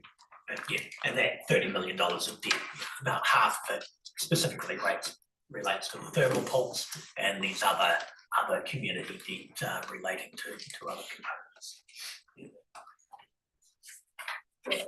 Strong belief this council, with the change to the CCO and the transfer of some profile, that doesn't give us sort of freedom or the flexibility to rack up whatever. It is a belief of this council that we will reconsider, reframe and be disciplined in our approach to that debt profile as it's released into CCO. So I mean that I can't imagine that that thinking will change within this group of people.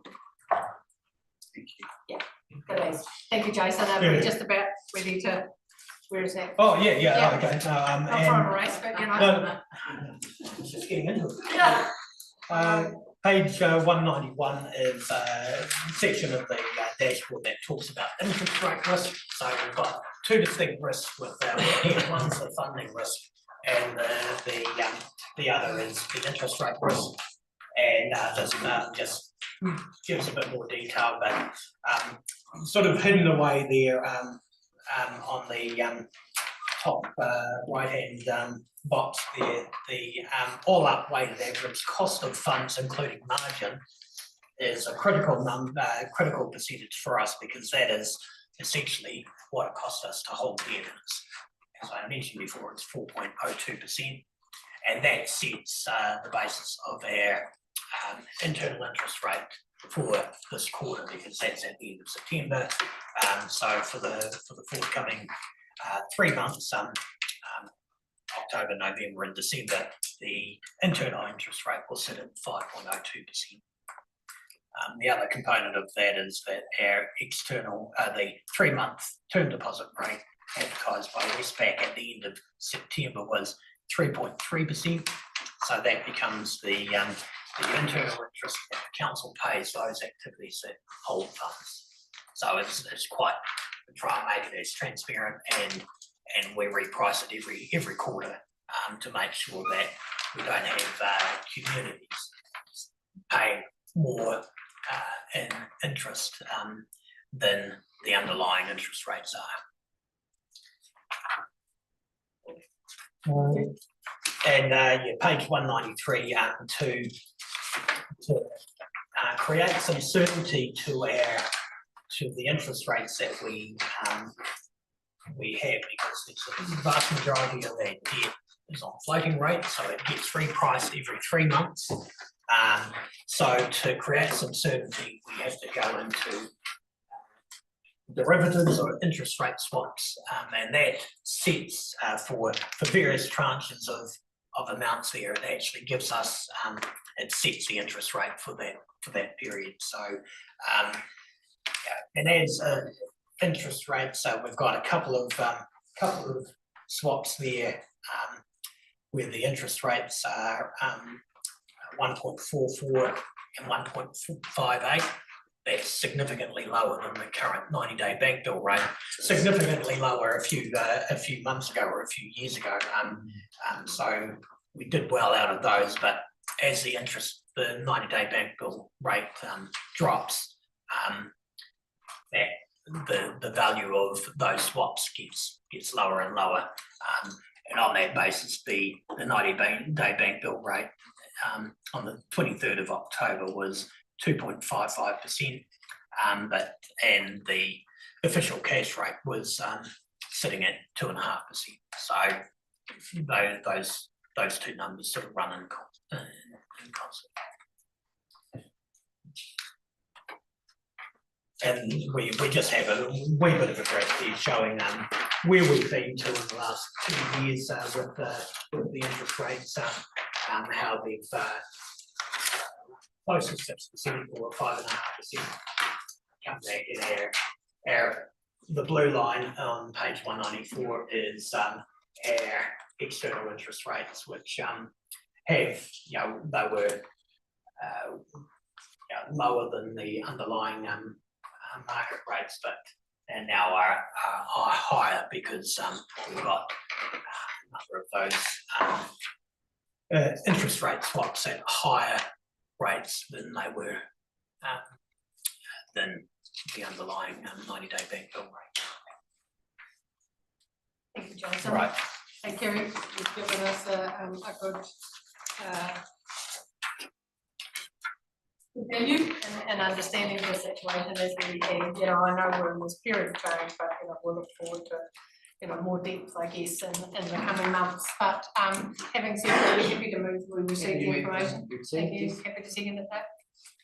Okay, so if there's no further questions or on the room, we'll receive that information, please say aye. Aye. Those against, that's carried, thank you. Probably just worth noting that Councillor Tom was on his cell phone all the time, but he's actually reading his agenda there, just in case we've got people on the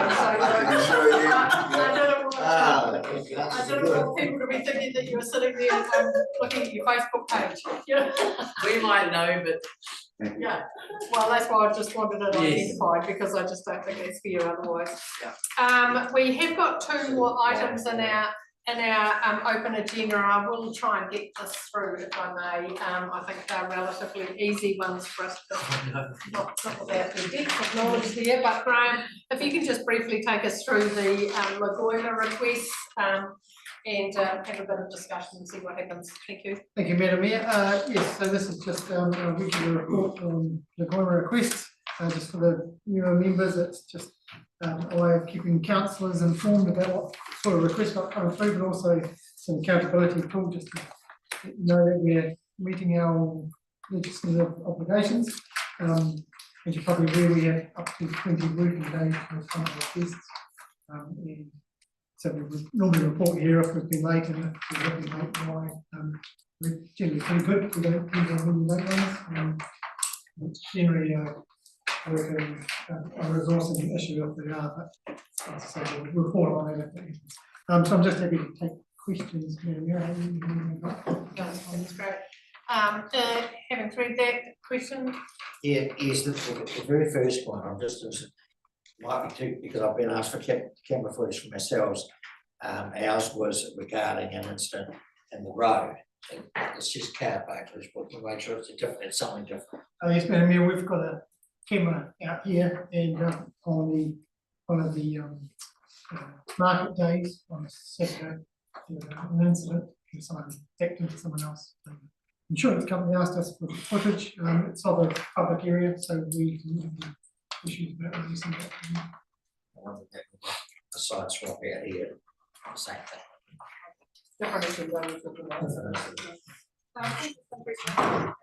The Environment Canterbury around, what's the background to that? Have you got any insights that that be required? I think there was just all the information that went into the creation of the environment. Okay. The evidence and all that stuff. Right.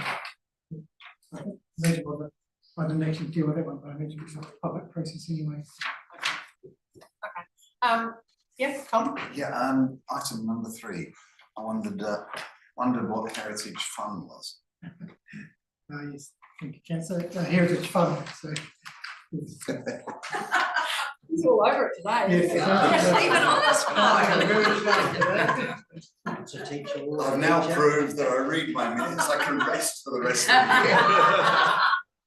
Nothing planned. With that, do you want to move that we receive that information? Absolutely. Oh, good idea. Thank you. Do I have a second? Thank you, Fiona. All in agreement, please say aye. Aye. Okay, that's carried. Thank you. We've got a final open agenda item, and that is the monthly performance report. Hamish, this is your report, so perhaps just want to take us maybe the exceptions of the reds. Yeah, I thought I must explain to the new councillors that this is a report that the required statutory report, the required report against all these performance measures annually, and so we just provide a track of them on a monthly basis, so that council can see where they are. Anything that's in red is not achieved, so you can see that we have not achieved the recycling to waste ratio of 31% year to date or for the month. We're at 27, and that relates to the volume that we're getting through at this time of year. And the other one that we've failed on is building consent. So we missed one building consent in September, didn't get it done on time. So 98% for the month, 99% for the year to date. And of course, once those ones go red, you never catch them up. They stay red for the entire year. Any questions? Thanks, Tom. Yeah, sorry. What did you read now? 899. We've got food inspections, 100% required. and yet we've only got 34%. And the alcohol inspection should be greater than 75%, we've only got 37. Yep, that's, as we roll through the year, those numbers will build up. So they're cumulative. Yeah. Right.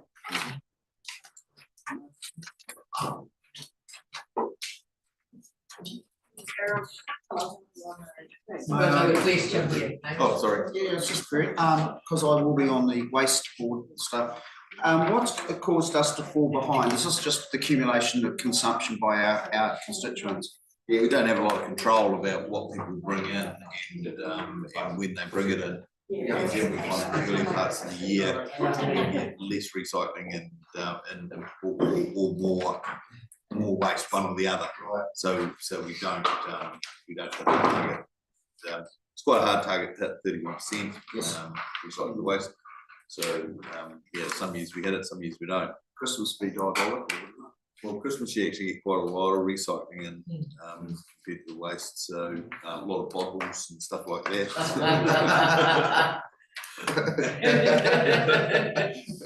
Thank you. Yeah. Okay, look, I'm sorry, I've just interrupted the conversation, but are all the questions being received for the Premier's performance measures? Thank you, or our performance measures, thank you. Happy to move. Someone like to second that we received that? Thank you, Pauline. So all of received that information, please say aye. Aye. Against, that's carried.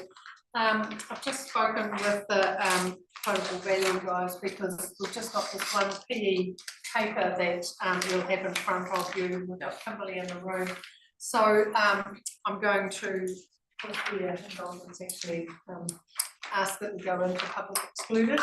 You will have read the reason why we are going into public excluded to protect the privacy of natural persons. So and that's around youth council membership. So if that is the case and you read the agenda and support that, can I ask that someone move, please? Thank you, Tom. Do I have a seconder that we go into public excluded? Thank you, Brett. Okay, sorry. Yeah, I'm trying to get it. So all in agreement that we go into PE, please say aye. Aye. Yes, it's carried. Thank you. So welcome.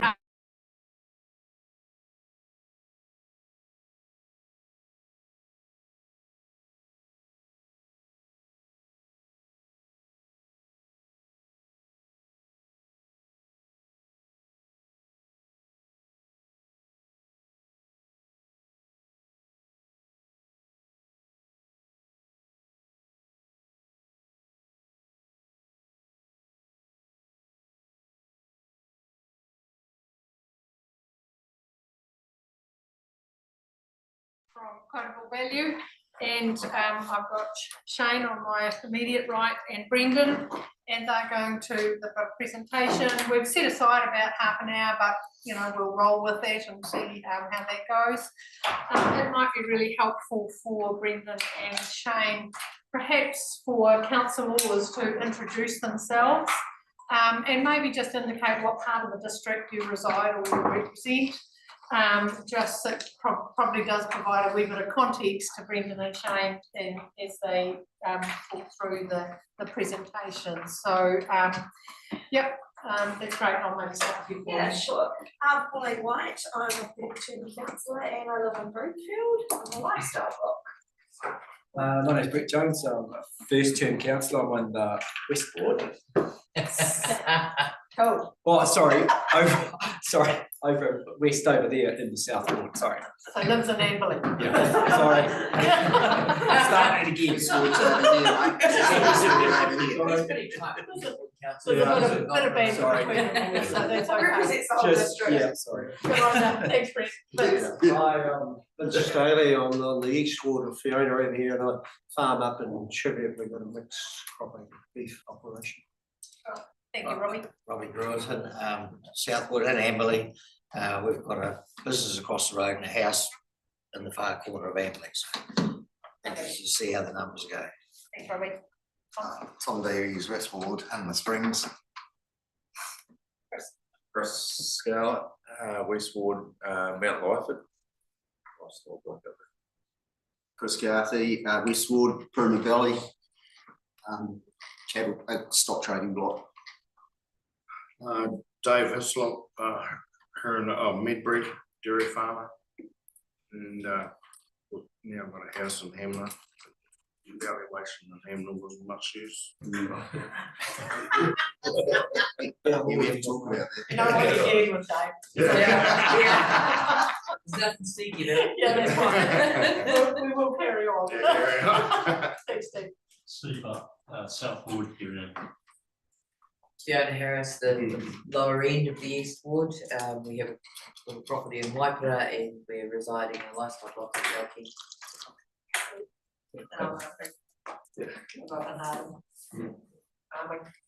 You should do. Yeah. Anyway, look, it's great. I'll hand over to you both and perhaps take us through your PowerPoint and perhaps take questions at the end. Does that kind of work best for you, or are you happy to? At the end, we could always come back to a slide later. Okay, yeah, okay, so we'll let the PowerPoint roll through and then we'll, have any questions that you want to raise. You all good with that? That's cool, thank you. Yeah. Well, thanks for having us here today. I'm Brendan McCurley, I'm from QB, obviously. I'm the South Island Regional Manager based in Christchurch. Just here to give you a presentation about the free yearly revaluation we do for Hurunui, which we just completed. Owners' notices have gone out to the public the last few weeks. And Shane here is the lead valuer for Hurunui. So I'll start with a high level overview of the process, and Shane will dig into a bit more of the actual reval results. Actually, I probably should have said we've got some quality staff in the room as well, but I forgot. Yeah, so, Jason, Dan, Hamish, the CE in the end, and governance, and Lisa's here, but she's in the rating team. Yeah, so sorry, my apologies. Yeah, so we do QB's evaluation service provider for the Hurunui District Council. We do the rating evaluations under the Rating Evaluation Act and the Rating Evaluation Rules.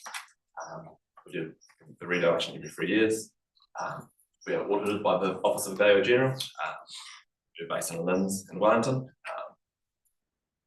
So quite a strict process, which we'll touch on shortly. So the key thing with rating evaluations is that they're a snapshot at a single point in time. So the revaluation date for Hurunui District Council is 1st of July 2025. So a few months past that right now, but the evaluations are effective as at that date. If values change a lot in the near future, they may not be reliable in terms of a market valuation, but the purpose of these is it's a rating valuation. It's used for the council to help strike the rates. So we focus on that single date and time. The values don't include plant or chattels or trees, and we assess the freehold value, not the leasehold value of any property. Another key point we like to put out there is that the market sets the values, and we interpret that data to set the values. So we're not just making values up; we're based on what the market is doing, based on sales evidence, and we apply what we've seen from that. So the auditors back in 2020, they changed the way the audit process works, and they implemented a traffic light system. Basically, it's green light is the goal. Blue light would mean a slight delay, orange means small delays, and purple and red we don't really want to talk about. But yeah, so far we've had pretty good results. Obviously with Hurunui, we did get the green light, which means very minor follow-up needed, and means that we can get the reval through on time. There's always going to be some kind of follow-up during the work to make sure that the overall product is better, the values are more accurate. So we're glad to have a green light. So far this year, we've had 10 revaluations go out throughout the country, and they've so far all been green or blue lights. So pretty good track record so far this year. Just a very high level overview of the revaluation process. So it starts with meeting the council, your building team, your planning team. A lot of behind the scenes data work, making sure that the data we have in the district valuation role is correct and fit for purpose for assessing these valuations.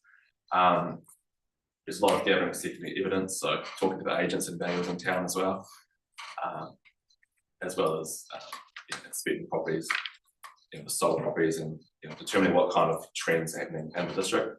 Are certain properties moving at different levels compared to other types of property. From there, we do market adjustments, so we will index properties and adjust the values based on those property categories or locations. And from there, the valuers actually look at, they look at the properties to make sure those new values make sense. We also have a quality assurance process by our own in-house team. Basically,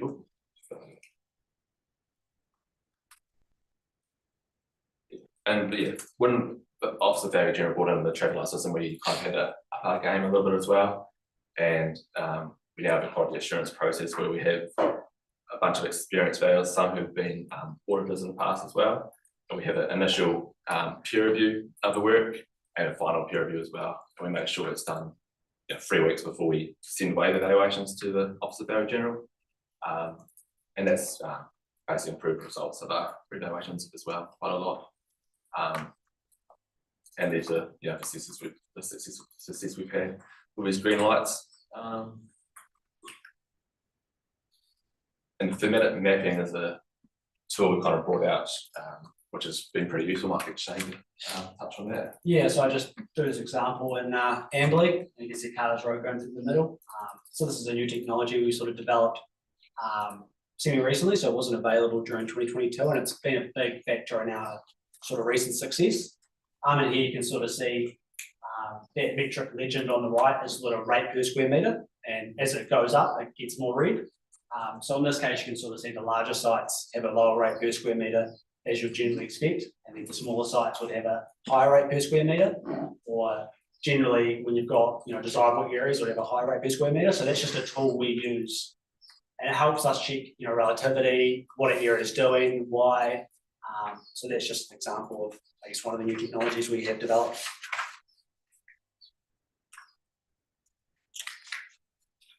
Right, so this is a strategic overview. So most of these things, obviously, a lot of this isn't that available, but on a macro, obviously the population in Amberley has grown. Unemployment rates marginally increased, not massively, and the official cash rate has dropped from our 2022 revaluation date, so therefore interest rates have dropped.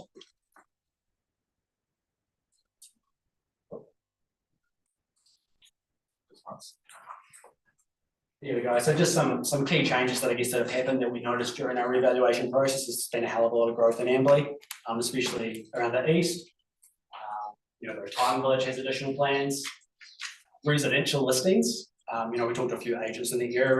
Residential listings are clearly up from 2022, but saying that, it's not necessarily clear that value levels have dropped or anything like that. So probably softer market, but no indication of a drop or anything. Residential rents we noticed increased. Other things, new resource consent for a solar farm at 380 Waipara Road. And yeah, in terms of the rural market, we did notice the dairy sector was doing quite strong with the rising commodity prices, and then pastoral and forestry were sort of interlinked, but I guess we'll get onto that in the next slide or some other slides.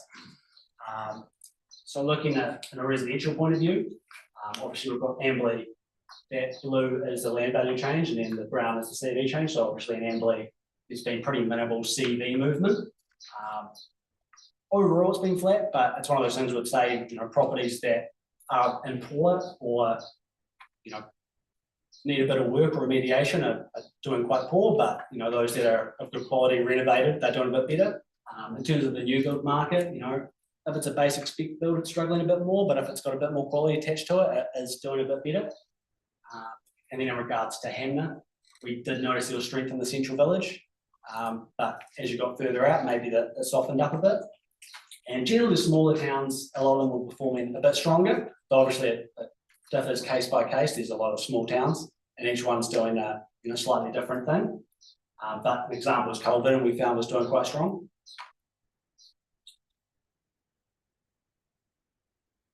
So this is our HPI data. So that line in July 2022 is sort of their last revaluation date. So you can see, obviously it's gone up and down, but overall it's been pretty flat from that 3-year period, which makes our jobs a bit easier rather than doing mass changes. We're sort of trying to clean up data. In terms of the business, so that's sort of the commercial side, nothing too crazy going on really. Rents going up a bit, yields going up a bit, industrial's performing a bit better than commercial. It's a lot of those are sort of national trends, so nothing that sticks out too much. I guess the one interesting thing was maybe the drop in domestic tourism going through Hanmer Springs with the compared to the 2022, obviously COVID lockdown environment, but back to a bit of normalcy. And rural lifestyle, obviously it's a very largely rural district. The dairy market was doing stronger, obviously high commodity prices. And pastoral and forestry were coming back the most, I think, excluding utilities, and that's to do with the 2022 market being heavily impacted by forestry conversions. So that sort of skewed the market to a degree at the time. Saying all that, I'm not a rural valuer, but I don't want to tell you too much.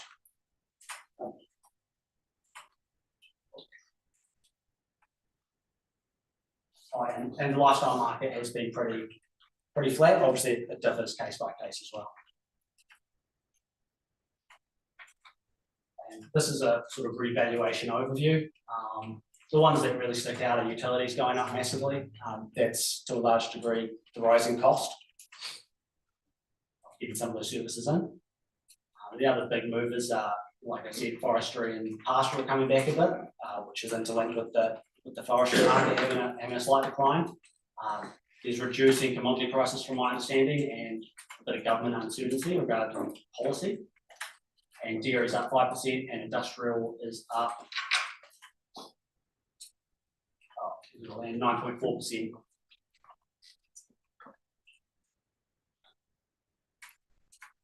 It's in a bar graph, so that sort of clearly shows what's doing what really. Utilities really going off the map compared to everything else.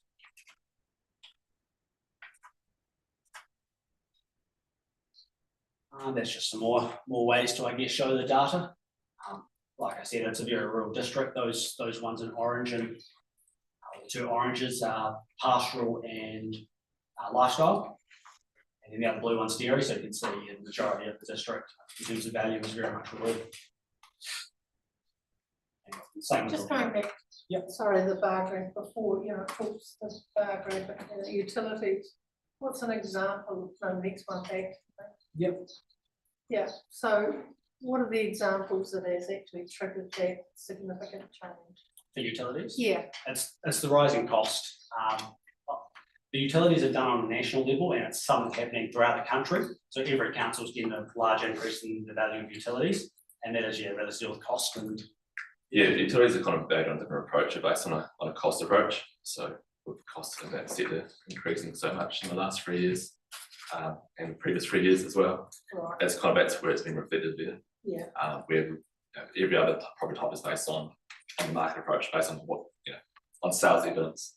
You don't really get sales of the council's utilities, so the correct approach is to use a cost approach. Yeah, because it kind of doesn't reflect what we know or what we understand about the district, does it really, but it's more of a national scale. Yeah, that's the replacement cost basically. Yeah. So if you were to replace it. Yeah, like the cost to build a house would have gone up from 3 years ago, but sometimes the value this year doesn't go up because people aren't willing to pay that. But in terms of the utilities, doing it on a cost approach, you really have to reflect the cost of actually replacing a like-for-like asset, which has gone up significantly. Thank you, correct.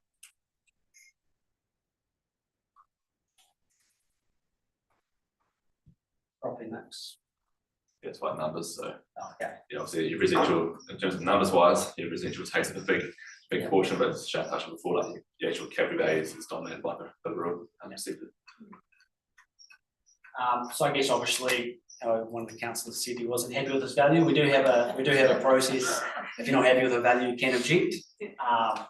So you can call the call centre. You can also do it online. That objection window closes 28th of November. That process will involve a valuer going onto site, inspecting it, taking photos, and comparing your property's value based on sales. So that is a process we have to, I guess, if you're not happy with your valuation, you can try to get it remedied. Some of the key dates: works at effective date of valuation, July 25. Owner's notice is posted 22nd of October 25, the objection period closed 28th November. And yeah, I guess for grading purposes from 1st of July 26. Cool. Got the cheers slide. Thanks for listening. Awesome, and thanks Brendan, thank you Shane, for that oversight, I guess, of, I guess from an individual homeowner, landowner, that they've got an opportunity to consider the evaluation as they've received it at the moment. I was just thinking when you were going through the PowerPoint, is this something that we've got the PowerPoint that councillors can have this? Yeah, we can circulate that to individual councillors if they wanted to sort of reflect on what we've heard here this afternoon. I think that'd be quite helpful.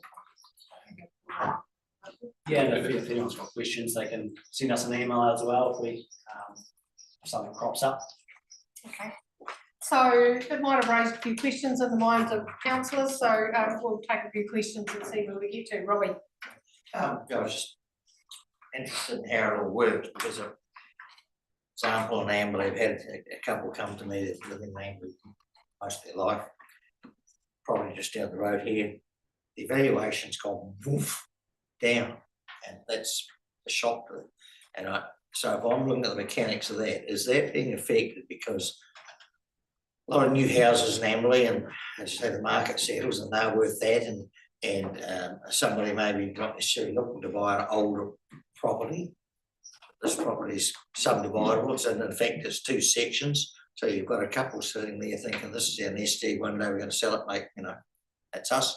Now they're finding out it's dropped, so is it a mistake, or can you tell me the things that would make that we're not talking a little bit, it's plummeted? Yeah, if something's plummeted, it's an indication that maybe there was something that was picked up. So I don't have the information of that specific property on me, but maybe if I could look back in the office, but if it was a recent sale, or maybe there was a sale in the close vicinity that was comparable, or maybe that area was doing something. Generally it's based on sales, so we have benchmark sales and would say, okay, this is what this is selling for on a rate. And then we would go through a line flow, which is the Excel sheet, and just go through the list really. So that's the process of it. That's what I'm wondering is if the majority, if the average house sale in Amberley, which all these new houses is now that. Yeah. All the other older houses are suddenly driven down. No, generally we found in Amberley the sub 600 market was actually the strongest. So if you had something affordable but it was relatively tidy, that market we found was really strong. But properties that needed a lot of work or were really basic spec builds, that stuff was kind of struggling a bit more. So yeah, I wouldn't say the older stock is struggled unless it needs a lot of work or anything like that. So the advice that Robbie need would to give these people would be to work through the steps. Lodge an objection basically Yeah. as advice you give to anyone who has that kind of query. That's the best way we can sort it, like the objection window is open now to the end of November. Yeah. And about can actually come have a look and recap what's going on. Yeah. So I mean, that's the role that we all could play as elected members, that if someone comes to you, that you can inform a member of our community that there is a process that they just need to work that through, so we will have a role in actually giving that information. Yeah. Yeah, I mean, the revaluation, it's a mass appraisal, like we haven't seen inside every single property because of features that we don't know about. So yeah, the best thing is to object. There's no cost to the ratepayers. That's part of what we do. So. Yeah, that's cool. Good question though. Thanks, Robbie. Vince. It's going to be interesting. You guys like to pull your socks up with the capital gains tax Labor's talking about. How are you going to do all those valuations? Because everyone will want you to visit personally, won't they? If you're going to be a capital, they're saying they're going to set a date. So it's going to be interesting. Yeah, I mean, we'll do cross that bridge when we come to it, I guess. Yeah, But we're probably wondering as well. At this stage, we don't know how that's going to play out for us. But in terms of the valuations themselves, I mean, it doesn't change how we value things because it's still based on what properties are selling for. You're setting that baseline. Yeah, but it's we might be busy. So. Yeah, I think a lot of people think we'll probably end up getting more work because of it. But yeah, we'll see. Interesting times. Yeah, that's cool. Thanks, Vince. Got Dave and then maybe Chris. I thought that was. You don't believe this, you've got to say first thing, but that's fine, move on. But as Robbie's question about an individual house, my understanding, QV is not an individual type company, it's giving blanket type valuations. I don't like on my farm. Your valuations on the bit of paper, and it's for a rating value for my banking requirements. I have a registered value that I do it, or I get the bank is doing it because I want a more accurate valuation. I think it's dangerous if we're using these, your valuations and inspecting using the valuations. If someone's got a real issue, they can do it, but you're doing averages. That's, there's a registered valuation for specific properties, for a reason, there's, if you use mass appraisal data,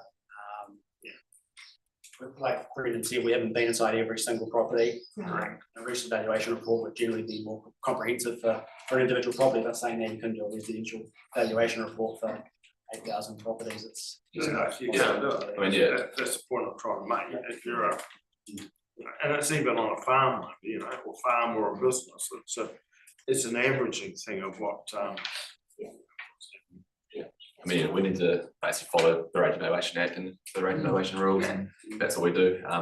It's one of the key things is trying to maintain uniformity as well, because it is for people's rates. So, we don't want drastic differences, but we also do need to reflect differences if they are there as well, for any specific reason. So. Thanks, Brendan. Chris. Just a fun question. When people object, are they trying to get it down more or put it up more? Just out of curiosity, I'd love to know that step. We say up, which is kind of counterintuitive sometimes, you think, but most people want to values up.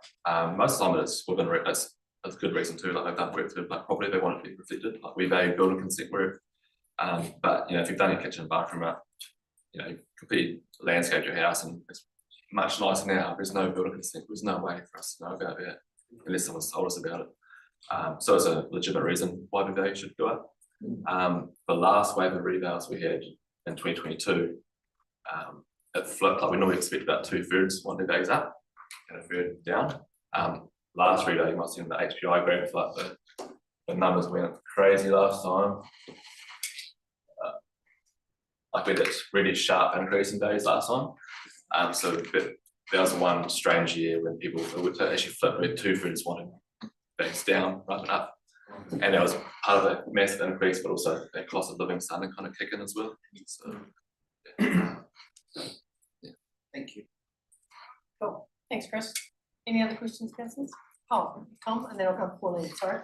I came across a property that the rebuild costs were sort of around about the $2,000 a square metre, and that seemed remarkably not low for a very modern house in Hanmer Springs. And it's like, what would you advise the sponsor there? Because that just seems ridiculously low. But on the other hand, the resident who's got that value is thinking, well, my rates are going to be lower for the next few years. Do I stick with that because it's lower, or do I press for a higher valuation? And do they press for a higher valuation and get a higher rates bill? So when you say rebuild costs, you're talking about the VI levels, and then so generally the VI levels don't necessarily equate to cost. No. We have what a CB, so that's what the market value potentially is for the property, and then the land value, which is as a vacant. And then if you have the potential market value, this is the potential land value, that's sort of the VI. So it's not necessarily reflective of cost. In terms of a market point of view, if you build a new house at $5,000 per square metre, someone's not going to necessarily come along and pay that, cost to build. So obviously it's another situation where we'd have to know the specifics of their property, but like we said to the other councillor, that person can definitely object if they feel like maybe their property has that quality, that the value should be higher. But often that VI doesn't necessarily equate to cost. Yeah, we basically won't look at cost as such for the objection valuation. We look at that market evidence and what have similar properties sold for. Question from Pauline. Yeah, and I don't know if you can answer it, but just in social conversations, any commentary around comparisons on how Hurunui is performing in regards in comparison to Waimakariri? Like, I know that they've had an overall drop. Days a wise, percentage drop, but like, are there any patterns there between our neighbours and? yeah, I mean, we do the revos for the whole South Island, so the trends throughout Canterbury are pretty similar. Like the numbers aren't, I mean, they vary slightly, but you know, basically high level resi's flat, it's decreasing slightly or increasing slightly. Industrials performing better than commercial, and that's kind of a nationwide trend. In terms of the rural, dairy is starting to be stronger, but pastoral blocks not so much. So similar. Yeah, it's very similar across Canterbury really. Like Canterbury's quite a bit more of a steady kind of market compared to the rest of the country. You hear about Auckland and Wellington dropping 20-30% or whatever, but you know, Canterbury's kind of held more steady. You're constantly in Canterbury, aren't we? Yeah. On a rocking boat. Yeah, that's cool. Yeah, question? How many viewers do you have in Canterbury? For all of Canterbury or just for this reval? I just wondered how many, yeah, because I always amuse when you send and you ask you to fill in a form and you think, well, why would I want to put my rates up? Because the bank does a valuation and that's sort of the important one really, not yours is just a rating one. We've got about 20 odd who do the rating valuations in the Christchurch office. Seems that Haranui was, I couldn't tell you the exact number because there were some people that did small parts and some people that did big parts, but might be a dozen or so that were in some way, shape or involved. Right. Okay, councillors, do you have any other questions from Brendan and Shane? That's been really helpful, actually, it gives them sort of context, I guess, to the purpose or the reason behind this. So I really appreciate you coming out and providing it for us today. You know, I know the letters have all been, you know, we've all received the letters, and sometimes it's people to overlook getting that objection by the 28th of November. So I'm just wondering from a council context, I guess it's a question for you, are we planning to put anything, or we're just sort of signalling through the process? The letter's been out, people have got so it's personal responsibility to get something in if they want to object by the 28th? Yep. Yeah, okay. So that's our message really from a council or elected member perspective. So you've got an opportunity to talk within your communities, you might get what Robbie's aware of, and people need to just sort of follow that process to meet that 28th deadline, and will be supported by you and your team to get that re-evaluation process triggered. And typically, how long does that take? The injection process? Yeah. Generally, it'll be sort of in the. Yeah, well, they'll be finished well before race strike anyway. So, Okay. yeah, we'll probably start them in December, I'd say. Right. But Yeah. the bulk will probably be done in the early new year. Okay. Yeah.